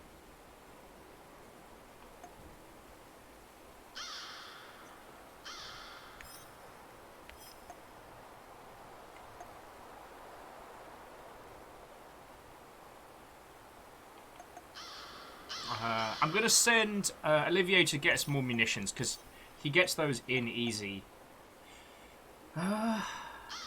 Mistakenly dropped food supply in the Red Forest. High chance of mushrooms. What about this one? There's 1 day left on this one. A very high chance of mushrooms. Alright, friends, we're going to Kapachi.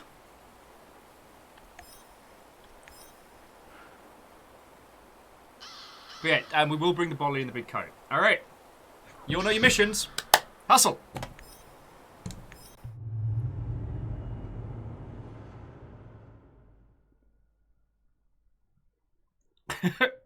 Krypton, did I say hi when he came in? Well, see, Fred, you'll never know if it's a weather forecast or the promise of a very good evening.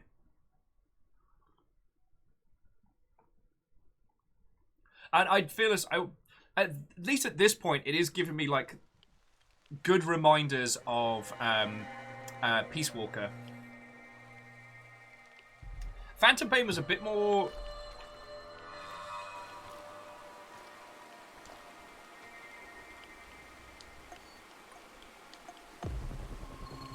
Remember, friends, right now, it's all about the mushrooms.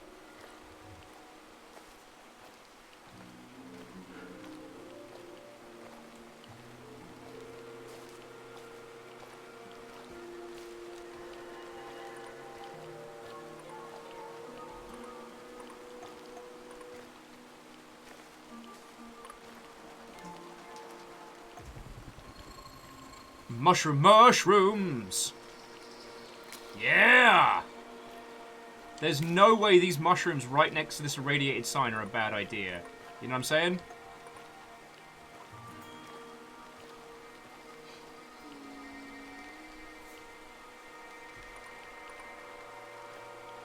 Also, I was desperately racking my brain to join in with the Tachyon Field Star Trek joke, and nothing was coming.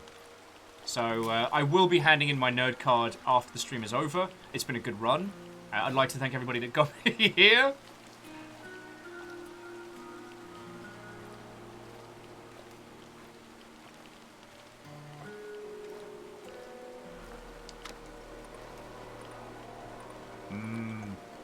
Nondescript chemicals.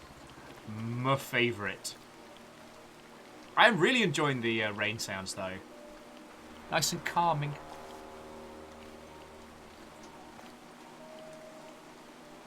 Oh, Chia, is it chunking the stream? I'm so sorry. It's always hard to know which games are going to have a very, very bad time with the specific codecs they use for streaming. But unfortunately, as someone unrecognized by Mr. Twitch, I can't broadcast at high and then let the transcodes handle the rest. Because Mr. Twitch doesn't think I'm cool enough. No, again, I joke. And while I do not want to play feckin' Raft anytime soon, the main reason why is I stream too much. We've talked about this a lot.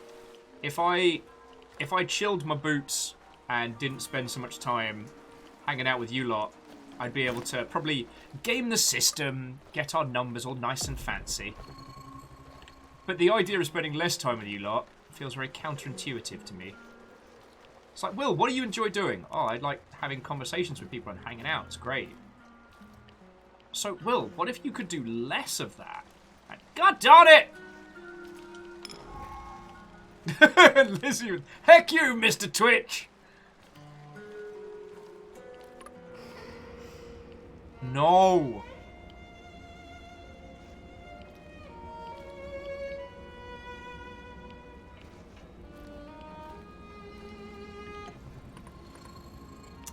game's making weird, creepy kid noises.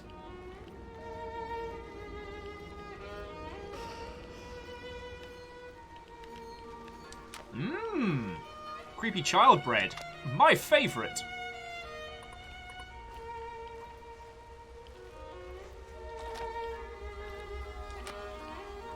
It's interesting, at the moment there doesn't seem to be a disadvantage apart from getting the piss get out of us towards exploring Stay in the shadows. The zone.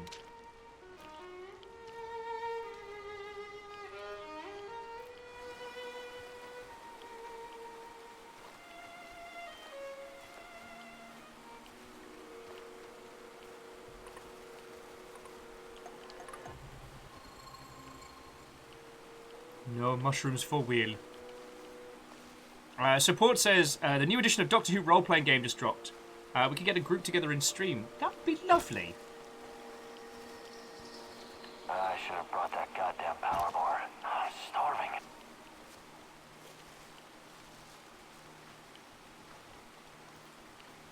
Murder time. Murder time.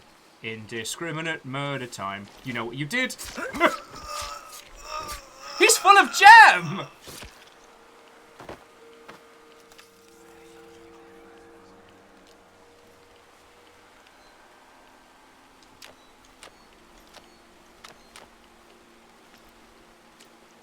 I hate being outside. Cold, wet, and full of mosquitoes all biting you in the dick. Sir, if the mosquitoes are able to reach you at that point, you may have made serious miscalculations.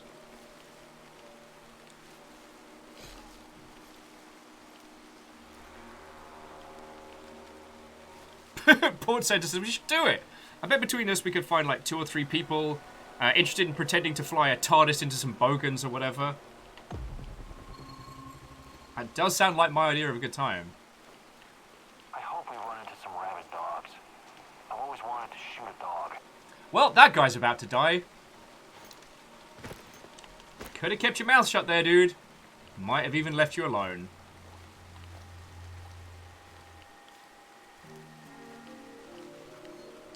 Now you're going to die loudly.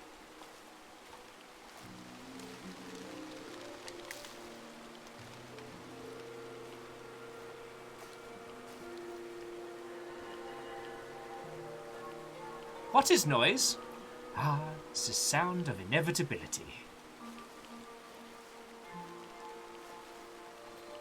Alright.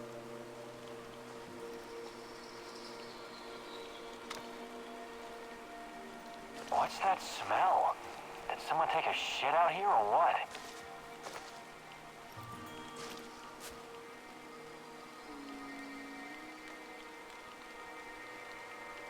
I'm going to kill a man who said he'd like to hurt a dog. I'm not a vindictive person usually, but I'm going to enjoy this one. I'm sorry, what was that? You had some opinions on canines. I can't hear you over your guts coming out through your pee hole. Oh. We're taking psyche damage because we're just murdering people. I might be the baddie. Okay, so we might need something to drink after this.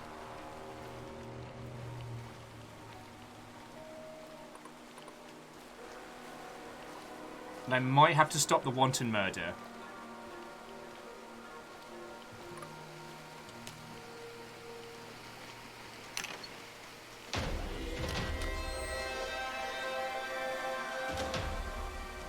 Alright, that is to say, I might have to ease off the wanton murder.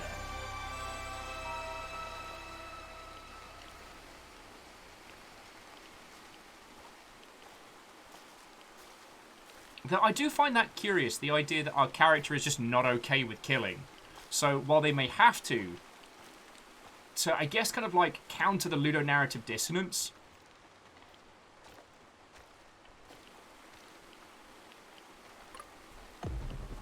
I wonder what my wife is doing right now.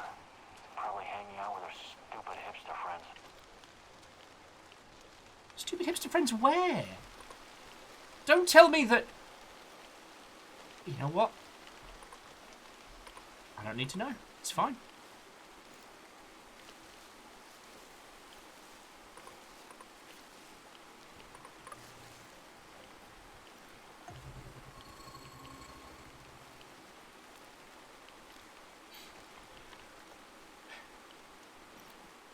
So I'm going to try and hoard up as much in the way of resources as I can before we head on out of here. Because, okay, psychologically we're doing terribly. But physically we're doing great.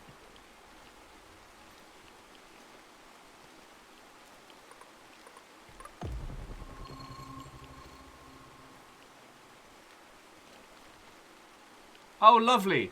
A children's play park. Oh. Oh, joy. Oh, joy. These lovely, well-known... Oh, a clue! Splinter, the KGB operator's nickname.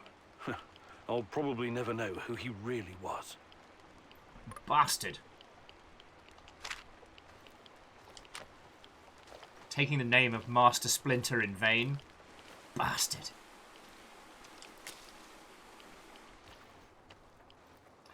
I do like the idea that early on we can start building towards sustainability. So we can start building like mushroom boxes and stuff to have more resources in that regard. Get more plants, get more mushrooms. It's interesting that one doesn't need to... This doesn't have the get in, get out effect. So in this particular game, like... we have our portal gun, so we can hop out whenever we need to. I guess within reason, you know? I doubt we'll be able to use it to, like, avoid... I don't know. Oh, more mushrooms. Lovely. I don't think we'll be able to use the mushroom gun. Bloody hell. The portal gun to avoid conflict. I think once we start conflict, we'll probably end up...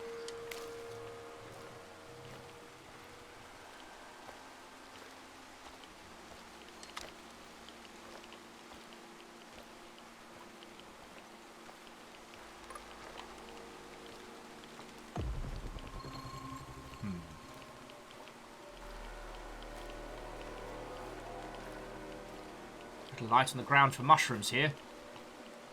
And we'll need a lot of mushrooms for bunk beds.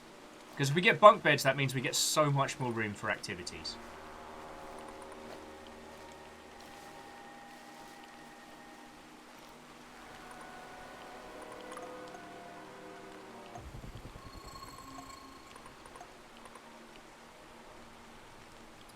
Rest in peace, the bit rate of this. He's just having a stare down the road. You going anywhere, buddy? Just hanging out? Cool. See you later. Don't be weird. When I finish my contract, I'm going to grow a beard. Chicks in Moscow dig beards. Why wait?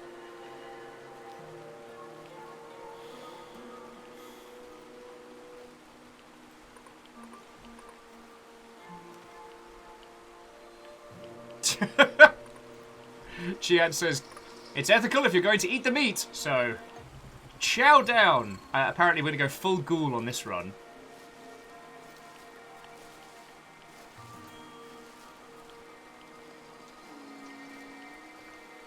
Though, okay, what is interesting about this is that, again, sorry, going back to, and yes, I am going to utter once again the dreaded words of ludonarrative dissonance, but our character is a scientist, right? He's not a killer. In fact, this is probably the first time he's had to take a life. A terrible thing, which, if, touch wood, if all our lives go well, is something we'll never have to do. But it's definitely something he's not comfortable with. So, while getting into a firefight in the heat of battle is one thing,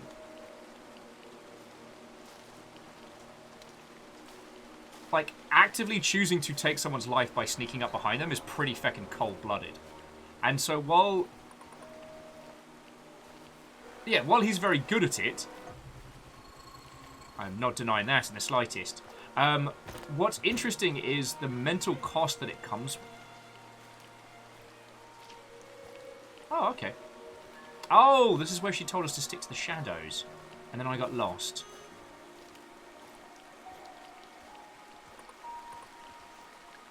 I feel like I'm going to be learning all the weird little quirks of these maps over time.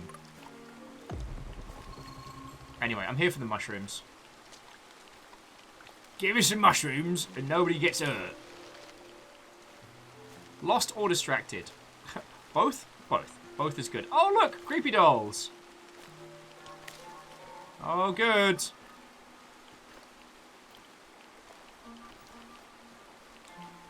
Oh, cool. Cool. Great. Love it. Wonderful.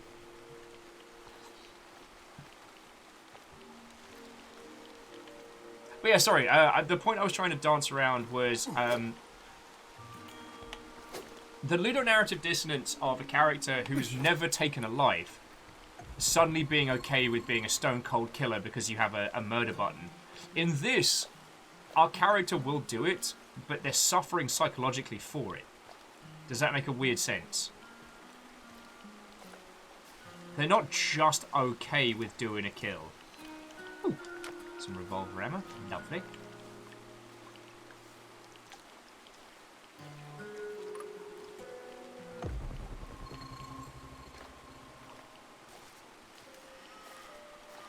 Why is there a doll of Boris Johnson?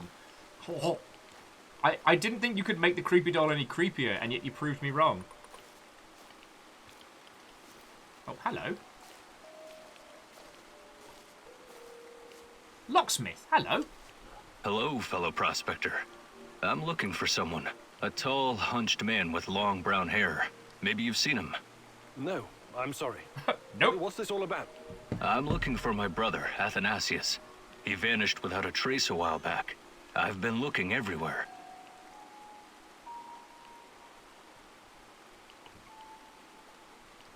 All right, let's see what this man has to offer.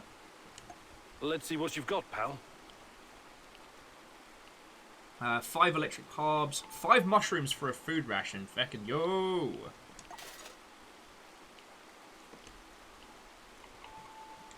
And what has he got? Do you have any hotter stuff? Oh my! I thought you would never ask.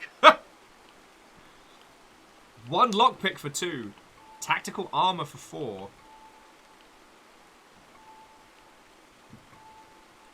So far we haven't been shot to death, but we have needed a lockpick.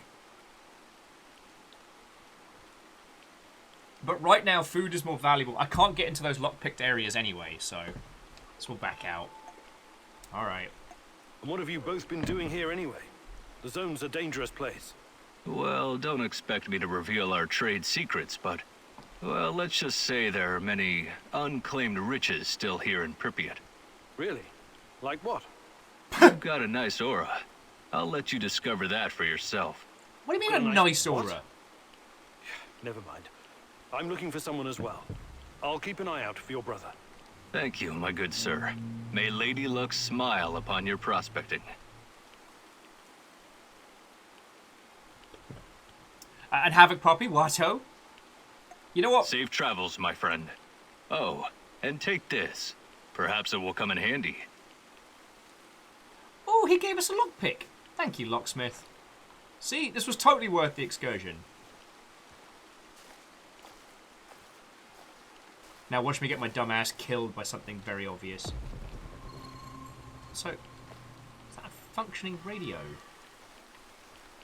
What? Okay, now stab him and take his things. Ah, cool. We're back at Creepy House again. Why are you here? Don't like it.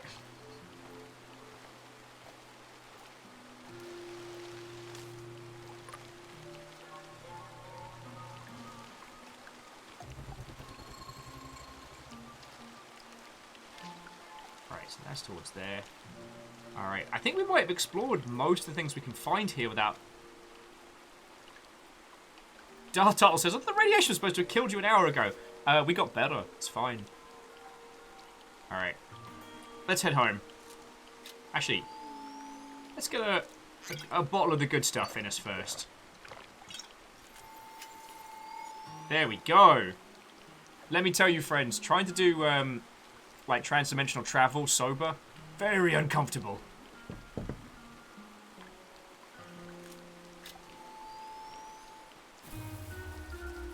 Okay.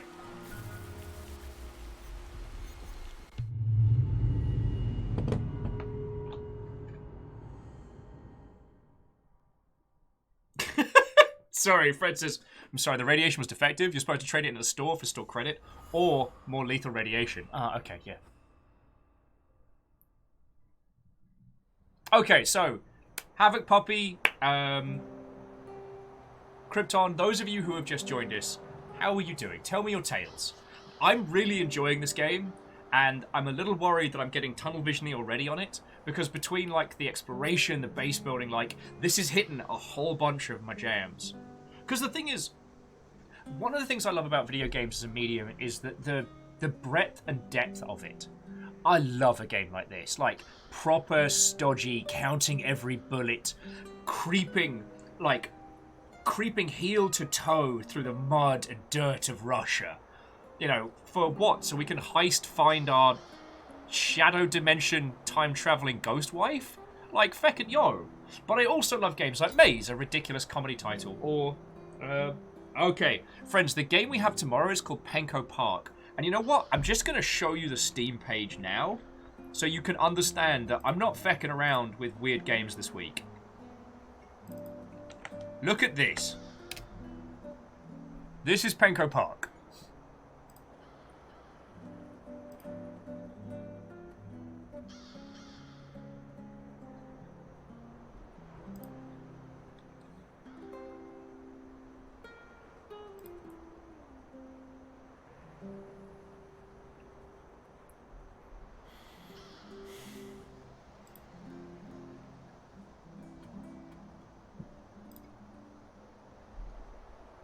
Havoc's like, it looks like a nice game. It describes itself as creepy cute, which I quite like. Okay, so we need normal food for us and normal food for Olivier. So that's... there we go.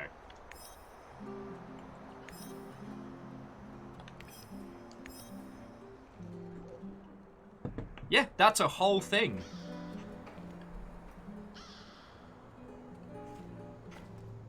Aww. Okay, I like that we look out over our little base and see sunflowers. That makes me happy. Alright, and we need you to teach us how to knock people the fuck Igor, the out. gun I gave you has traveled all around the world with me. What do you think about building a calibration tool to upgrade it? I'm good. Sorry, Olivier. This revolver needs an overhaul. Shh. Okay, so we want some training. Do you think you could find some time? But I'll... move, run, and jump more quietly, or take down as quieter and won't negatively affect Igor's psyche. I think that's what I need for right now, and then stealth will be our next... Perfect. Let's do it. Stealth will be our Follow next me. one. So we'll move quietly through the underbrush and just do murders. Well, okay, now we've learned how to take people down silently. Taking out your enemy requires guts. Taking out your enemy quietly is an art. I think you've got what it takes to do the former, but you suck mightily at the latter. Now, the lesson is about knocking out your opponent without being spotted by him or anyone else.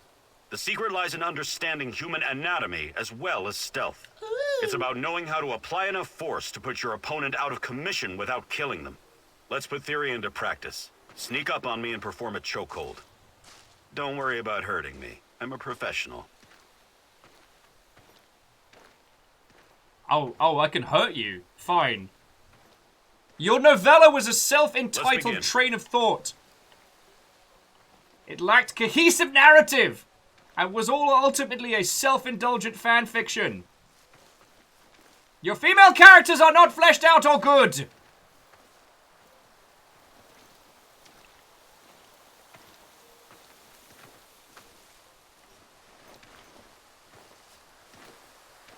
You write like Tumblr!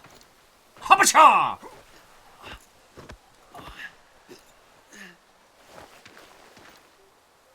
I'm a professional, and therefore okay, immune Igor, to death. enough.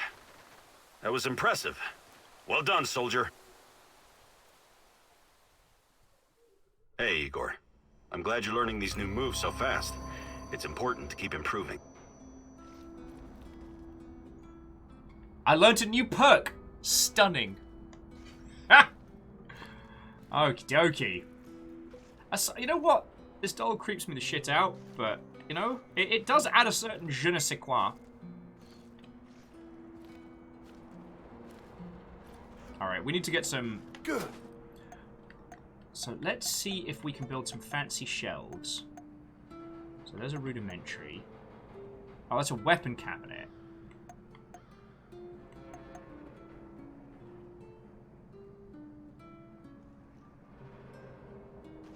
Oh, alright, so that doesn't provide storage space per se. It's a container, not a base button. Okay. So a lab will let us make first aid kits, anti-radiation message. That lets us make filters and masks. Recycler. And that's what we need to make lockpicks. Okay. Uses a bit of power, but nothing we can't... Oh, my lord. And there we build a complete Haxorian base.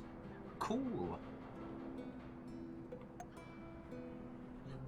Chat, that means there'll be some less jam. We reserve the right to anyone else that threatens to hurt a dog. Or I'll knock them out and then just... the old SMG street sweeper. Or smugger, as it's pronounced in polite company. So that lets us make munitions, which I'm not worried. Electric lathe. Okay, so the base of creating firearms. Revolver calibration tools. Produces all kinds of upgrades for the revolver. All kinds of upgrades for the shotgun. All kinds of upgrades for the rifle. Yes, fecking please. And it doesn't use anything else. Alright, we'll put it over here then. And we can pop some plants around it. Actually, I want to put it here. Because I'll put our little grow beds here. Because really that's what I should be focusing on. Where were they?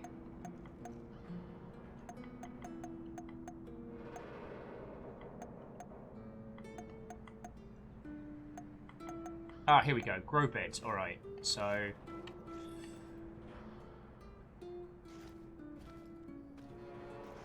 Okay, I wonder if we can build furniture so we can kind of like double deck. Okay. Here we go. Now, I wonder if this will let us do like essentially double decker grow beds. So we can just maximize the amount of stuff we can have and make it look nice and green in here. No. Alright, but... get a nice little herb garden going here.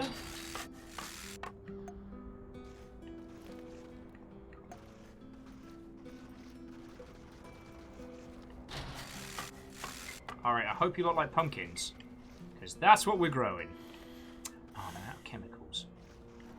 Booger, I'm out of chemicals! I've made a grave mistake!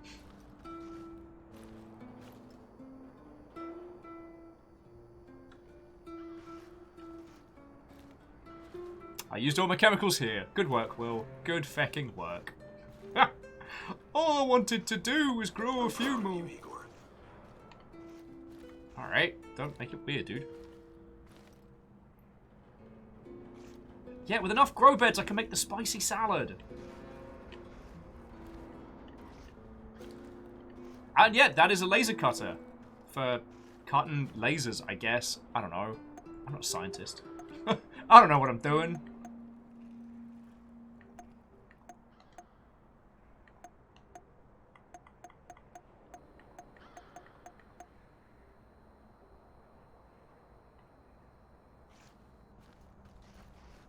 But I'm not going to lie, friends, this base is going to be covered in a lot of sunflowers. And a couple of pot plants as well. Like, we'll just decorate up a bit. Yeah, look at this! Oh, this is right pretty. See, everyone, like, comfort of living in the base is sparse now. But soon, friends, we'll have a little home. So, Will, what do you enjoy most about this brutal survival game set in the semi-fictional aftermath of the Chernobyl explosion, full of monsters and PMCs and horrors? I really like making sunflowers. I made a really nice bed. That's right, now look. Look, and I put a little doll next to it so no one feels lonely. Why do you lot put up with me? Oh, my word.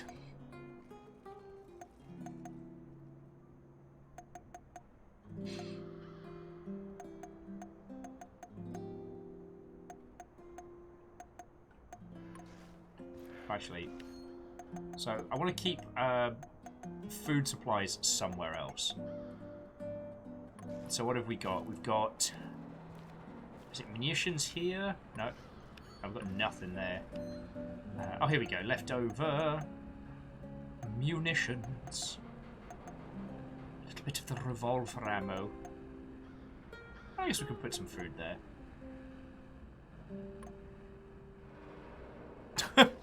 Feels is like, wouldn't recommend trying to put a tattoo with a laser cutter. Ah, then why did I spend all this money on a laser cutter? I'm a fool! Alright, but we do get to start messing with our rifle, which looks hideous.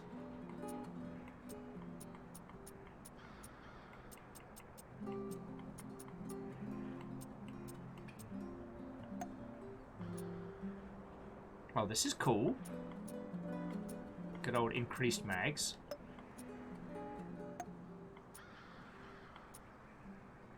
Ooh. Get some nice beefy damage.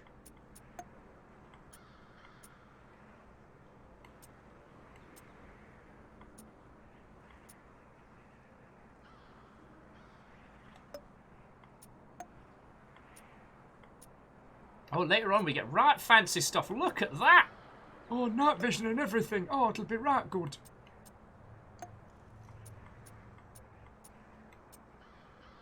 Darn it! Stupid. No. It's chemicals. I spent a lot of time building a thing to...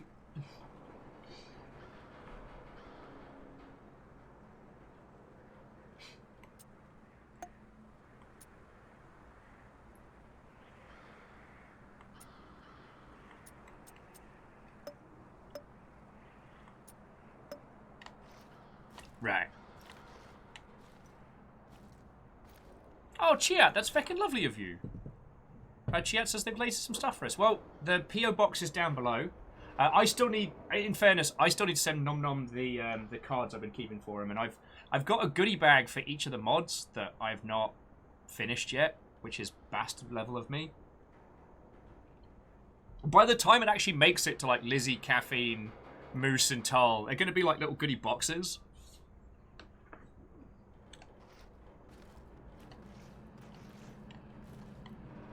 Oh, Fearless says you can also make stencils. That's kind of cool.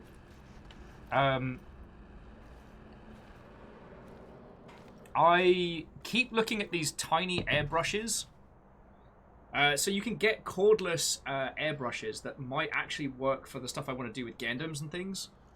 Sorry, it's unrelated. It's just your point reminded me.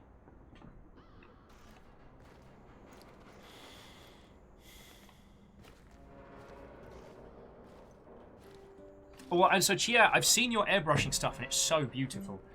Baron Sheep very kindly gave me like a compressor, a brush set. It was his and it was like a hand-me-down, which is feckin' grand. Only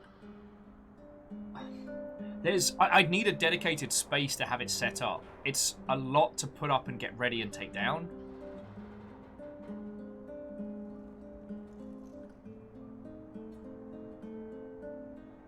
So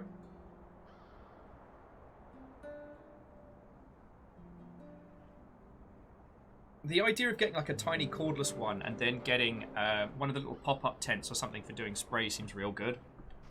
But just not enough space in a very small apartment. Also, I'm really digging this game. So yeah, friends, if you find that I'm not being my usual conversational self, it is just because this game is getting its claws into me. Like, aside from some intermittent samurai gun breaks, I'm going to be playing this long after tonight.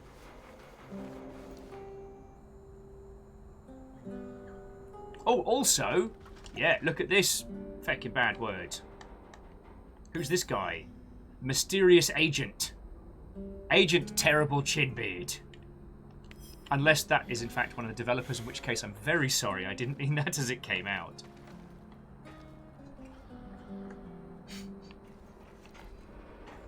Magnifying glass will look at us funny. Alright, see, look at this. This is starting to look like a base. So I think if we've established anything from today, it's that if I ever did become like a super duper villain, the amount of flowers and pot plants we'd have around the place would be huge. I'm not actually great with flowers and plants in the real, but... Igor, I need a minute. What's going on? Something's up. NAR is being really active on the radio. They're looking for someone, supposedly a traitor and a thief. I managed to pinpoint the location. It's Kopachi, the village near the Pripyat River. This could be our ticket into the power plant. This person might know something important or have access to useful gear. What do you think he could know? Passwords, credentials, uniforms, even rations. And it should be a fairly straightforward mission. Now, Roth. Irradiate me, Daddy. Lol. Firstly, the title is Father. Secondly... now Roth, you terror. Thank you for 7 months. How are you doing? We're in Chernobylite. It's feckin' great. I'm feckin' loving it. And I am absolutely getting a little bit too into this. How are you? If you're smart and fast, you won't even have to mix it up with NAR. You're right. This could be important. We should at least have a friendly chat with this so-called traitor. I'm glad you see my point. It's in Kopachi. You can't miss it. Kopachi's where we just were at. But I guess this is where the challenge of it comes. So, like... So there's Kopachi. And I guess...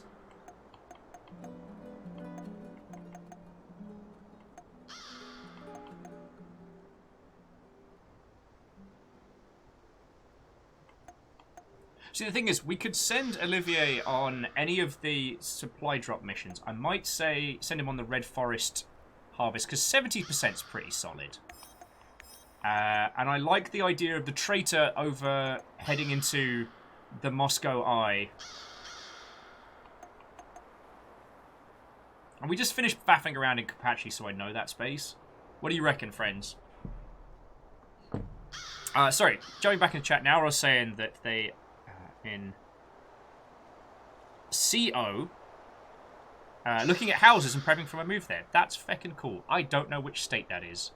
But, if you're excited for it, then we got you. Oh, Colorado! Okay.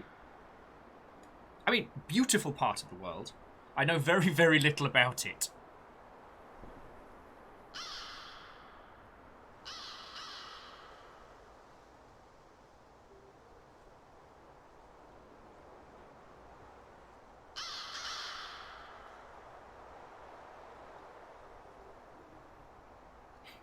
Oh, I will say, jumping back on, like, the No Grey November thread, No Grey in November section in Discord continues to be an inspiration. I am drastically behind now with, I think I'm behind by 3 kits because of the charity event.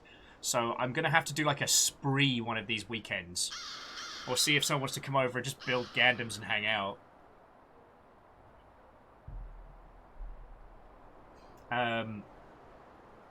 But yeah, some of the airbrushing stuff on there is just so feckin' rad. And it does make me jelly. Personally, if I do end up being able to do airbrushing stuff, be prepared for garish colours.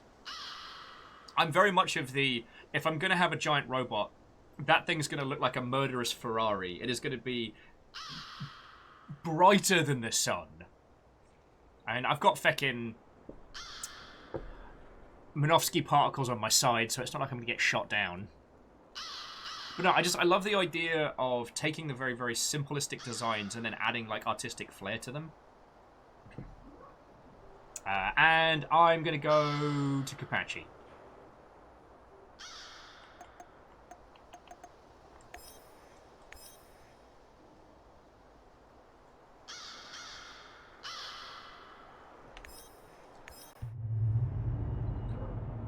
Fred says your Gundams will be a sworn combination of The enemy Slanesh, of Gork, my and enemy Hawk. is my friend, as they say.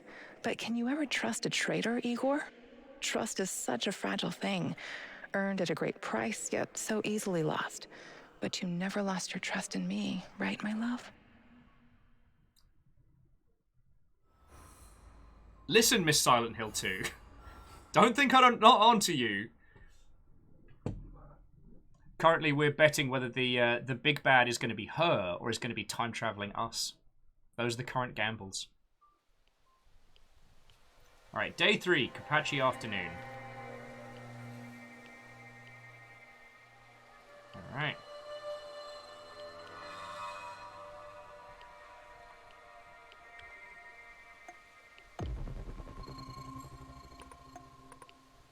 Alright.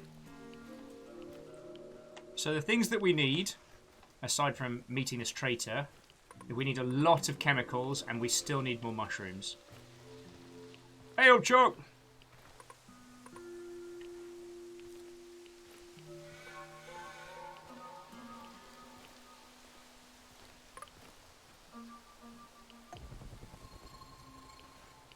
One of the things that's very interesting about this is because we're using this to find items, you know, a very video gamey thing to do, it has us actually walking around with our Geiger detector up, so we don't accidentally end up getting super irradiated.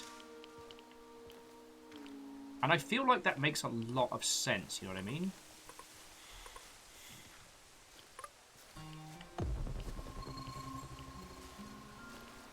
Though unfortunately the cooldown on this does lead it to being kind of that Aloy problem, where we're essentially navigating our way through the environment by detecting for goodies.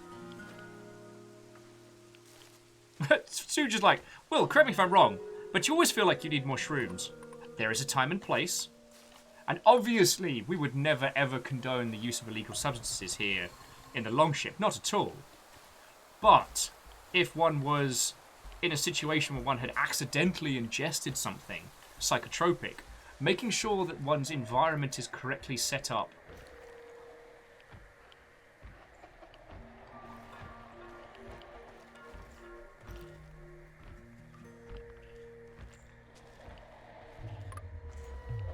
Nani the fuck.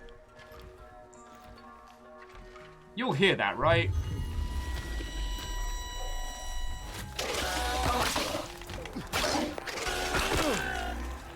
Excuse me? I need you to do a shoot gun bag now, please. Nutty the fuck? Okay. I'm gonna have a little salve.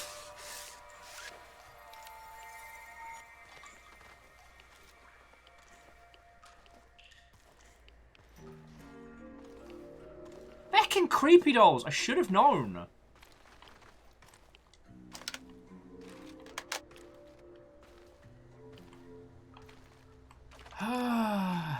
Fearless was like, Will, did you honestly think there weren't going to be mutants around here?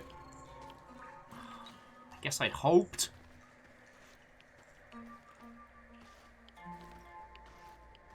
So many creepy dolls in one place. Why is this a thing? You know what? You make a good point. At least they aren't mutant sharks. That is statistically much worse. And let's go exploring. Hopefully find some chemicals, because that's what we're in desperate need of.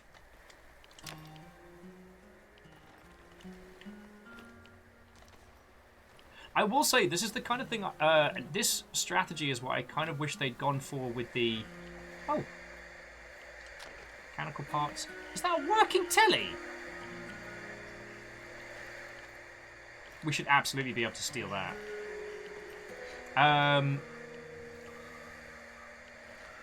Watch out for elephant's foot. I'm more concerned about an elephant's tusk, if I'm being perfectly honest. And you're right, Stooge. I shouldn't have tried to bring a fist to an interdimensional gunfight. That was ill-advised on my part. That's what we in the business call doing a stupid. And now I've realised. I don't know how to get out of here. My name's Michael Caine, and I've apparently stranded myself in the greater region of Pipriat. I don't know how I've done that. Can we chin up in this? No, because we're just a noodly scientist.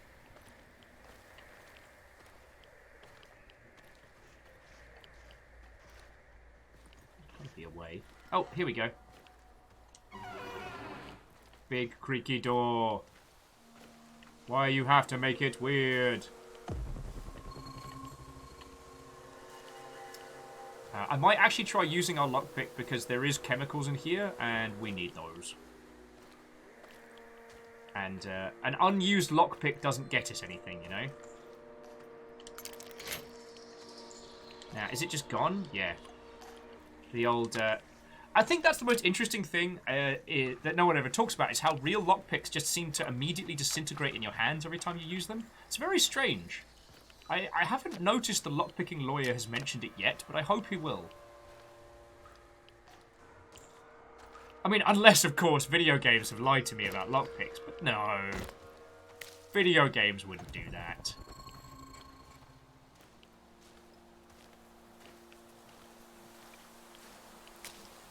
Oh, sorry, the elephant's foot is the most radioactive place on Earth. It's where the reactor melted.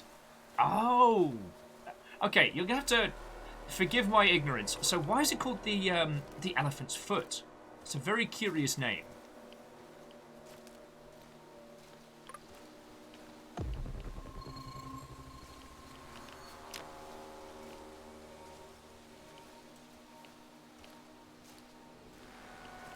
It's radioactive slag. Oh my word.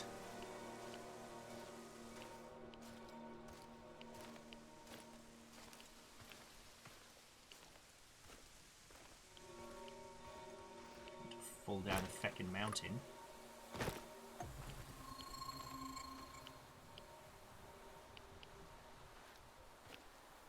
Okay, so it's shaped and looked like an elephant's foot in a few photos. Okay. I mean, the simplest answers are often the best. I thought it was going to be a name of some kind of mushroom. So...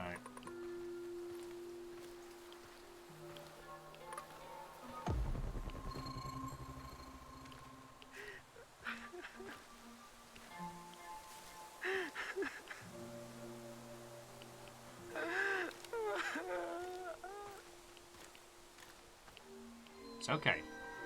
No, you're going to do a weird... What? You'll never find her. Leave this place. The Claw, is that you?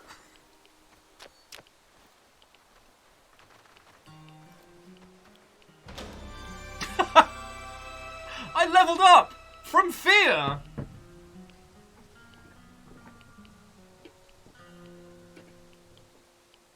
I ate the elephant's foot. A bad taste.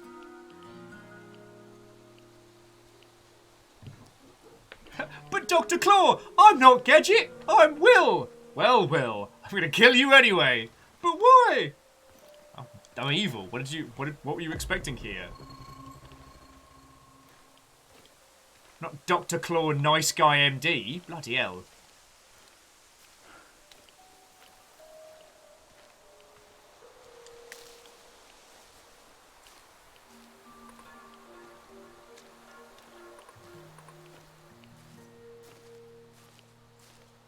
Oh, I think there's the underground entrance around here, right? So here's the interesting thing. Has it repopulated? No. There's some goodies up there, so let's go get them.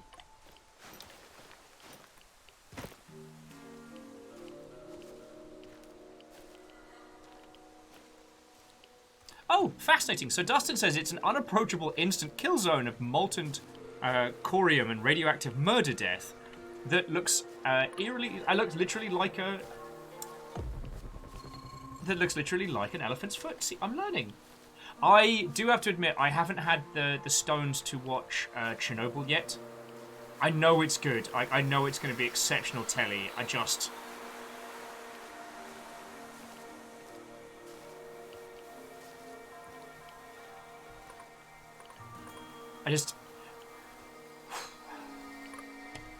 I forget who I was talking about this with the other day, but... Look sharp, this asshole's gotta be around here somewhere. Eyes open. I don't need any more shit from Kozlov. I know, damn Samushells. Nothing but thieves, drifters, and lunatics. Why lunatics? What sane person would choose to live in this irradiated wilderness? We asked them nicely to leave, yet they're still fucking resisting. Hey, you're right. I wouldn't be here either, but they pay better than the army. They must be looking for our mystery guy. Who are you telling?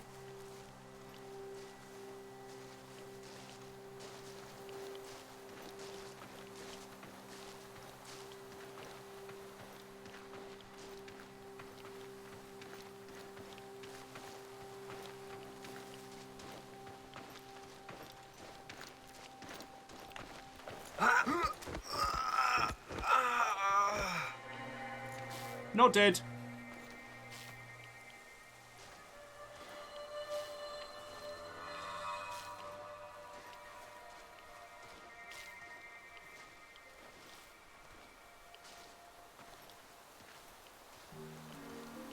However, in my defence, I reserve the right to still kill him later if they're being evil.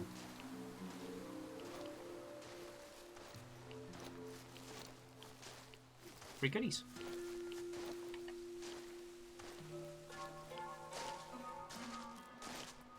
Don't turn around. Don't turn around. You forgot your mate was behind you. Don't turn around. Shh. Ninja time. And free chemicals. Right.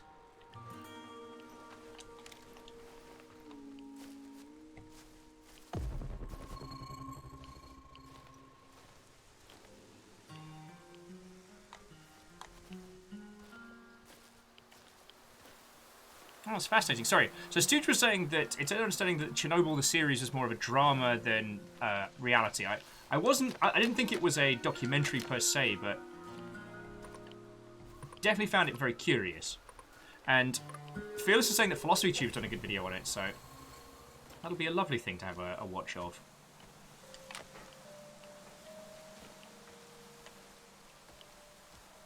I forget who I was joking about this with, but the old... these days, the idea of sitting down and watching like an intelligent movie seems like an inapproachable challenge. But the idea of watching like a 2-hour YouTube documentary, I'm like, feckin' yo, sign me up. Hey, don't hurt me. I'm unarmed. Hands where I can see them. I take it you're the traitor everyone's so anxious to find. What? Where did you get that? I know traitor. I was never even with the NAR. You'll have to be a lot more convincing than that. Those spooks really want to find you. Your face is all over the radio. Your face is all over the... Okay. I used to trade with some of the grunts sometimes. But those knuckleheads got confused about how trading works. They tried to rip me off. And what? One thing led to another, and you understand. I took a few little items to balance the account. Obviously, they didn't want the brass to find out about their little side hustle, so they cooked up this yarn about a traitor. Interesting. Yeah, but not nearly as interesting as you, my friend. You're new to the zone, right? You've been staying in Mikhail's warehouse. I wonder what you're up to. How did you know that? I need to go now. They're probably worried about me. Who's they? Sorry, I can't tell you that. Please step aside. I'm going now. No, you're not. We have no idea who this guy is, Igor. We turn him loose, he could run straight back to NAR and trade our lives for their forgiveness or some other kind of deal. Yeah, I'm sorry. Don't even think about letting him go. At least not before combing through his stuff. Let's try to search him. I'm sure it'll go poorly. Sorry, but I don't like your story. Why don't you tell me who you really are? And let's take a little look-see in your bag while we're at it. Who I am is none of your bloody business, and I'm not showing you shit. What do you think, friends? Sleepy hug time?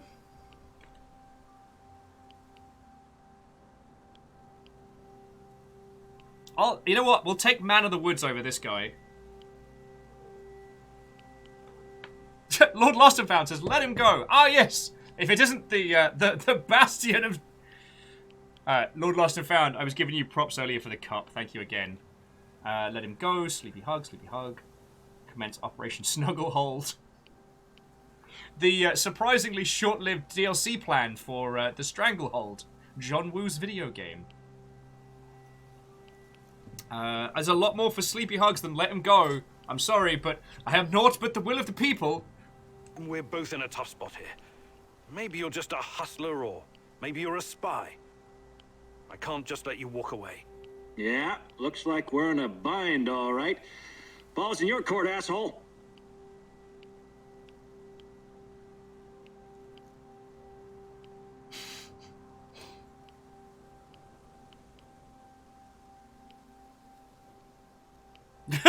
Wow, caffeine is like... Yeah, this escalated. Alright. One mod says death. One moderator says life. Cake or death? I'll have the cake, please.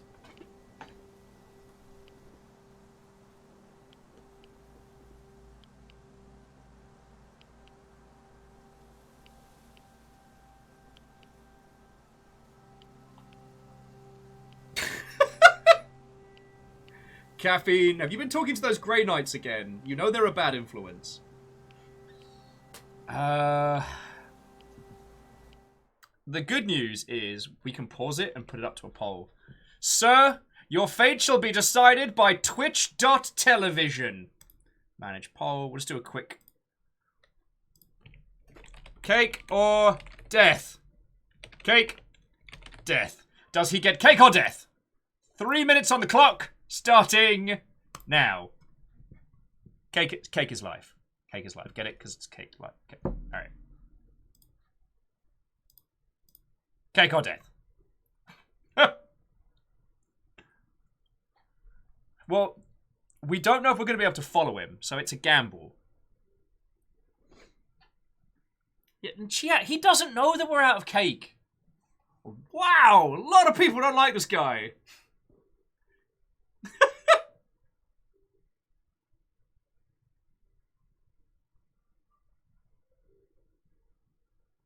It's the fact is he knows us and he knows where we're based. That's why I'm all like, nah, you shiesty.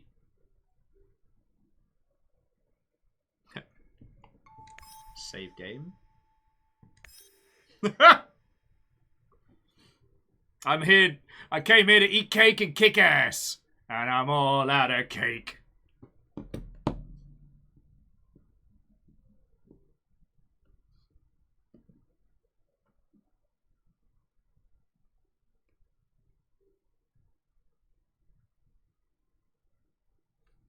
Also, Dustin. Hey.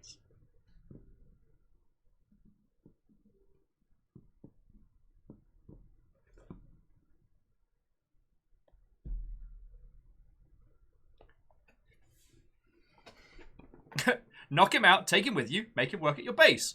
Now, Ross, this isn't Kenshin. Sorry, Kenshi. Or Metal Gear Solid. Or Metal Gear Solid Peace Walker. It's going to be honest, buddy. It is not looking good for you right now. Tie a Fulton balloon to his belt. Peace. And Lizzie would like you all to know that this time, Lizzie did not immediately want to murderate someone. Mercy has been practiced. But, yeah, no. Unless suddenly this guy gets what's the term? A very excited benefactor. Yeah, or Conan Exiles. Lizzie wants to grant him mercy.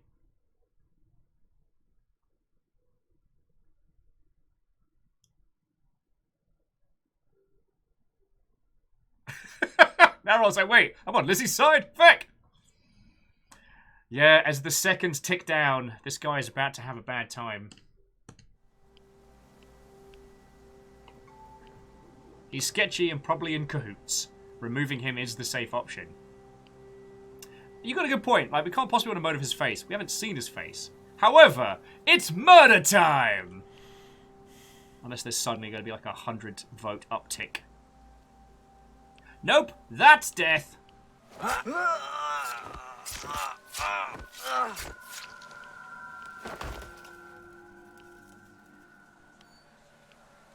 I really am sorry, but I can't take any chances.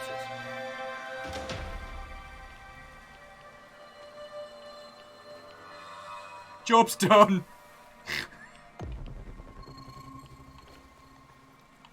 Oh, that Lizzie you tried? Yep. Knifey McStabby to the rescue! Sort of.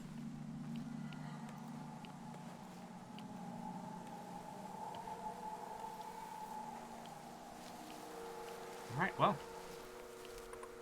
Let's go look for treasure, shall we?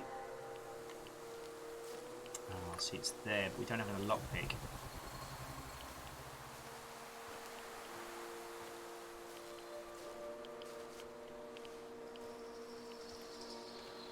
It's interesting. Is it me, or is this whole place picked clean since we were last here?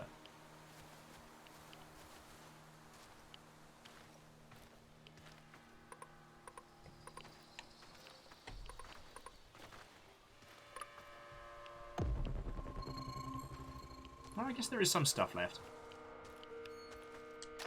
A bottle of booze to ease our broken subconscious. Actually, you know what?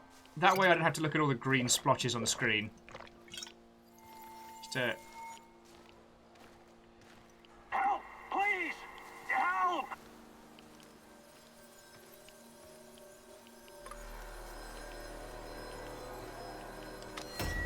You're next! Wait!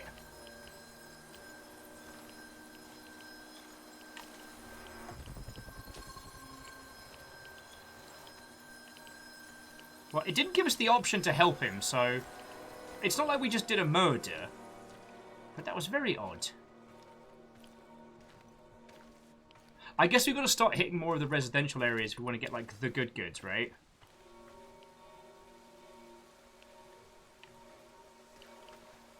Oh, Chiax. Have a lovely rest of your evening, alright? I'm going to keep hanging out for as long as you lot want to hang out. Again, I don't think this is going to be a game that we're going to be playing week in, week out. I think that it just... There's a part of it that just gets its teeth into me. Which is not a bad thing. Like, I'm not saying that as a detractor. It's just... It's hitting this War of Mine vibes. It's hitting the Stalker and Tarkov vibes. And I get this feeling that as we progress through, like, the NAR are going to send more baddies. And... Ooh, chemicals, we need those. And as the NAR send more baddies, we'll also see more, like, creatures coming through as the radiation increases. I think this is going to be real interesting.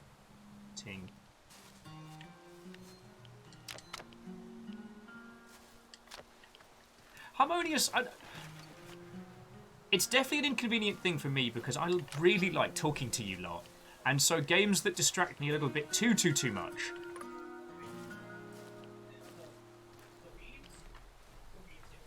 Hey!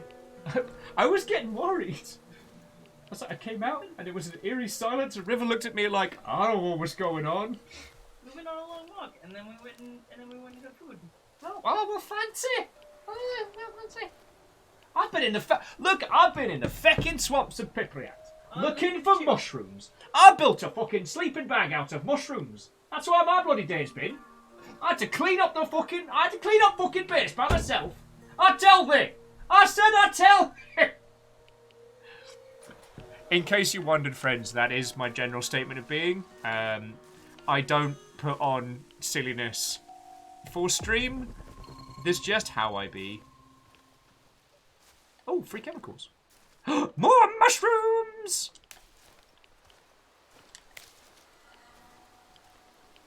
Although I guess in some instances I don't natter quite as much when playing video games.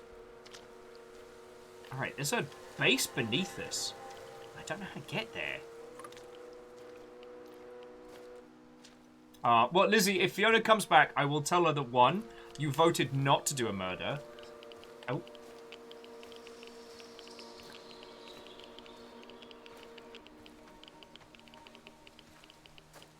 Let's get out of the hot zones. Yeah, I will inform her that you voted not to do a murder.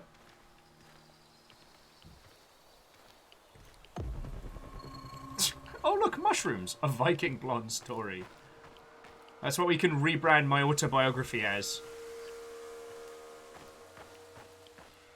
Easily distracted. The Viking blonde story.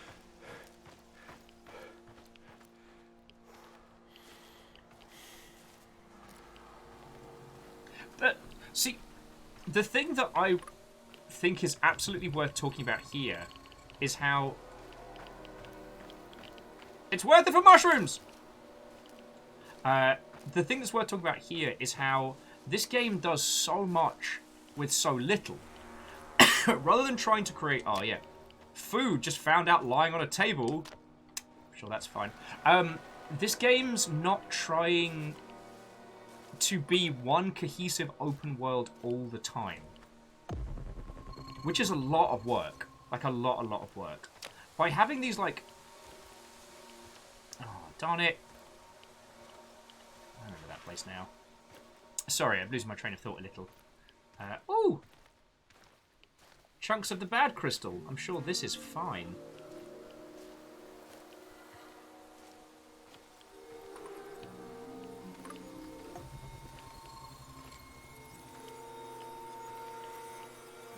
You know what? Let's get our gun out. That seems like a smart move.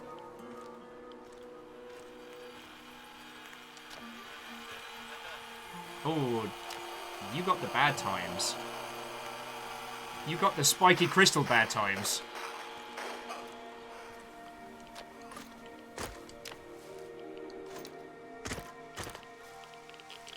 I don't want to tell you, friends, but I think Fraggle Rock's not going to be the same after all of this.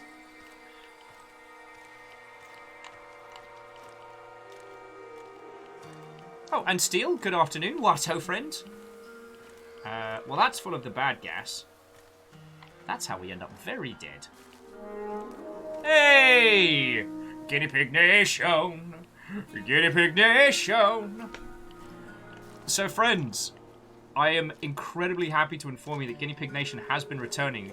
It was kicking off on Monday, and it was playing today as well. The Guinea Pigs have returned. There will be new additional guinea pig flavoured glories.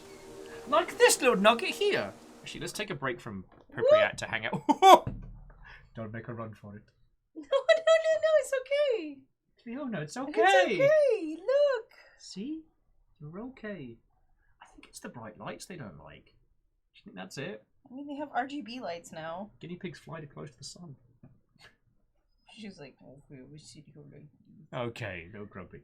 So Lizzie wanted to inform you, 1, all hail the Queen. 2, Lizzie voted not to just outright murder someone earlier. Oh. He still died anyway. Oh! Crowd voted. Why? Just. Or is it because it's warm in here? Because it is very warm in here. Are you being sassy? Are you being sassy? Little one, hope it's all. You're being sassy. Here. But say hello. Okay, say hello to the peoples. Say hello. These are the peoples that keep us alive. There you go. Yes. So, friends, if you want to follow Guinea Pig Nation, you can observe this very nugget. Yeah. In their natural habitat with some smooth jams. And she's like, no. I know, Okay. she's already done her work for the day. Okay. When the nuggets don't wanna.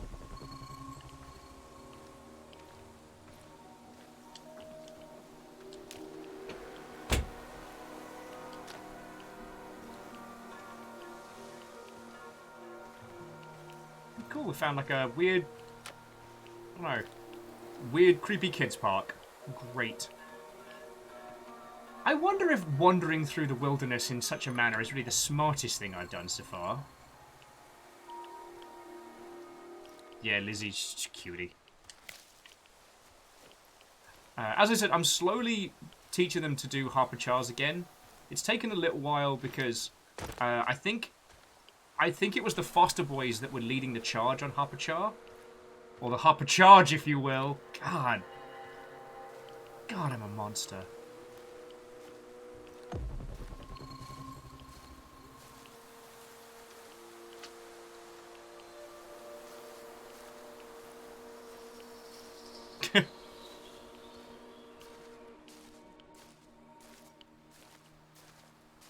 Wait, are we not just here?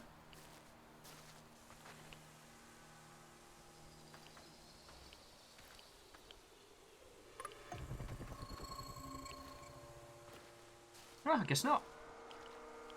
And there's some goodies underground as well. Lovely, lovely. See, ideally, we'll get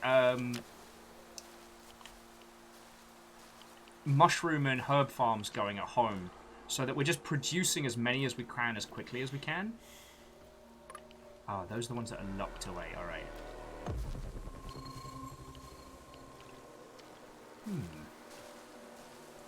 It is this curious thing of I wonder how frequently resources are refreshed as well.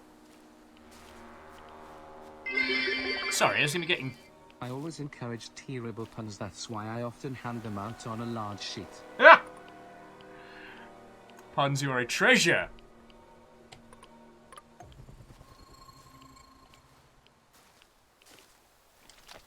Oh. Well, Steel, I think everyone here has done their time in some crappy jobs, so we got you. Have a cider, you've earned it. This is a Chernobylite. A Stalker No Man's Sky mashup, for lack of a better term.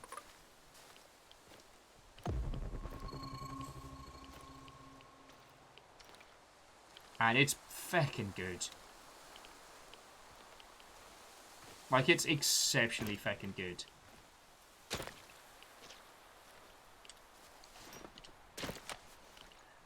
So far, we've met one... Well, we've had one call from one person, and we've met another.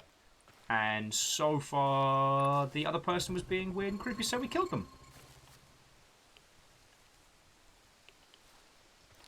J-Post, the timey-wimey is going very well. We've only done a little bit of time fuckery.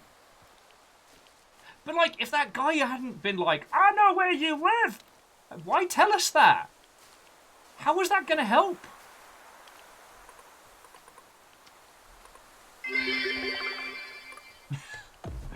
And the Yaldum is yours, J-Post. Sorry, I just saw J-Post. Mine.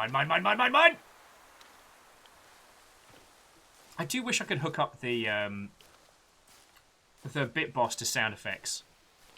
And Baron Sheep, what-ho? Good afternoon to yourself.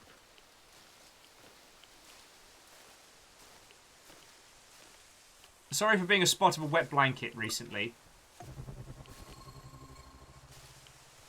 Oh, free herbs. I have been mentally exhausted since the charity event, like in a good way. But like, I tried playing the Vidya games, as people would refer to, and so far I've had no luck. Like, I just don't seem to have been able to kind of like get my ass in gear to do so. Hang on, did we check this area?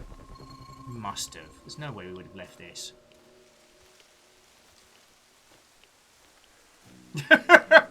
A stooge, that's fair. How do I get below ground? I have no idea. Works out how to do it. Nope, nope, nope. You're not wrong.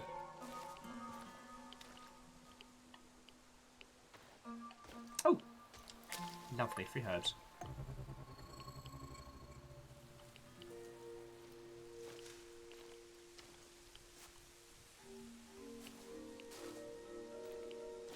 Just grabbing some extra mushrooms on the way out.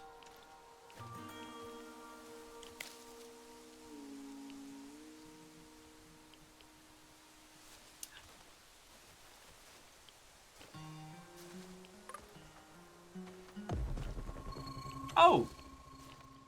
Steel, there's nothing to apologize for. Okay, so this game is Chernobylite. You play a doctor trying to break into the big reactor inside Pipriat because of time fuckery reasons. You attempt to do it at the beginning, and you are woefully underprepared, being a scientist.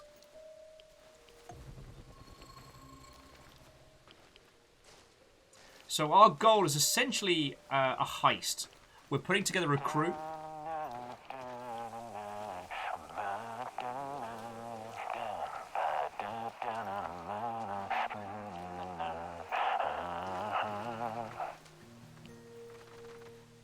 Gotta hope the guy behind us doesn't come walking back down.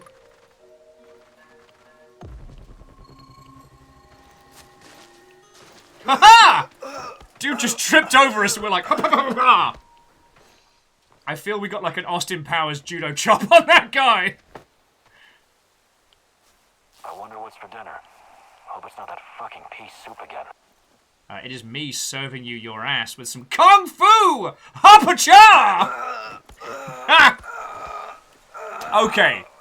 So, it's a first-person, like, explore and survival game, but with almost like a This War of Mine style, like, base building and, like, team management mechanics. And it's very clever. I'm really enjoying it. I know this is definitely strong on the personal tasteometer. Also, don't worry, they're not dead. They just got the rapid judo strikes of my... Oh, nope. Nope, nope, nope, nope, nope, nope, nope. Darn it.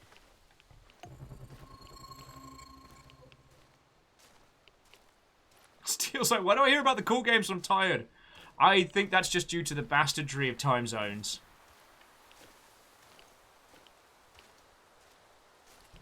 Alright, I think this is as much as we're going to find on this run, so let's use our magical portal time gun and go home.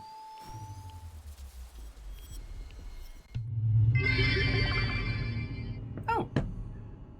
So friends, I looked into it, and while I still can't work out what Coil actually is, it appears to be like a group share subscription service for streaming peoples. I still don't know what their business model is or why it would be good for anybody. But someone here uses it, which is why Coilbot comes in intermittently and gives us like a couple of dollars. Alright. Food. Distribution.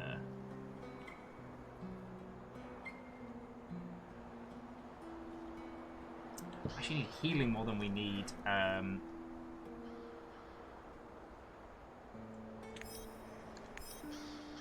Yeah, regular ration amounts for everybody.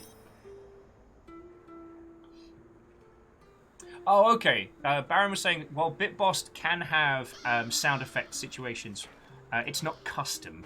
Oh, and Steel, have a lovely rest of your evening. Welcome to our little base. It's covered in sunflowers. Because Will's allowed to do whatever he wants with it. Alright, so here is food and leftover munitions. Do not need that much in the way of...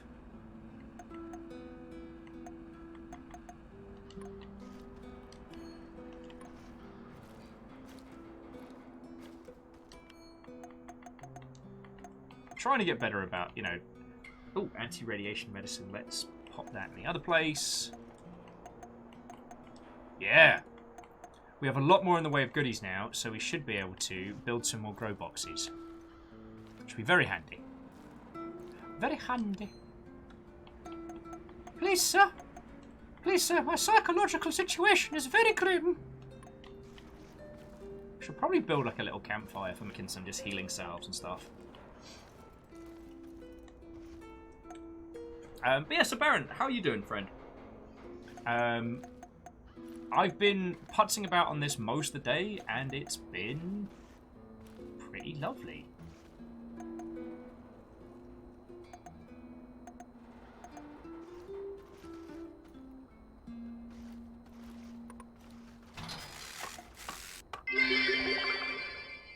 Okay, the nuggets reminded me of one more joke. What did the vegans say when they decided they could eat plant-based chicken nuggets? No harm, no foul. Sorry, it's probably a tender subject.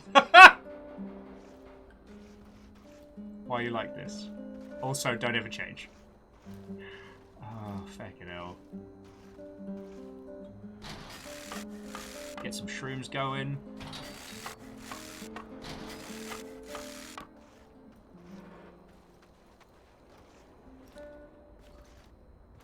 Pun Spectre, thank you for the 100 and the fucking glorious jokes. See, on games like today, days like today where I'm not hungover, they give me life. They give me power. That joke will probably be stored in my psyche somewhere and then unleashed on some poor, unsuspecting bad word later. Narrow says this game has base building. Can't play it, never finish. Well, that's the thing. You've got to go out in the field to get the resources to keep building the base. I'll put a little... Let's put a little camping stove here.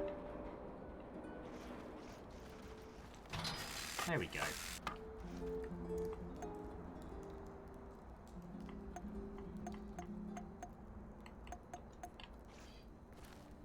Yeah, imagine this, but underwater. What kind of a game that would be?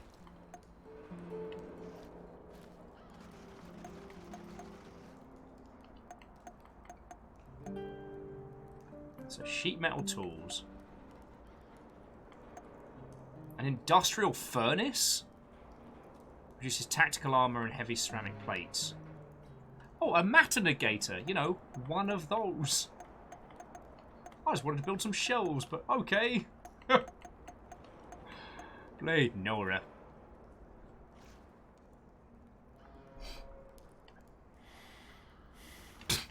Fred, why are you going to call me out so hard? Fred's like, this but underwater? You'd never even start playing. You'd just be chatting with the audience for 2 hours. I like talking with you lot.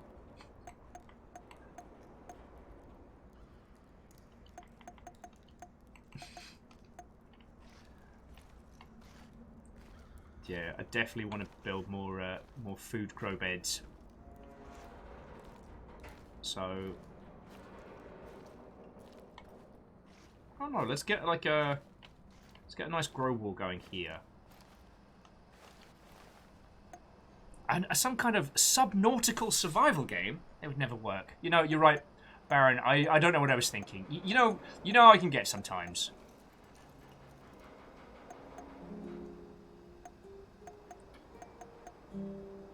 You know, you just get those kind of ideas that take a hold and just don't let go of you.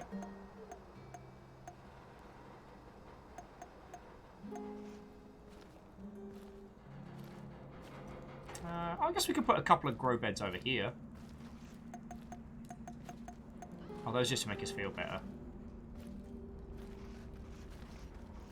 I do like the sunflowers. Filling the base with sunflowers makes everyone happier. This game feckin' gets it. Pop a couple of...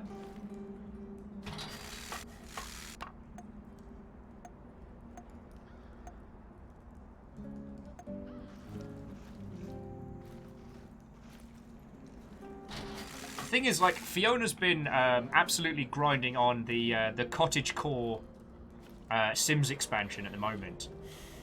Which, the idea of sitting and playing The Sims, I've played it in the past, I've never disliked it, but it's not my jam.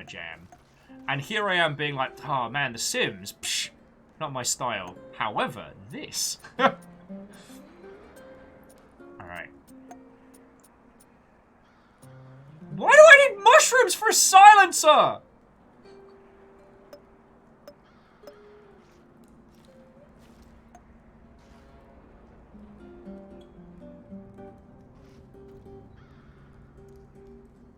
Alright, I'm scrapping this one because I want a silencer.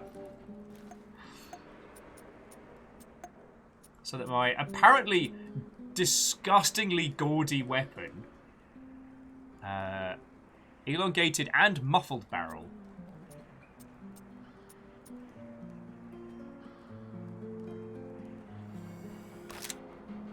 woohoo! I put a wee scope on it. Oh, a nice red dot scope. I'll take it. Why is my gun so hideous, though? I'm struggling to understand it. And the sniper scope requires herbs. Oh, no, Fearless, you're right, because you need the hallucinogenic properties to have the inspiration to do crafts. Alright, that's it's hard to argue with that one. Okay. God, it's hideous. Caffeine's like, what is this abomination? I don't know. I found it in a weird abandoned building, Caffeine, and I'm working with what I got. You know, I'm stuck in the zone. I'm a little bit scared. I'm a little bit afraid. Just gonna start making some salve.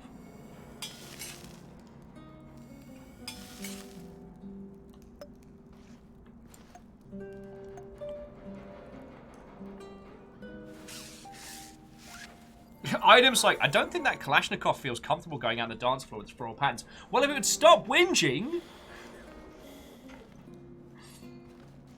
Oh, lordy. Alright, is there anything else we can build right now? Any extra creature comforts?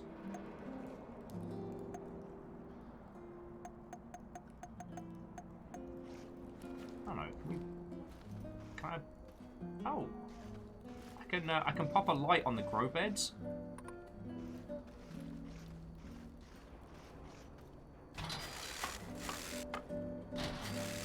Oh, that's cool. And because we got lights on the mushrooms, that makes us feel happier.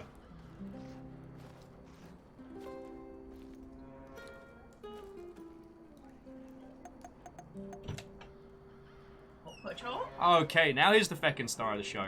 Alright. You know I've never given you heck about The Sims, right? That's hello, big man. Would you like to meet my base? Hello. This is our little base.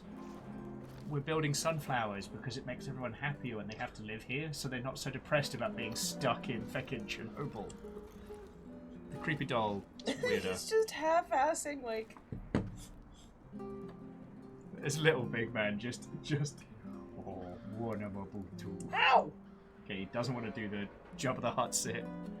And I've got these little ears coming to say hello. Okay. We prefer here. Oh, and to the Noggin Bonker. What, ho friend, how are you doing? This is Baroon, if you haven't met him. He is our eldest, and he is my little big man. Oh no, he's my little cotton nugget. I haven't given him cuddles in ages, I need to change that. Bring me solo in the letters. Oh, yes. So fucking cute. Wanamabutu salad. Wanamabutu salad. His little hair is messed up. Ew! I'm salty. Oh, so I've been yes. outside, so everything like tastes good to them. They're like, ooh, human salt stick. Hit you. I just figured I'd bring in another nugget for some cuteness. Yeah, no, I love spending time with the kids. The game is very, very good. I don't know if it's very interesting for people to watch, but I'm having a great time with it. Oh, he puts his little paw on my ear. Okay. You want to say goodbye? Okay, say goodbye. Say goodbye to everybody. Say goodbye. Okay, bye. Okay, bye. Little big man, you're a treasure. I know, it's very toasty. Welcome to my life! So Nogibog says they've seen people talking about this game. It's very, very good. It's evocative of This War of Mine and classic Stalker. It's got a semi... You know what? I think calling it a roguelite might have been a bit of a misnomer.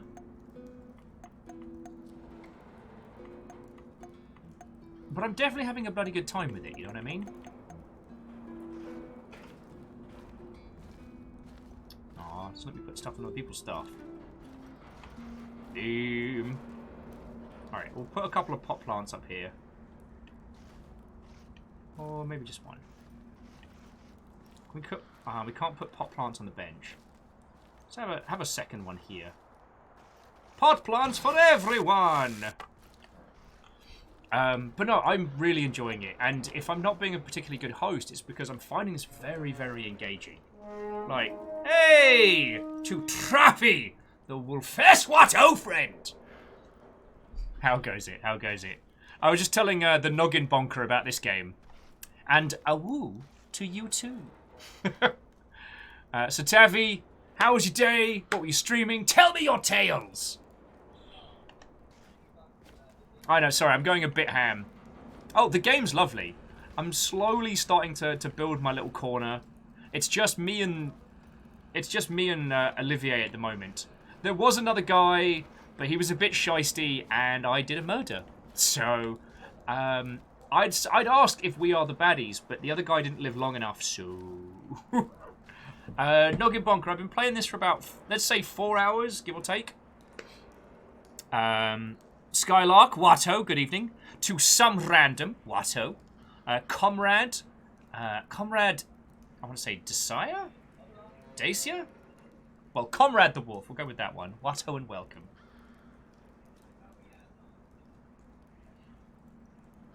But I'm really enjoying this. Initially, its introduction is very formulaic for what feels like this kind of game, but I'm having a great time. We've got a couple of grow beds going now, so we're growing some shrooms, which should help with the shroom shortage, and we've got herbs and a bit of food. I had to go on a story mission last time, so we had less food coming in. Alright, I got it right the second try. Okay. So Tavi says today was wild. Had an appointment for GCS. Oh, lovely.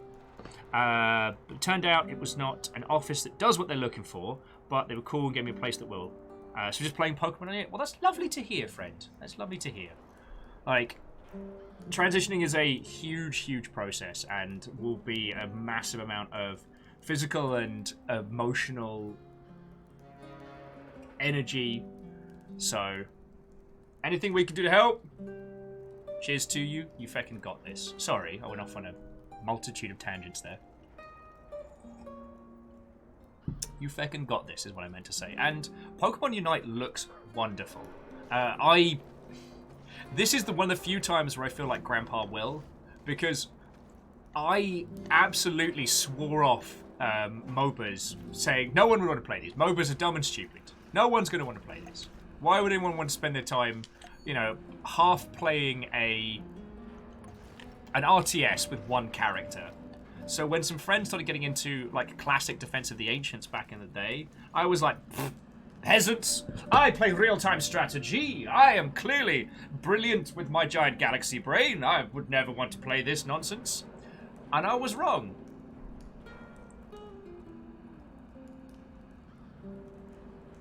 Oh, and Tabby, that's real good to hear. Both HRT and that Pokemon Unite is fun. Now, Tabby, I was obviously wrong about the MOBA explosion, and it wasn't until I got hands-on with Smite that I really came to understand why that game, why the genre is as powerful as it is. And it's nice to see some fresh new moves. Although, what continues to make me smile is how Nintendo do this thing where they wait like almost a decade after everybody else has rushed to a craze, and then they do it. So they did mobile games after everyone else, and now they're doing a MOBA after everyone else. And the thing is, they're going to succeed at it. Like, they've done the slow and steady wins the race. Oh, and Skylark's been playing some New World. Lovely. Thor brought a crew in earlier, and it was lovely to hear that people have been having a good time with New World.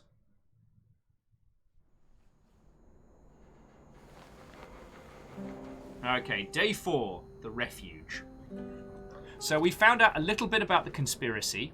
I won't spoil anything for people looking to come in fresh on this one. We've heard from 2 NPCs and we've met one. Although I am a little irradiated.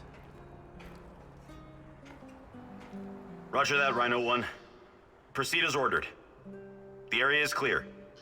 Do you copy? Lima Charlie, Bluebird. We'll get to the target ASAP. Over and out. Posing as the enemy. You're playing a dangerous game, Olivier. I know what I'm doing. I've learned their code names and routines. Knowing your enemy is essential. Approve of the scheme. Of course. Clever. We need to get the upper hand over NAR whenever we can. Agreed. I wasn't trained in cracking codes, but I know how to crack people. And this radio works perfectly with NAR encryption. I discovered something that may be of interest to you, Igor. NAR is sending a team out to locate some old KGB documents. Could be related to what you're looking for. Sounds like a long shot, but it must be important if they're sending a squad, right? My thoughts exactly. Also, it looks like there's an old Soviet installation beneath the Emerald Resort. I know the place. Young pioneers used to have their summer camps there and play games. Okay. Yeah, and the KGB was playing a different sort of game just beneath them. Underground. I'll check it out. Anything that might get me info on Tatiana is worth a try. Just, keep your feet on the ground, okay? Good luck, Igor. Tavi, this is curious because it doesn't do the Fallout thing. You don't have a base and then walk off into the wilderness and just come back. Each day, you can do one mission in one part of the zone. And you send the rest of your squad off doing operations. In fact, I'll show you now. Actually. All right, Igor, what's next? No. Nope. All right, so we pop our binoculars on.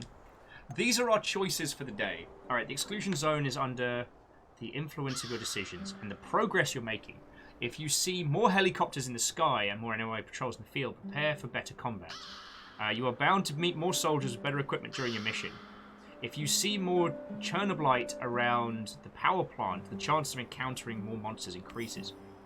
The passive time also affects the exclusion zone. It becomes more and more radioactive, and the increasing amount of Chernobylite particles increases the frequency of storms. Build special machines in the zone to counteract these forces of nature, or even completely reverse them. Okay.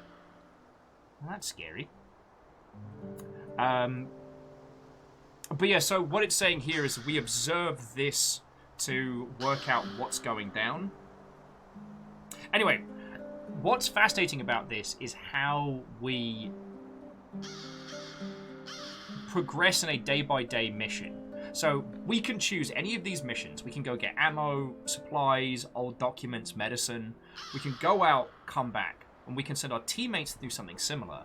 And if we look at Olivier's skill set, so like Olivier could absolutely go and get us more munitions, but we're actually doing great for ammo right now. So it'd probably be better if we send him to go get medical goodies. We could go get the old documents from Kapachi, though I'm more tempted to hit the Moscow Eye, mainly because we've hit Kapachi a couple times and we've picked it clean of like mushrooms and basics.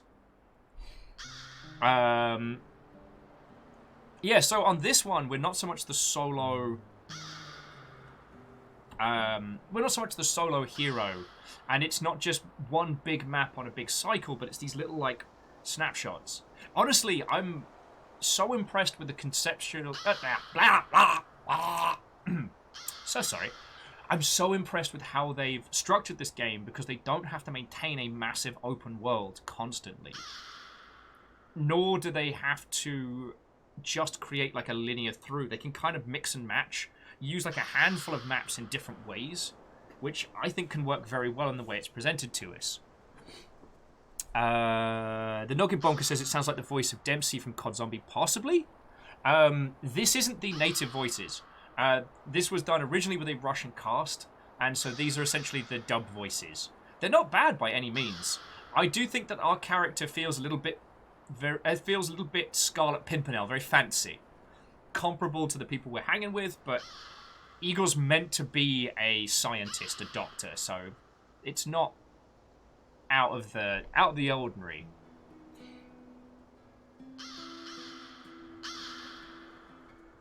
Oh, so Comrade, it's neither. We're here to do a heist. Actually, let me back out of this. So our job is eventually we're going to hit the big reactor facility.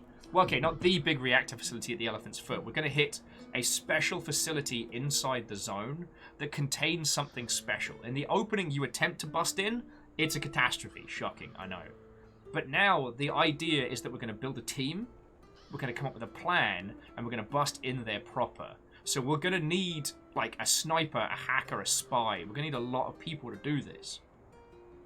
But if we wanted to, we could just make a beeline for it right the feck now. There's nothing that stops us. And I really, really like that.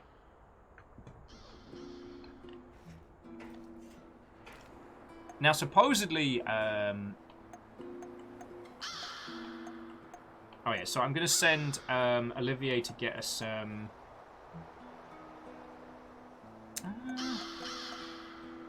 you know what? Some medical supplies wouldn't be a bad shout.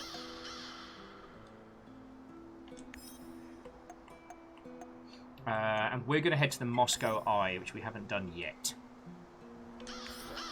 So this is a new area for us, and it will be something that progresses the story. We might meet a character that joins us, or not. We met someone earlier who was a bit shysty. However, he said he knew who we were and where we were, what our base was. And it was like, if you were just regular shifty, I'd be like, live and let live. Oh, also I let everyone vote on whether he lived or died, and everyone was like, wee.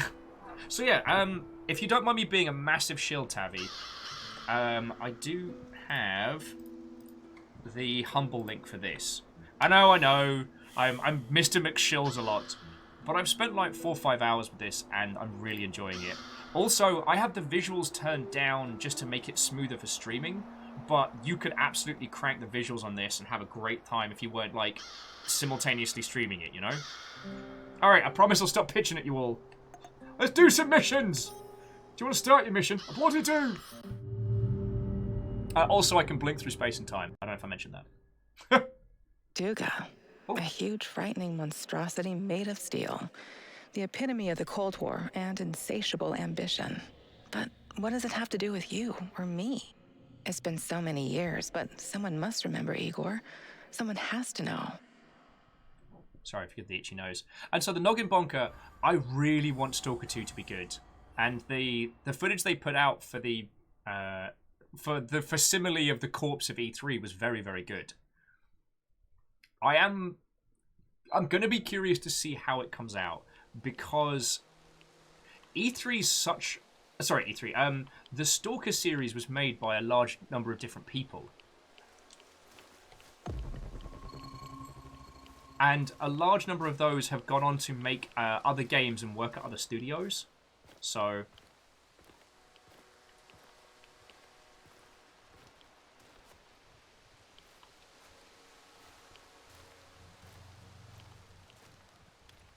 Oh, it's the trees creaking. Sorry.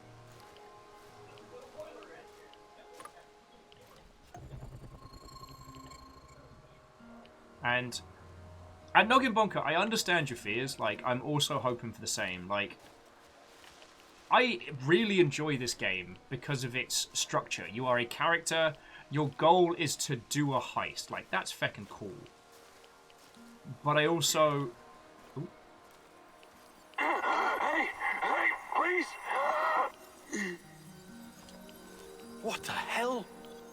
It doesn't look good, huh? How did this happen? Those things attacked us. The last one got to me. I blew its face off. And now I'm stuck here. By the way, can you spare a bullet?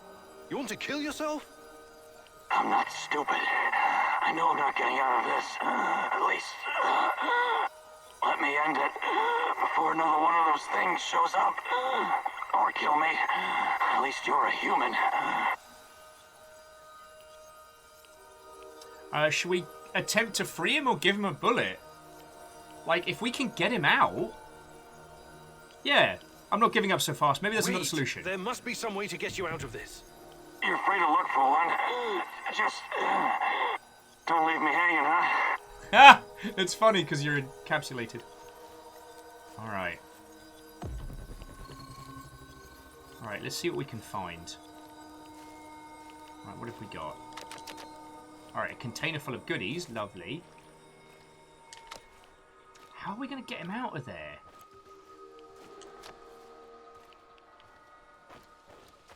Maybe we can build something to neutralize it? Oh, one of the other cool things... Woohoo! Level 2. You can build things in the wilderness that will stay there, so like little campfires and stuff. Hey! How you doing, bud? Well, I'll be damned. I was sure I was a goner. Thank you. Maybe be more careful from now on, hmm? I will. Listen, I'll remember your face. Hopefully I can return the favor one day. I'm the good guy now, apparently. Well, I'll be damned. Okay. Maybe. Okay, just don't get yourself killed, mate. And we got our first snippet of fancy good stuff. An incredibly rare substance in crystalline form. Properties currently unknown. Lovely. Sorry about that. Oh, and I apologise that I missed it. So yeah, so as Item says, shout out to the modding team. Stalker was made with a small team on a small budget, and they aimed big. And due to the passion of the team who worked on it, like,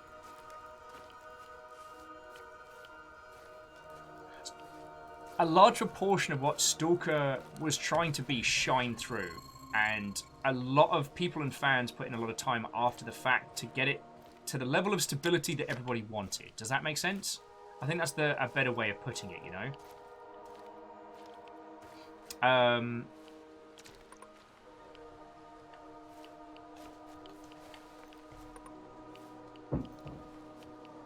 The Noggin Bonker played the Anomaly mod, and it was good.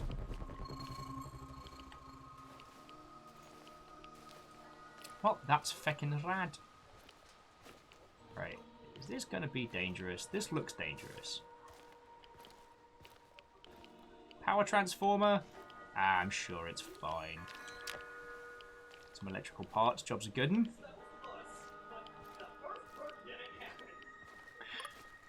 I have done some streams of... Oh! Gold chests to be bold. Oh, lockpicks! Darn it! Alright, let's go fishing. No! Thank you, creepy children!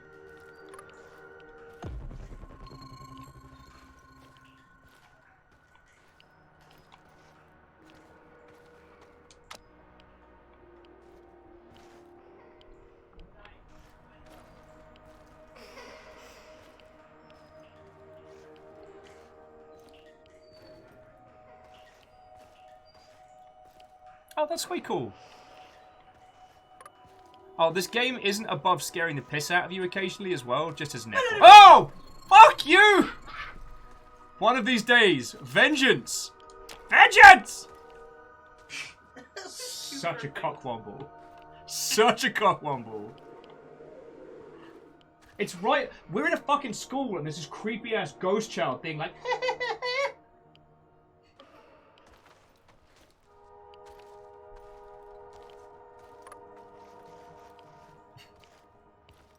Sorry.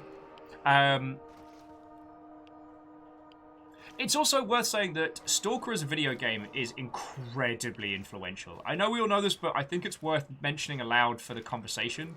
Like,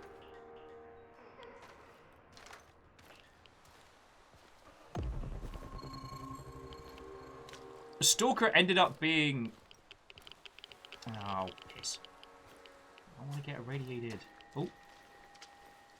Stalker ended up... I should have brought that goddamn power bar. I'm starving. Sorry.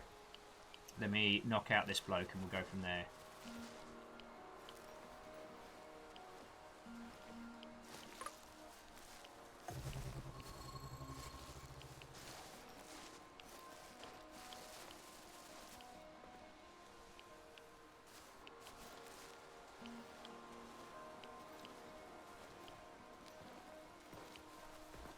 Alright. Don't worry, I'm not going to kill him. I could use a smoke. You could use a hopper char to the face.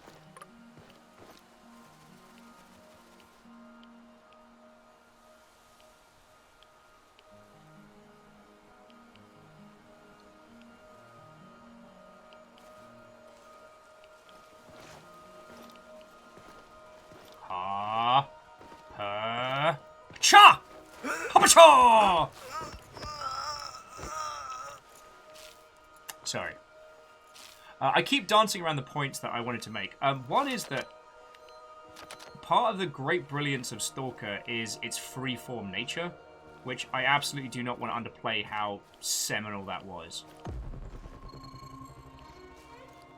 Because by my understanding, like, Stalker predates Fallout 3 and games like it. Like, they were doing the what if we had big open-world shooters before anybody else.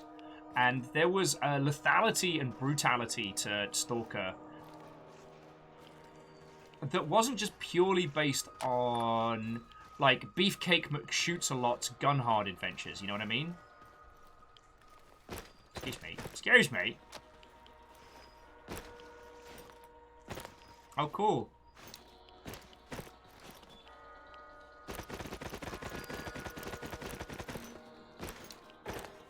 Alright.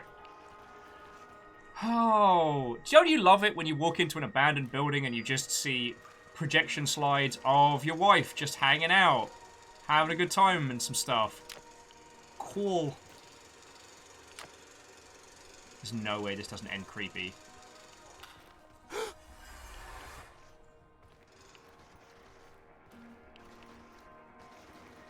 Well, this is bad.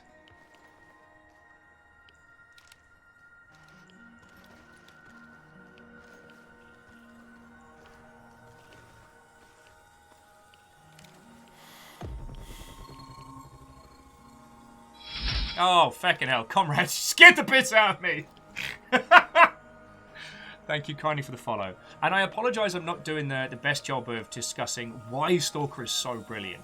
I mentioned it earlier in the day, but I wanted to mention it again. That the Stalker games didn't make their developer massive money, or the developers of it massive bank. So they did end up, like, basically being dissipated to the four winds of the video games. Yeah, hard agree. Getting big singularity energy off of this.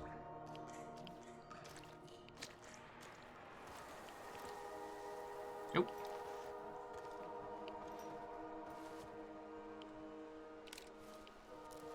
Also, I've really got to say, the console controls for this are way better than they needed to be.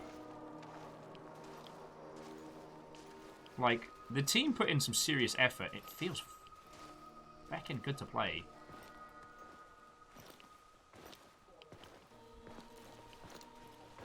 Oh, okay. Fearless, no worry. Have a lovely rest.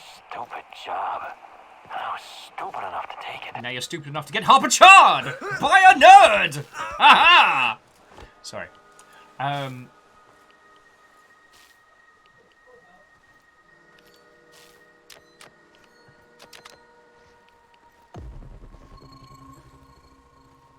I do think one of the important lessons to take from Stalker is how there's this whole thing that, you know, you can only launch a game once, right? Oh, what was it that Miyamoto's often quoted with? Oh, it's like, you can't unlaunch a bad game or something like that.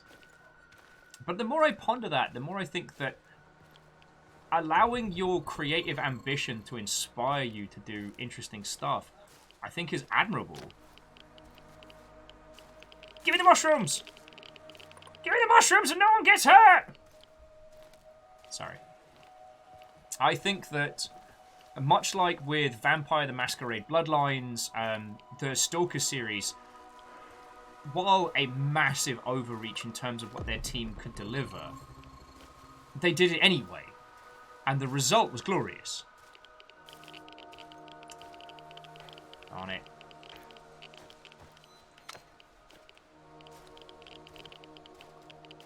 Well, on the plus side, we now have more chemicals to make more stuff. On the downside, our character is now incredibly sterile. Like, super duper sterile.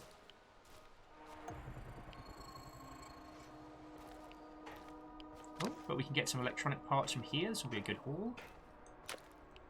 Okay.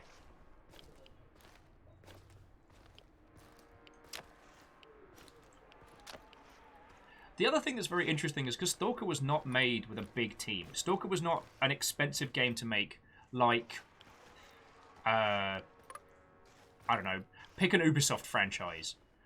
The Division. The Division is an incredibly expensive game to make, right?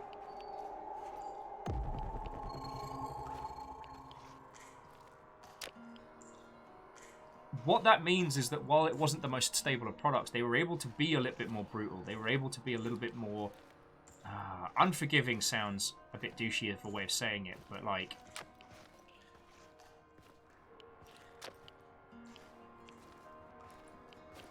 There was a... There's a style and a cadence to how they set up...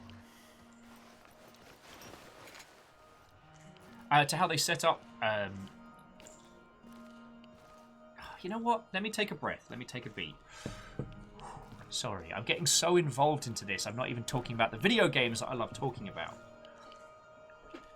Stalker feels like a living, breathing world, and that's something that a few open world games really managed to achieve. Like, you, at least in the first game, feel like Joe Anybody thrown into the situation and given complete freedom to do things as you want.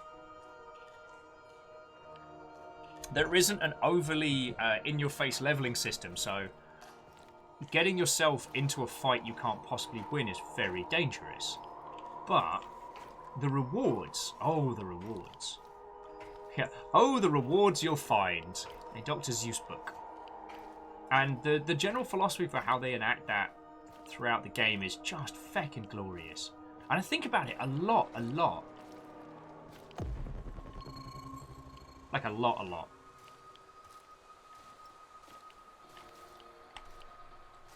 There's so many titles we wouldn't have if it wasn't for, like, Stalker as a franchise.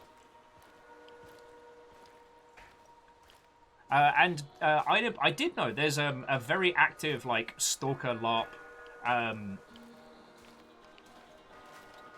One of the friendos who was in earlier in the day does a system like that in the UK. Like an S-off LARP system. And it's fascinating. What's really cool about... Oh, you mean people actually going into the zone to LARP? Oh, feck. I wasn't aware, but nor am I surprised now. You know?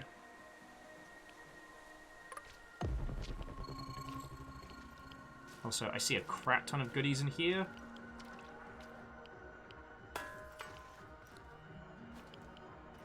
Well, that's bad.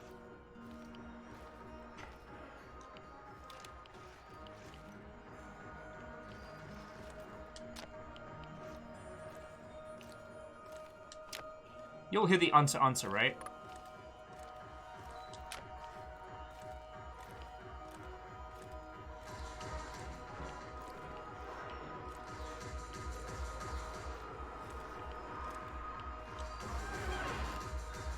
Oh! Hey, my brother! Stop right there. You're on Pripyat Bradfa turf now. What? Where? Bradfa. Pripyat Bradfa. You must be new here, huh? A tourist? What's your name? I was living before... I don't feel like explaining my past to complete strangers, but yeah, I'm a green bean. Yeah, I'm a tourist. My name is Igor. What's going on? Bradfa runs this place, that's what's going on. Pripyat Bradfa. And you will obey the rules, Igor the tourist. What is this? Bradfa? Bradfa is Sasha, Grisha, Oleg, Vova, and Aloysia. And Evgeny. Interesting. And where are all these guys? Let me think. Sasha got arrested. Grisha was shot. Oleg fell to his death. Vova drowned. Aloysia overdosed. Only Evgeny is left. And I take it that Evgeny is you? Evgeny is me. I'm the last man standing. I'm the Pripyat Bradfa now. I made the rules. You got it, tourist? Yeah. You know what? I'm fine with this. So. You are gangster lord of your tiny... Good. I like you already. Just remember the #1 rule. Don't fuck with us. Nobody fucks with Bradfa. Tourist or no. It's you. You know, you listen pretty well. I've decided to let you join our gang. Yay! You can be my second in command. Workplace promotion! Thank you. Let's have a chat with. Let's. You mentioned something about trade. What kind of things? I don't know. What do you mean? I never open them, so I don't know what's in them. That doesn't make any sense. My loot boxes are like a box of chocolates. You never know what you're gonna get. The gangsters are selling us loot boxes. I know. Ksenia told me I was the biggest phassologier in our neighborhood. It's very simple. 1 food ration for 1 box of loot. 1 box a day. Igor, we just met, but I feel like I've known you for years. You're like a brother to me now. Have a free box of loot, on me. But don't tell anyone. It's a secret. A Bratva secret. That's lovely. You mentioned something. What kind? Sorry, Igor. Come back to. All right. You can help me, friend. Tatiana. A beautiful name. She sounds like a beautiful woman. Tell me, you have some photos? No, I had one, but, Too bad. I've never heard of her. She's your woman, right? Love. I was in love once. Ksenia. Oh, what a woman she was. She promised to cut my balls off if I ever betrayed her. And did she? What a funny guy you are. I really like you. Nah, she didn't. She dumped me. But she said I was too smart for her. So... anything interesting going on around here lately? Okay, I know nothing about the Bratvas. Happening in the power plant. But so Those far... NAR fuckers have been running around like crazy lately. And there's this creepy fuck with a black mask hunting for something. Whatever it is, it's bad for business. Yeah, he leaves me alone, but he scares my customers. So you do have other customers? What did I just say? That fucker's been scaring him away. If it wasn't for him, this place would be busier than the Izmailovsky market. Yeah. Tavi, this person is a character, and I kind of want him to join our team. I better be going now. Bratva forever, Igor. Peace out, dude. Peace out.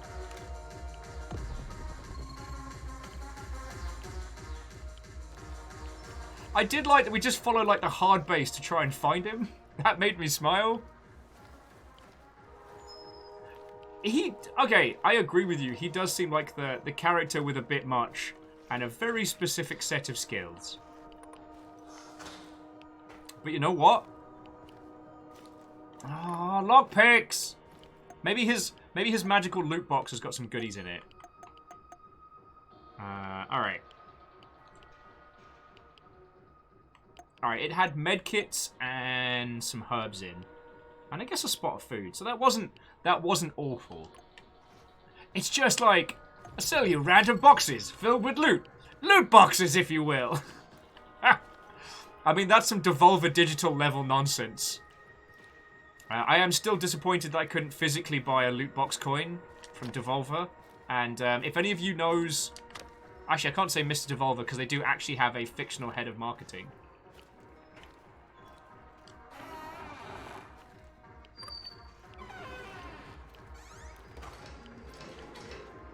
Yo, did that door just lock behind me? Let's get the gun out.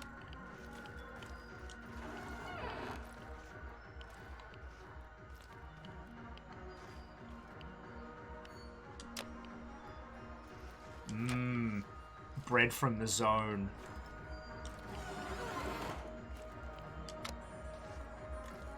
Guess we're going up. There's no way this can end badly. Goody! I'm in danger!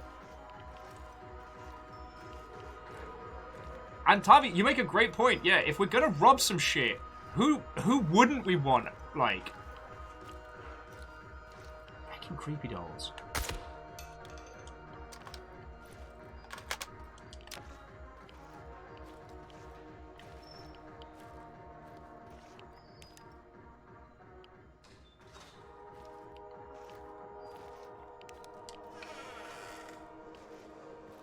Oh, this is a terrible fucking idea, isn't it?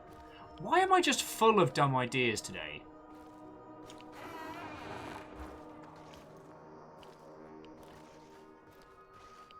Alright, the fact that this television didn't just spring alive and try and eat us, I think is pure dumb luck. The next person that goes through there is getting the full SCP treatment, you know what I'm saying?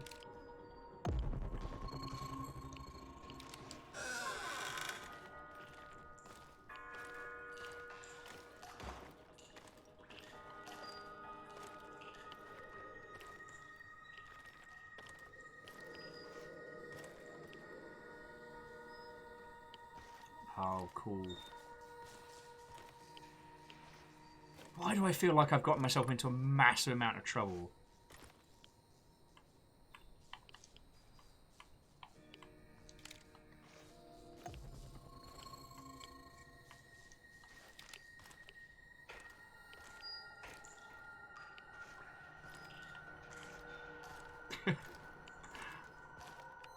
I'm in danger!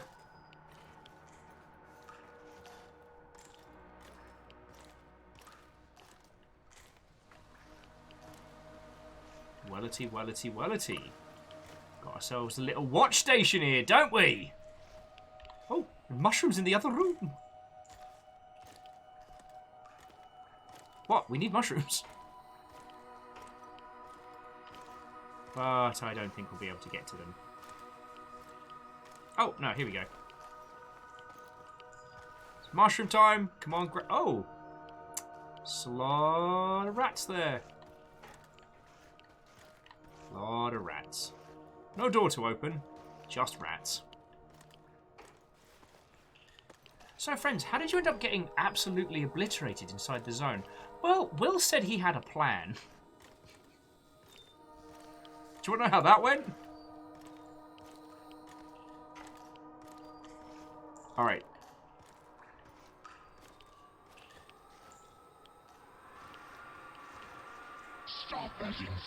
Yo! Okay, Harmonious, that's feckin' cool of you. Thank you, friend. Harmonious gifted a sub to Tavi.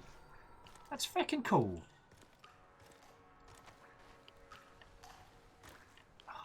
I would usually be far more conversational than we are at this very moment. But right now, I am consumed with really dumb ideas. Oh, okay, so later on, we can get an anti-Chernobylite burner. So we can burn that stuff away. Should be very useful for us. Oh, and this is where we were at earlier, so job's a good one. I didn't get so horribly killed! I'll accept my medal now. For service of not getting everyone brutally murderized by monsters, Will Overguard gets the green numpty.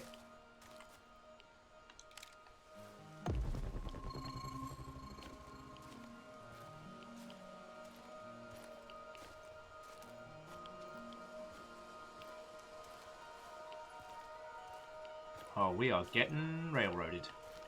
Sorry, I shouldn't say it like that. There is shenanigans afoot, and they are carefully taking us through it.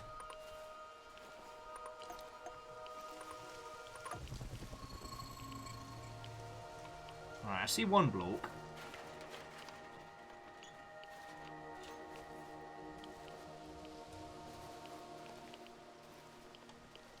Oh no. Oh no, I might have biffed it.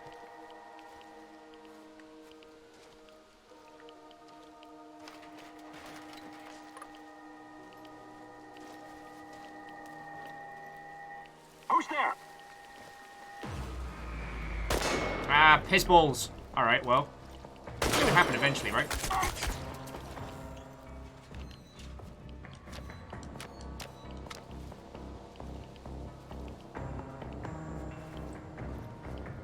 I have made a grave mistake.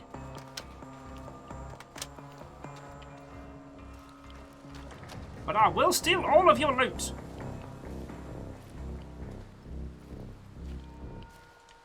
Alright, so if there's anybody about, they're going to be searching for us.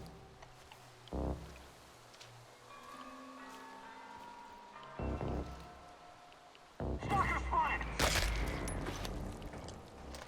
Sorry, what? Friends, did you hear anything? I didn't hear anything. It sounded like someone said a very bad word at us. No, they wouldn't do that. That would be very silly, wouldn't it, friends?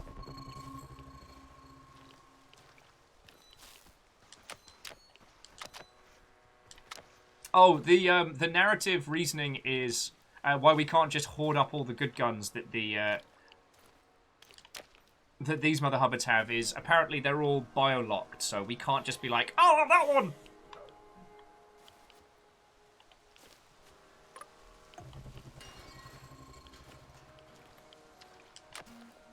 Some more materials, some more goodies. Oh, this is right good. Oh, and a spot of mushrooms as well. Yeah, kind of like, yeah, the aliens in XCOM. It's not a perfect solution by any means, but it's definitely on the lines of, like, I'll take it.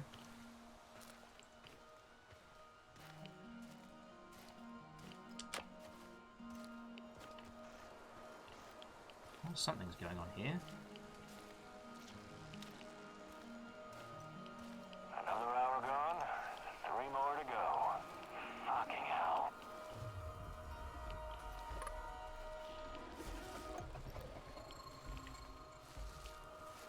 Oh, there are monsters in there. Fuck that.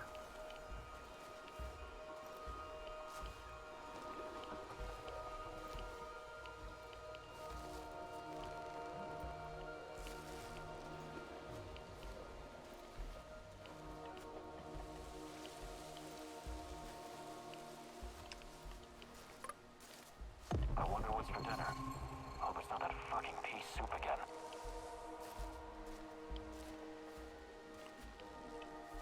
Woo! If you'll excuse me, I need to go do a murder.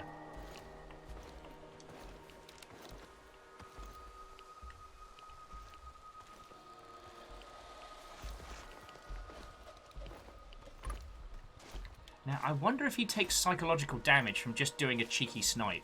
Or I wonder if it's like the physicalities of actually, like, stabbing someone in the jugular.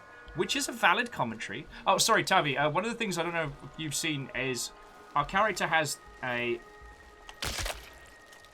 No? Okay, they are psychologically fine with just doing a murder like that.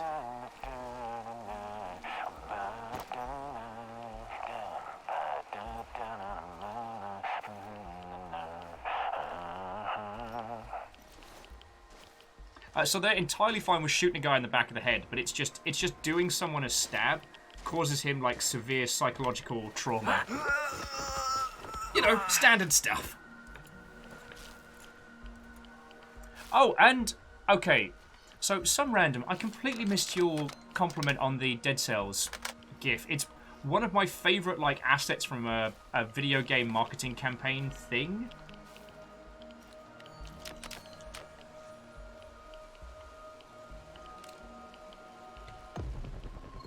Like, I'm a huge fan of doing animated trailers for video games because I feel like it shows off the heart of it without pretending to be like...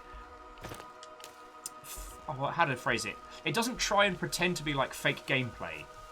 It is what it is. You know? Alright, there is something big and feckin' angry in there.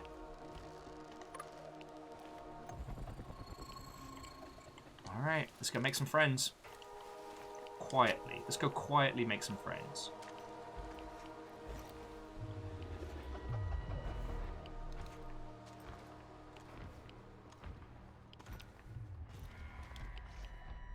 Oh, you bastards. You're going to jump out at me. I know this.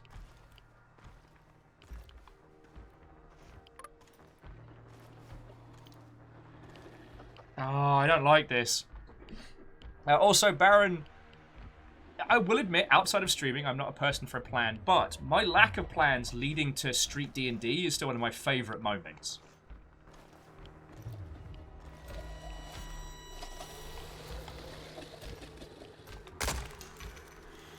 Oh, thank you, magical chair.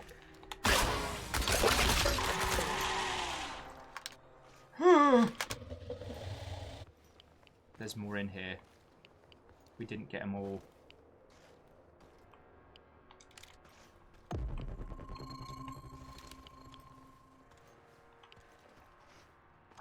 Oh, you're going to feck up my day somewhere, wherever you are.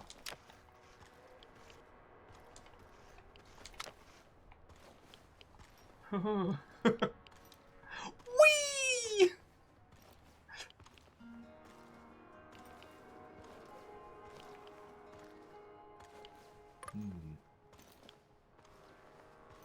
I wonder if there's a downstairs I haven't found.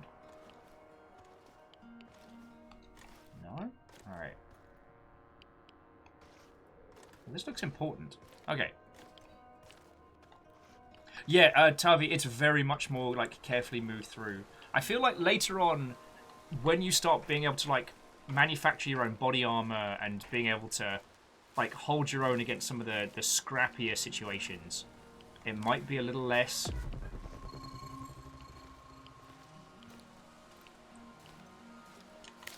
Carefully, a little bit more daka. But I think this is one of the other reasons why I don't tend to play a lot of these games with friendos, is because I like to play carefully. I'm not a daka player as standard. Oh, clearly ill-advised mushrooms. Wunderbar. Oh, and Quasi, good evening to you, friend. How you doing?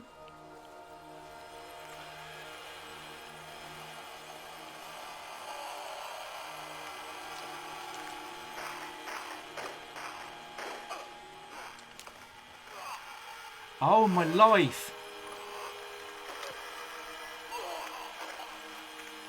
The radio isn't another radio. The radio is their last moments. Okay. That's feckin' haunting. That's feckin' cool, but feckin' haunting. Of course we need a bloody lockpick. I have a machine gun! That's a great lockpick! I was trying to work out what the static was coming from those, right?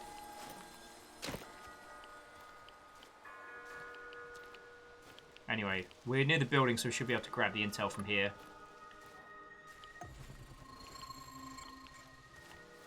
Tarkov's Daka. I will say, this isn't as unforgiving as Tarkov. Like, enemies have health bars, and the game doesn't seem to want to hurt us actively. Does that make a weird sense? Oh, this is a terrible feckin' idea. Wiretapped music box. Wait a second. This is the same music box I gave to Chana for her birthday. What's this? There's something clipped to the inside. Is this a bug?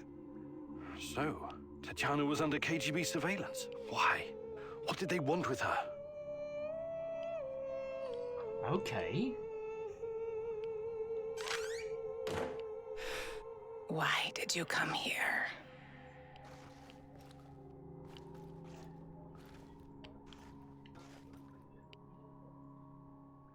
I'm sorry, I'm waiting for her to shit up our day sideways. Recognize it? You wanted to talk. Let's talk. Not with me. The old fella wanted you to see this first. You're running out of time. How did you get it? Not here. Meet me in the building next door in a couple of minutes. This just keeps getting better and better. There's no way this is a trap at all! Alright, I'm going to take a quick little breather just to chat to you lot, because I'm getting really fecking absorbed. Look, there's our creepy dead wife! Or maybe displaced out of space and time due to time portal fuckery. You know, standard stuff. So, how are you finding this, friends? I find it's hitting all the beats that I love. I can play it in spurts. It's not like with a Fallout game where you're suddenly just confronted with the whole wasteland at once. And it's doing some interesting stuff. I wouldn't be surprised if Tatiana's character is reflected by our actions. Like, if we're a bastard, then Tatiana is just this loving, caring character who we failed. Or if we are, like, Mr. McDoesn't-kill nice guy, which unlikely at this point, then it turns out she was, you know, a KGB counter-operative or something. You know, the telltale way of telling stories, where it reflects it back on you rather than talks at you. Does that make sense? INM says The Curious. Is this out on consoles or is it on PC?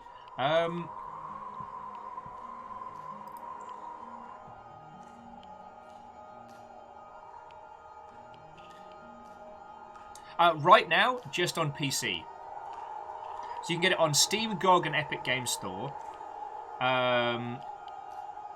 However, on the 7th of September, this will be released on PS4 and on Xbox One. So there you go.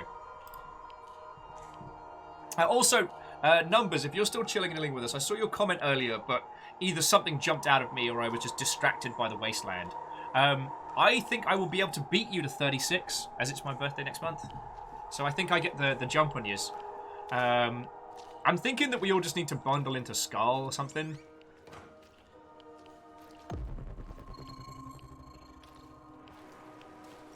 Oh, cool. Disappearing spooky girlfriend. Oh, good.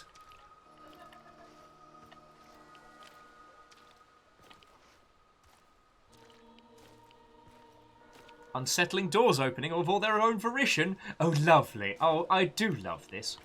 Wait, no, what's that other thing? No, thank you, Satan. Yeah, that'll be it. How the bloody hell am I supposed to get inside? Oh, no, different... Oh, no, I'm sorry. It's a different building up road. I got lost.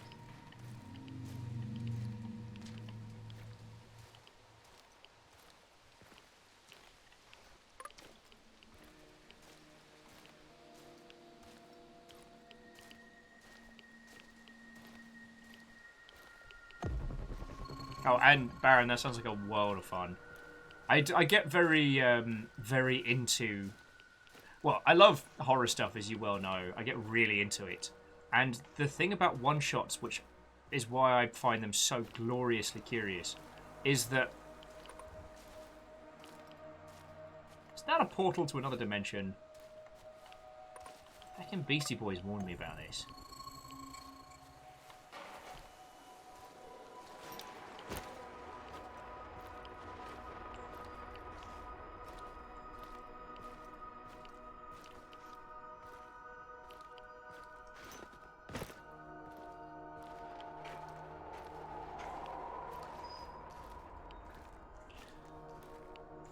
Talking about poor life choices.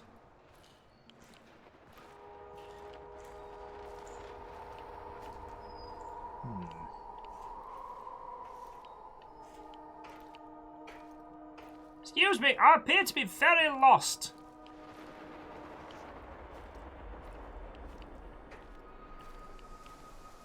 I guess we need to get up on the roof somehow? I can't help but notice that building's glowing green. Now, I've not been in Pipriat very long, I tell thee, but that would strike me as a very bad thing.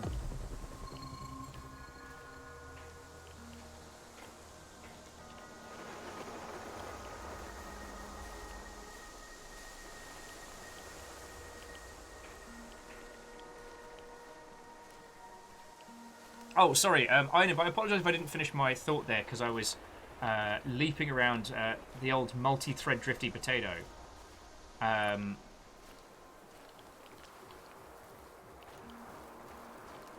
reason why I think that the horror one-shots work so well in tabletop format is that, unlike an ongoing campaign, there's an implied lethality in a one-shot that is difficult to put into...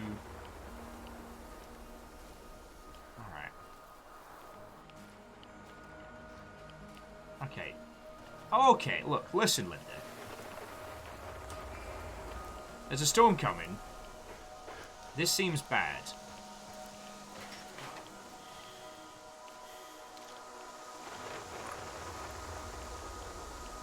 But it seemed like scary, creepy dead wife was outside here.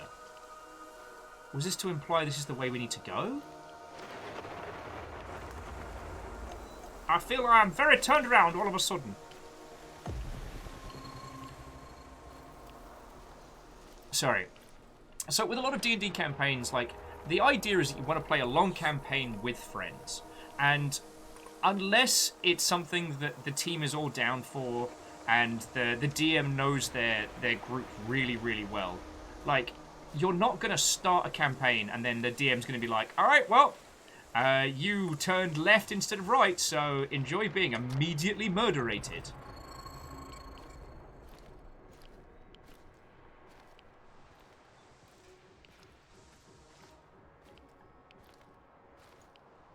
Alright, here we go. So now we're on the right floor. It's a kaleidoscope, innit? Oh, Ratman. Not Ratman?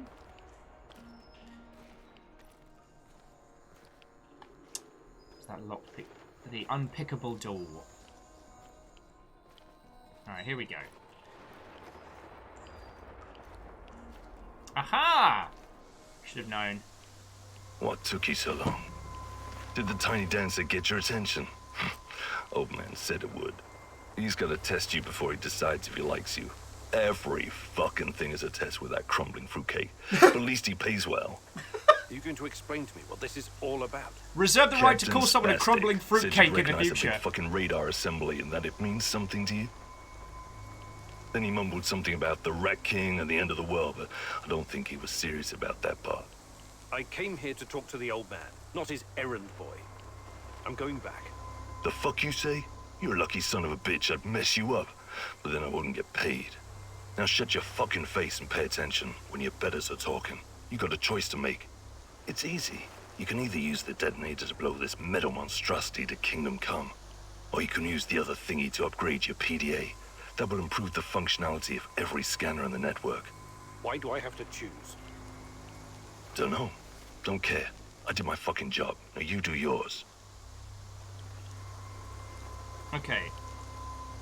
Ask about his identity or some of the options. Okay, you're a babu. I don't need to know about you. Alright. So, you want me to either blow up the Duga Raider installation or take this upgraded thingy instead? I don't want you to do anything. I told you. You just listen. It's him. Personally, I don't give a tot's fart what you do. My job here is done. Last piece of advice. This guy is crazy loco, sure, but there's always some kind of reason behind what he's doing. So, ask yourself, why would he want you to make this choice?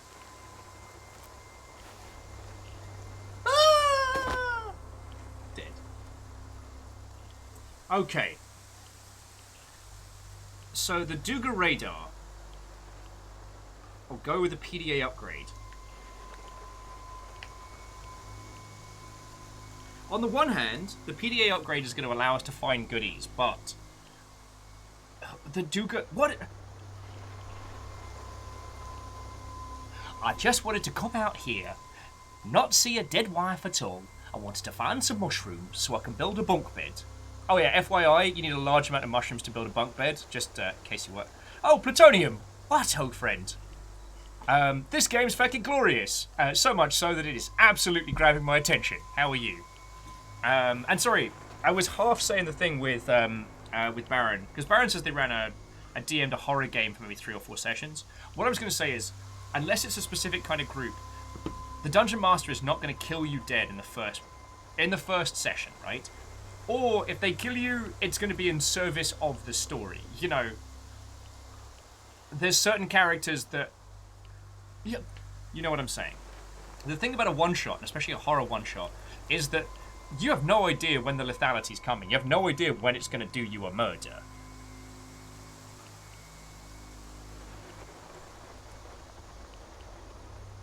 And I think that adds a great amount of tension across the board. Does anyone have any thoughts and feels? Because I wasn't paying attention to what the Duga Radar is.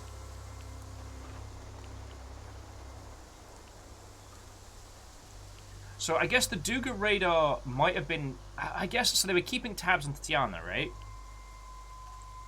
Radar is not surveillance equipment, though. I mean, that's just for... like... what, topography and finding planes in the sky. But currently, I don't feel like we need the PDA upgrade. And... what would Frederick Durst do in this very situation? Fred Durst would say, just give me something to break. Air horn sound, air horn sound. Oh, Camille says radar can find moving people and vehicles too. Alright. Camille, thank you for that insight. You've solidified it. In the words of Sir Frederick Durst, just give me something to break. Yes, I used that joke twice, but I thought, why not? We can get upgrades later. Air horn sound!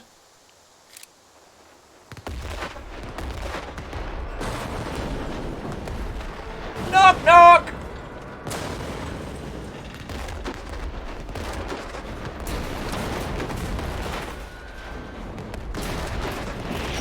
Oh, God.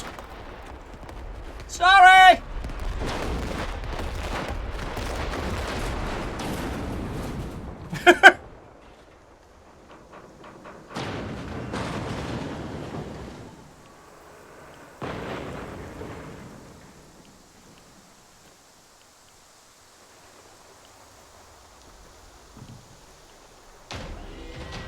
Woohoo! Oh, we got an achievement. Tiny Dancer. Oh, skill points. I am going to say let's get the feck out of here, though, because we picked this place clean and I've made a lot of ill-advised choices. So, let's get out of here. Through the time portal!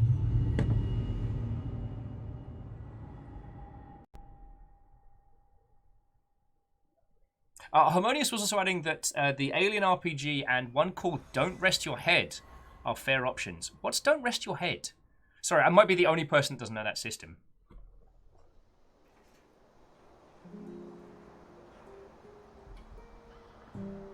All right, we did well, but we got irradiated, and Olivia's mission was successful. They got a couple of mushrooms and a bottle of vodka. Not bad. You know what? Not bad at all. Yeah, everybody gets... We're doing real well for, like, food distribution and generation. Ah, check it out! Okay, so friends, you see how there's more materials around the power plant, and how the stuff's bust in the back, and how there's helicopters? If next time we go out, there's going to be increased security, and there's going to be more monsters, so... We need to make sure we're feckin' tooled next time we go out. I'm gonna have this guy teach me to be more sneaky, though. Want to hang out for a bit? Yeah, good idea. Yeah, sounds good. Is there something you wanted to talk about? Actually, Why don't you tell me about yourself? You're from Canada, right? Yeah. My grandfather moved there from Ukraine when that was still an option. Huh. I grew up in a military family with military traditions. You might say my upbringing was as straight as the barrel of a gun. It was as much a curse as it was a blessing. Sir, my gun barrel's the only thing straight about Our fathers keep tormenting us long after they've passed. Isn't that so? You know what's worse than being raised by a control freak? Being raised by a control freak who's also a former army colonel and a goddamn millionaire. Sounds like you had a lot of expectations to meet. Oh, yeah. But whatever I did, it was never good enough. Not even after I made it into G. I'm sorry, I just read Baron's, I picked this place clean and I've made a lot of bad choices, is how Baron describes himself in a buffet. Everything hurts and I'm dying. More on this story in 11. DF2, the top of the top. An elite unit of the Canadian Army. But I wouldn't give up. I was relentless. I was eventually promoted to my own command, and then disaster struck. We were ambushed near Raqqa in Syria, and everyone was shot to pieces, except me. Every day, I think if only I could go back and change what happened. I'm sorry, Olivier. That must have been hard. It still is. I never went home afterwards. Everyone thinks I'm KIA. I'd rather be a dead hero back in Canada than a living failure. Well, that's quite a story. I know you'll find a way to deal with your past, Olivier. You're strong enough. And to dream it, you're right, it is kind of trauma dumping, but I think because we've been focusing on acquisition of items and things, I think at this point we would have had more people, but we haven't done that so far. Harmonia says, "Don't rest your head" is a very simple system mechanically, where players have stayed awake too long and accidentally broken through the barrier of sleep into a warped alternative dimension called the Mad City, full of surreal nightmares. I'm waiting for you to tell me this is a tabletop game and not my just general statement of being. The goal is making back to reality as they know it before they fall asleep or die and become nightmares themselves. Fucking yo. Do you think you could find some time? But I'll be... Alright, so stealth. Perfect. Follow me. On the one hand, I like that they're contextually teaching us things rather than just like hand waving. I'm going to share some techniques I learned, and during a mission, it's usually better. Let's start with some basics. Remember to stay.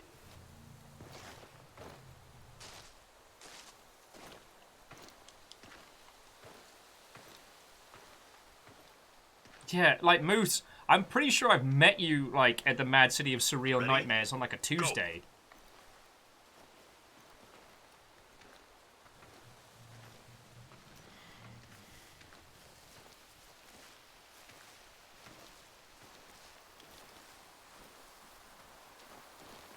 Alright, did he say we're supposed to take him down or just follow him about?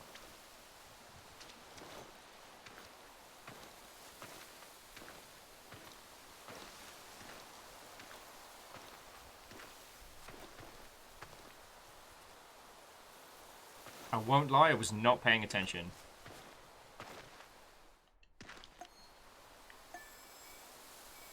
There is a map!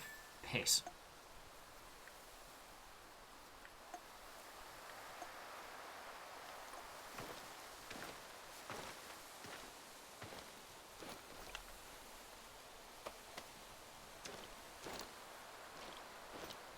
Well done, Igor.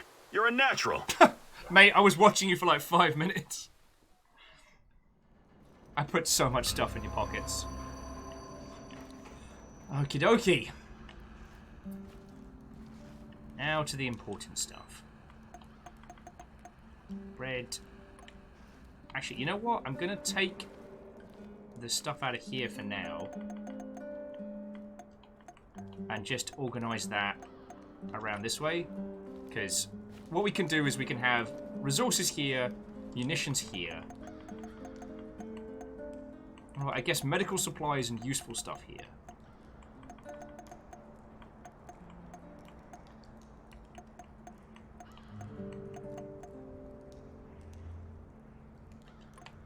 There we go. Sorry, that was me getting very, very into it. Dreamer, you're not. It's not too wrong. Like, this guy's not like. It's not like he's just been hanging out being our bestie best friend. We hired him for a job, and he's kind of sort of been with us since then. We don't even have a gas mask yet. We can stash him. Revolver ammo, rifle ammo, revolver ammo.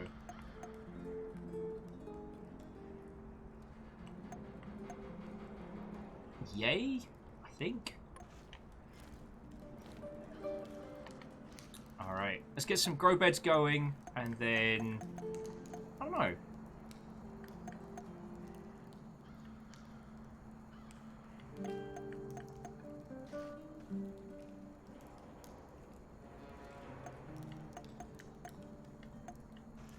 Maybe get a couple of nice more plants around this way. I do like plants, mate. Gives this place a nice homely kind of feel.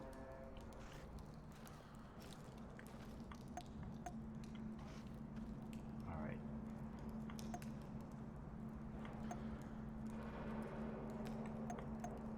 So the plus side is we don't lose anything from making grow beds. There's no downside to having some nice goodies around. So yeah, build ourselves a few tables down here. Get some lights on here in a sec. Have ourselves a nice little indoor garden. It was one of the things that I found very interesting was how Fallout 4 did its base construction system, and like when it considered a base to be good, I don't know. You know, there's weird things you just think about a lot. And for me, yeah, the Fallout 4's construction system is definitely one of them. It was so odd. And we're out of mushrooms. Ah, peace. Let's get some light going.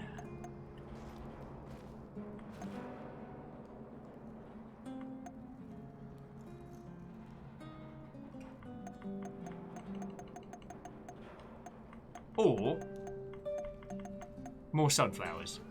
I mean, everybody bloody likes them.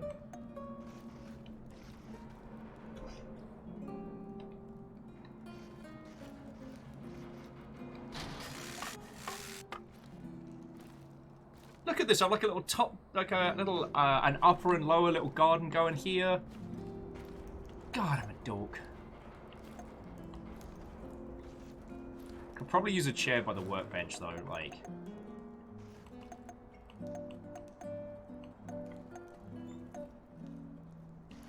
You know, just for comfort's sake.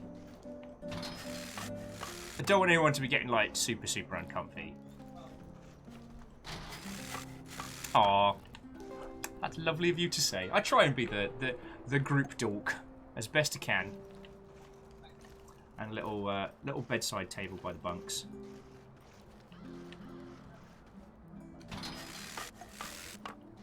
Like, currently we're not doing too bad.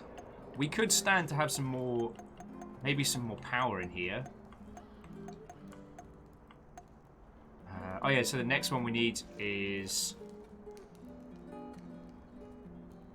Oh, damn. So we can start processing the next round of stuff, but we're going to need radiation security? Fucking hell.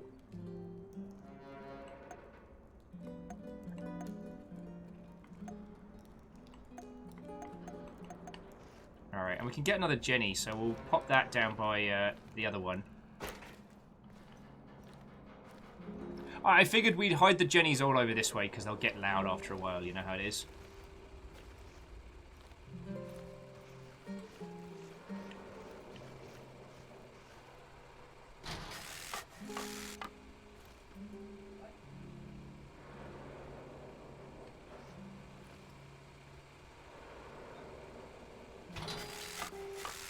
Don't seem to be affecting the air quality too much.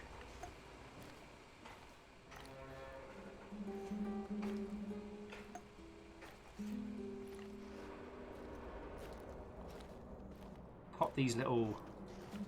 Oh, we need more mushrooms, of course. Oh, so this one decreases quality of life, but improves air quality. Oh, quality of life's doing pretty alright right now. So we'll pop this over here to help dissipate the gas from the Jennies.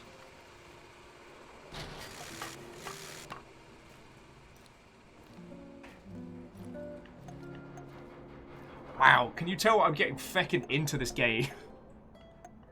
Like, is it showing? Is it visible yet?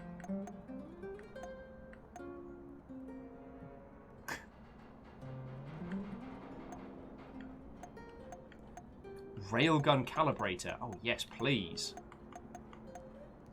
God, I haven't even looked into what we can get later. Sorry, I'm back. I went into creative space for a second.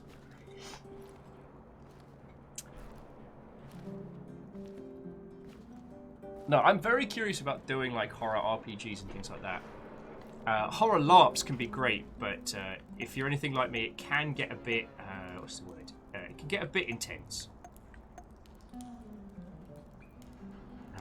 Oh, but we can start making some ready lockpicks.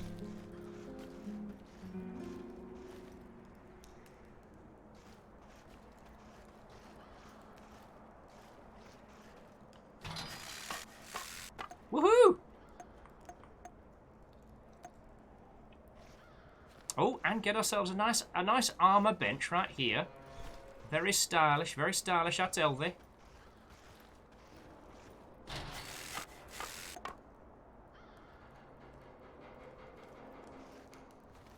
Oof, an industrial furnace? Let's put that next to the fire alarm.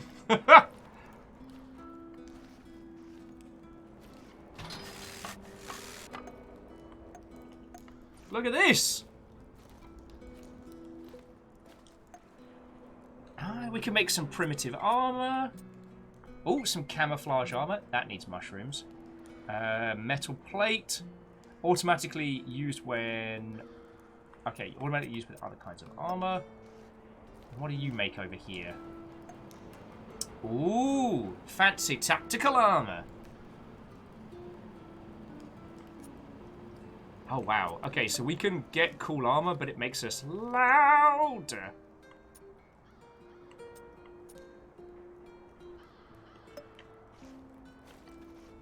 But I tell you what we can do is we can make our mate the good stuff.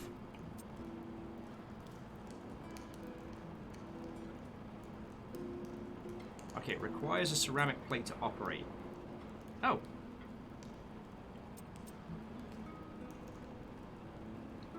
You know what? Let's not go too ham too quickly. I'm getting overexcited here, and that's fine. But we've been doing very well by being very quiet in this world. It's just me and this random guy. Living our best lives. Getting into trouble. I hope you're feeling more confident now. I am. I've killed so many people. Nap time! Oh, the other thing that I don't know is if we have a time limit on this. I don't know if we have to complete the heist within a certain amount of days. Tactical bunk bed. 30 steel. 100 pounds of mushrooms.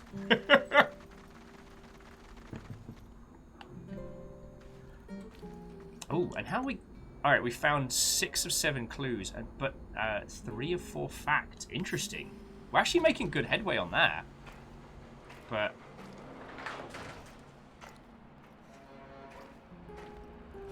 Oh. Answer the radio, mousy, mousy, mouse.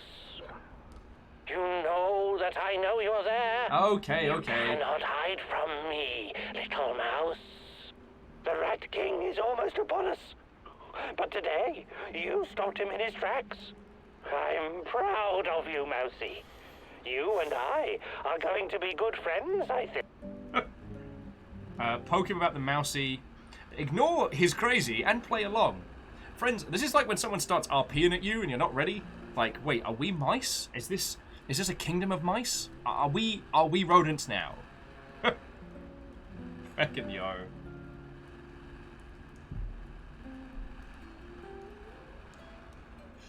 Oh no, I'm gonna play along. Feck it. If someone's gonna RP at me, I'm gonna RP with them. Right, whatever. Oh, great and powerful rat catcher. Let us meet in person, Mousy. For real this time. Pripyat Port, look for a red sign painted on a wall.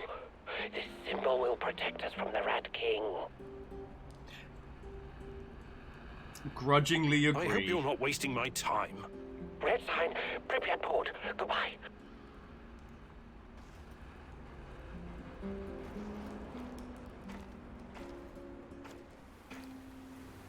Alright, what's our next move, boss? Alright, so if we have a look, friends, this next mission is going to be harsh. So there's chopper support in the...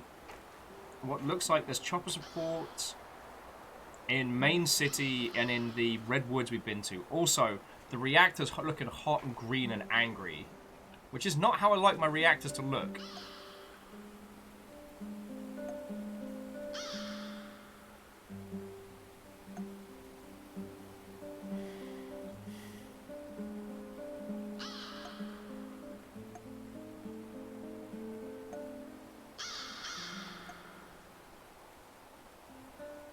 You know, another medicine drop isn't going to hurt. So, I think we're going to send Olivier to get some more meds. And then... See, we could go to Pripyat Port, but that place is feckin' jumping right now.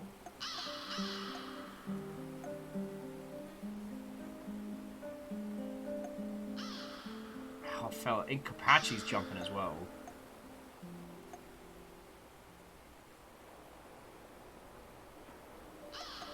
Oh, goody! Every choice is a bad choice!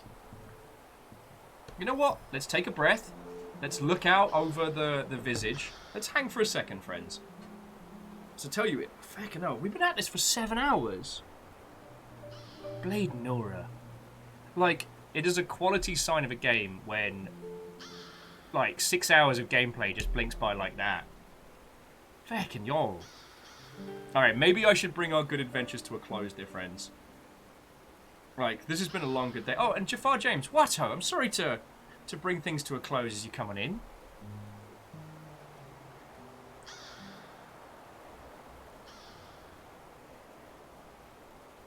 I think, if anything, my lack of conversation today should speak volumes for how engaging this game is. I'm going to be playing the absolute hot feck out of this. Like, this has got its little teeth into me, and I'm about this.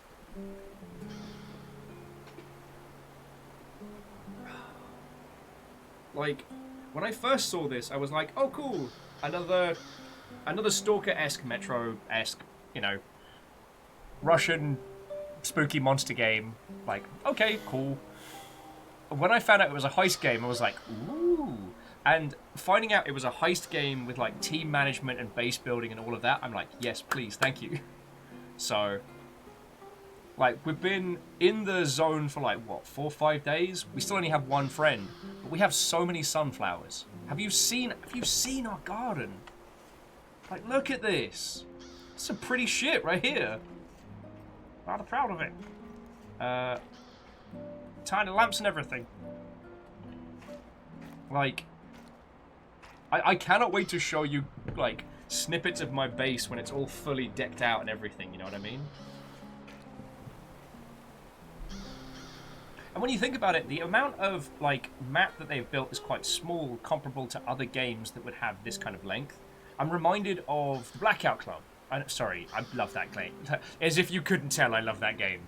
But the idea of doing a smaller environment with more detail, rather than trying to build it bigger. If there's one thing that Metro's open world areas sometimes suffered from, it was large swaths of nothing, especially the sand level. And that makes sense for it, but at the same time it didn't feel desolate like Borderlands does. It felt empty, like I was waiting for another build, you know what I mean? So yeah, if you don't mind me being a humongous shill, Lord Shill Shillington of Shill Mountain. Friends, there is the Humble Bundle link for this one. If you're looking for something shooty gunbang to get your teeth into, I really do recommend this. It's feckin' grand. Help, Joe. Yeah, Harmonious. King Shill of Shill Village.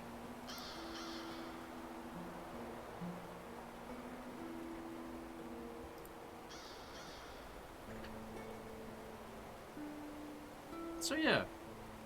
Thank you, friends, for indulging me today as well. Like, today's been not my usual level of natter and banter, but feck me if I haven't had a good time being here, you know?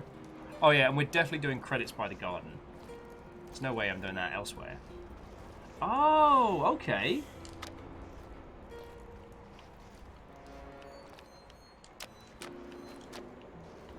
Ah. So we actually have to, like, manually go and acquire these things. Okay. But not the food. Okay. Now, does that give us enough to build another grow box? Because, shit, yeah. Hi. I was bringing these things to a close, and then I got distracted. Because I'm very distractible.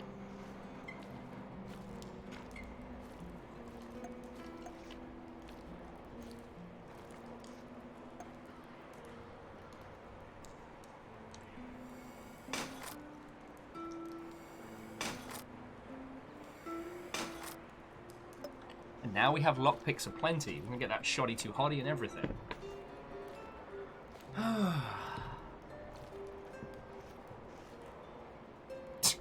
Items like, this is going to pull an M. Night Shyamalan twist, and it's going to turn out to just be, like, Stardew Valley. Like, once we break into the reactor, it, like, sorts everything. Or it's the start to Terra Nil, where we then use the technology to rebuild the whole area and clean it. That'd be lovely. But no, I think now is a good time to bring our adventures to a close.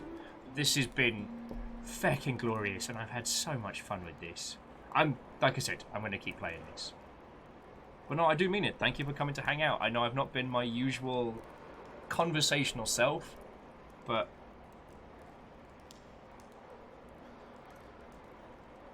I don't know, this is just, it's hitting a lot of good beats for me, and I'm all about that. Right. So, friendos, I'm going to roll credits in just a moment, and then we will find some lovely Mother Hubbard to crash into.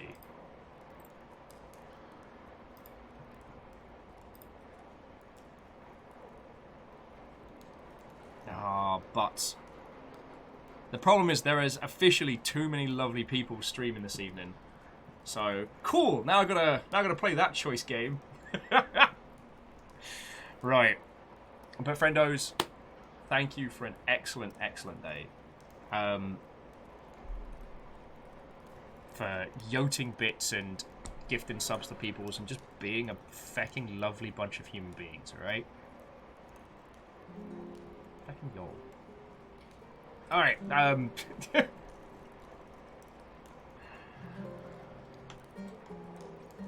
do you mean, no? Oh, okay.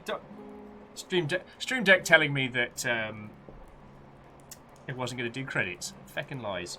Alright, friends. Like, jit tired at the moment, so I cannot say enough thank yous for people throwing bits in. It's keeping us going, alright? Today I would like to specifically thank Pun Spectre, Fearless Sun, Some Numbers, Wolfcrad, J-Post, Dark Pun Dealer, Kimball, Favor6, at Coil Twitchbot, Zelky Plays and Bacon Avengers. Seriously, it is a massive help, so thank you, thank you. The moderation team today, which was a full compliment despite the credits saying otherwise. So to Caffeine, Rhymes Moose, Tarlicus, and Lizzie T. Powell, thank you all so feckin' much. Of new followers, we got a bunch. So for Comrade Desay the Wolf, Some Random Geek, Mount Avarist, and Soryu, thank you kindly for following, and I do hope we get to hang out and chat more in the future. Now, to Some Numbers, Dark Pun Dealer, Darth Roni, Cheese Sleeves, Eloquent Giant, Shooty McGunbang Dev, Gan, and Dorf, Pun Spectre Y, Mr. Gould Plays, Mark Mandel, CJ Boga, Admiral Anno, Meme Kitten, Ikoa, Sapiens Doth Tuttle, Midori Yashi, Want to Take the Dabby, Sir Isakulian, Dezu Nefukov, I always get that one wrong, I'm so sorry, Bismarck Mech, Salvoni, Scout, Keyblade Edge Master, Maham, 6 pairs of feet, specifically, Neo Shadow, Nowroth, and Navi the Wolfess. Thank you all so much, whether you were targeted by House Carl or celebrating 30 months.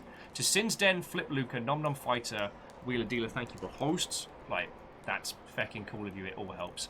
And to Go Pirate Software, Tavi the Wolfess, ET3 Stooge, and Guinea Pig Nation. Gilmore Greyjoy! You interrupt me! You're terror! To all of you, we had so many feckin' raids today, and I cannot say thank you enough. Like, trusting me with your crew is a real big mark of respect. And I appreciate it, so thank you. Alright? Cool. Right. Well, rest in peace anything that I had planned to do for the rest of the evening, because if you need me, I'll be building more sunflowers. God, this game is good. Right! God darn it.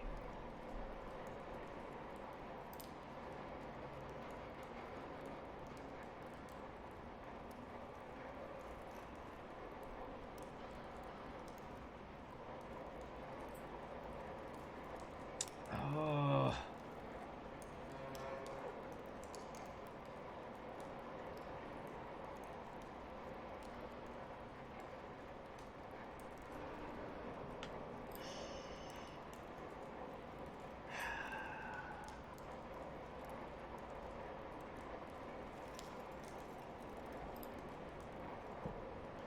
No, you know what? You know what? We're going to go say hi to Sage Bell. I know there are a lot of cool people kicking off at the moment. However, Sage Bell is currently chilling with like 2 people. And it would be fecking cool if we showed up with 50 to rock face. Plus, Sage Bell's been supporting the Longship a whole bunch as well. So, fecking y'all. Friends, thank you all for a wonderful day. I No, I say that on the regular, but I am in wantant to say it daily. Blah! Or learn how to speak the human language. That would probably help if I could learn to speak people good big words. Apparently I'm incapable of doing that. Right. Chat to me on Discord, because I'm pretty much just going to be sitting here and nattering incessantly to no one, or to the other people that I'll eventually recruit around my base. Yeah, have a lovely rest of your day. Tomorrow is Penka Park. It is going to be gloriously weird. Like super duper unsettling, good times weird. So, feckin' yo. Right. So we're gonna crash into Sagebell. Friends, this has been a bloody marvellous day. Sorry if I haven't been chatty, but the game's been so feckin' good. Right. Yeah, I think that's about it. Talk to you on Discord. See you tomorrow for creepy, weird, fun, good times. Nichiobi, no, thank you. I only get to do this because you lot either yoke bits or come and hang out. Like, I wouldn't be able to do this without you lot, so thank you. Alright, and Vanderbeest puns back to Gilmar. Your cheeky bad words. Oh. Thank you. Thank you. Right. Let's ride!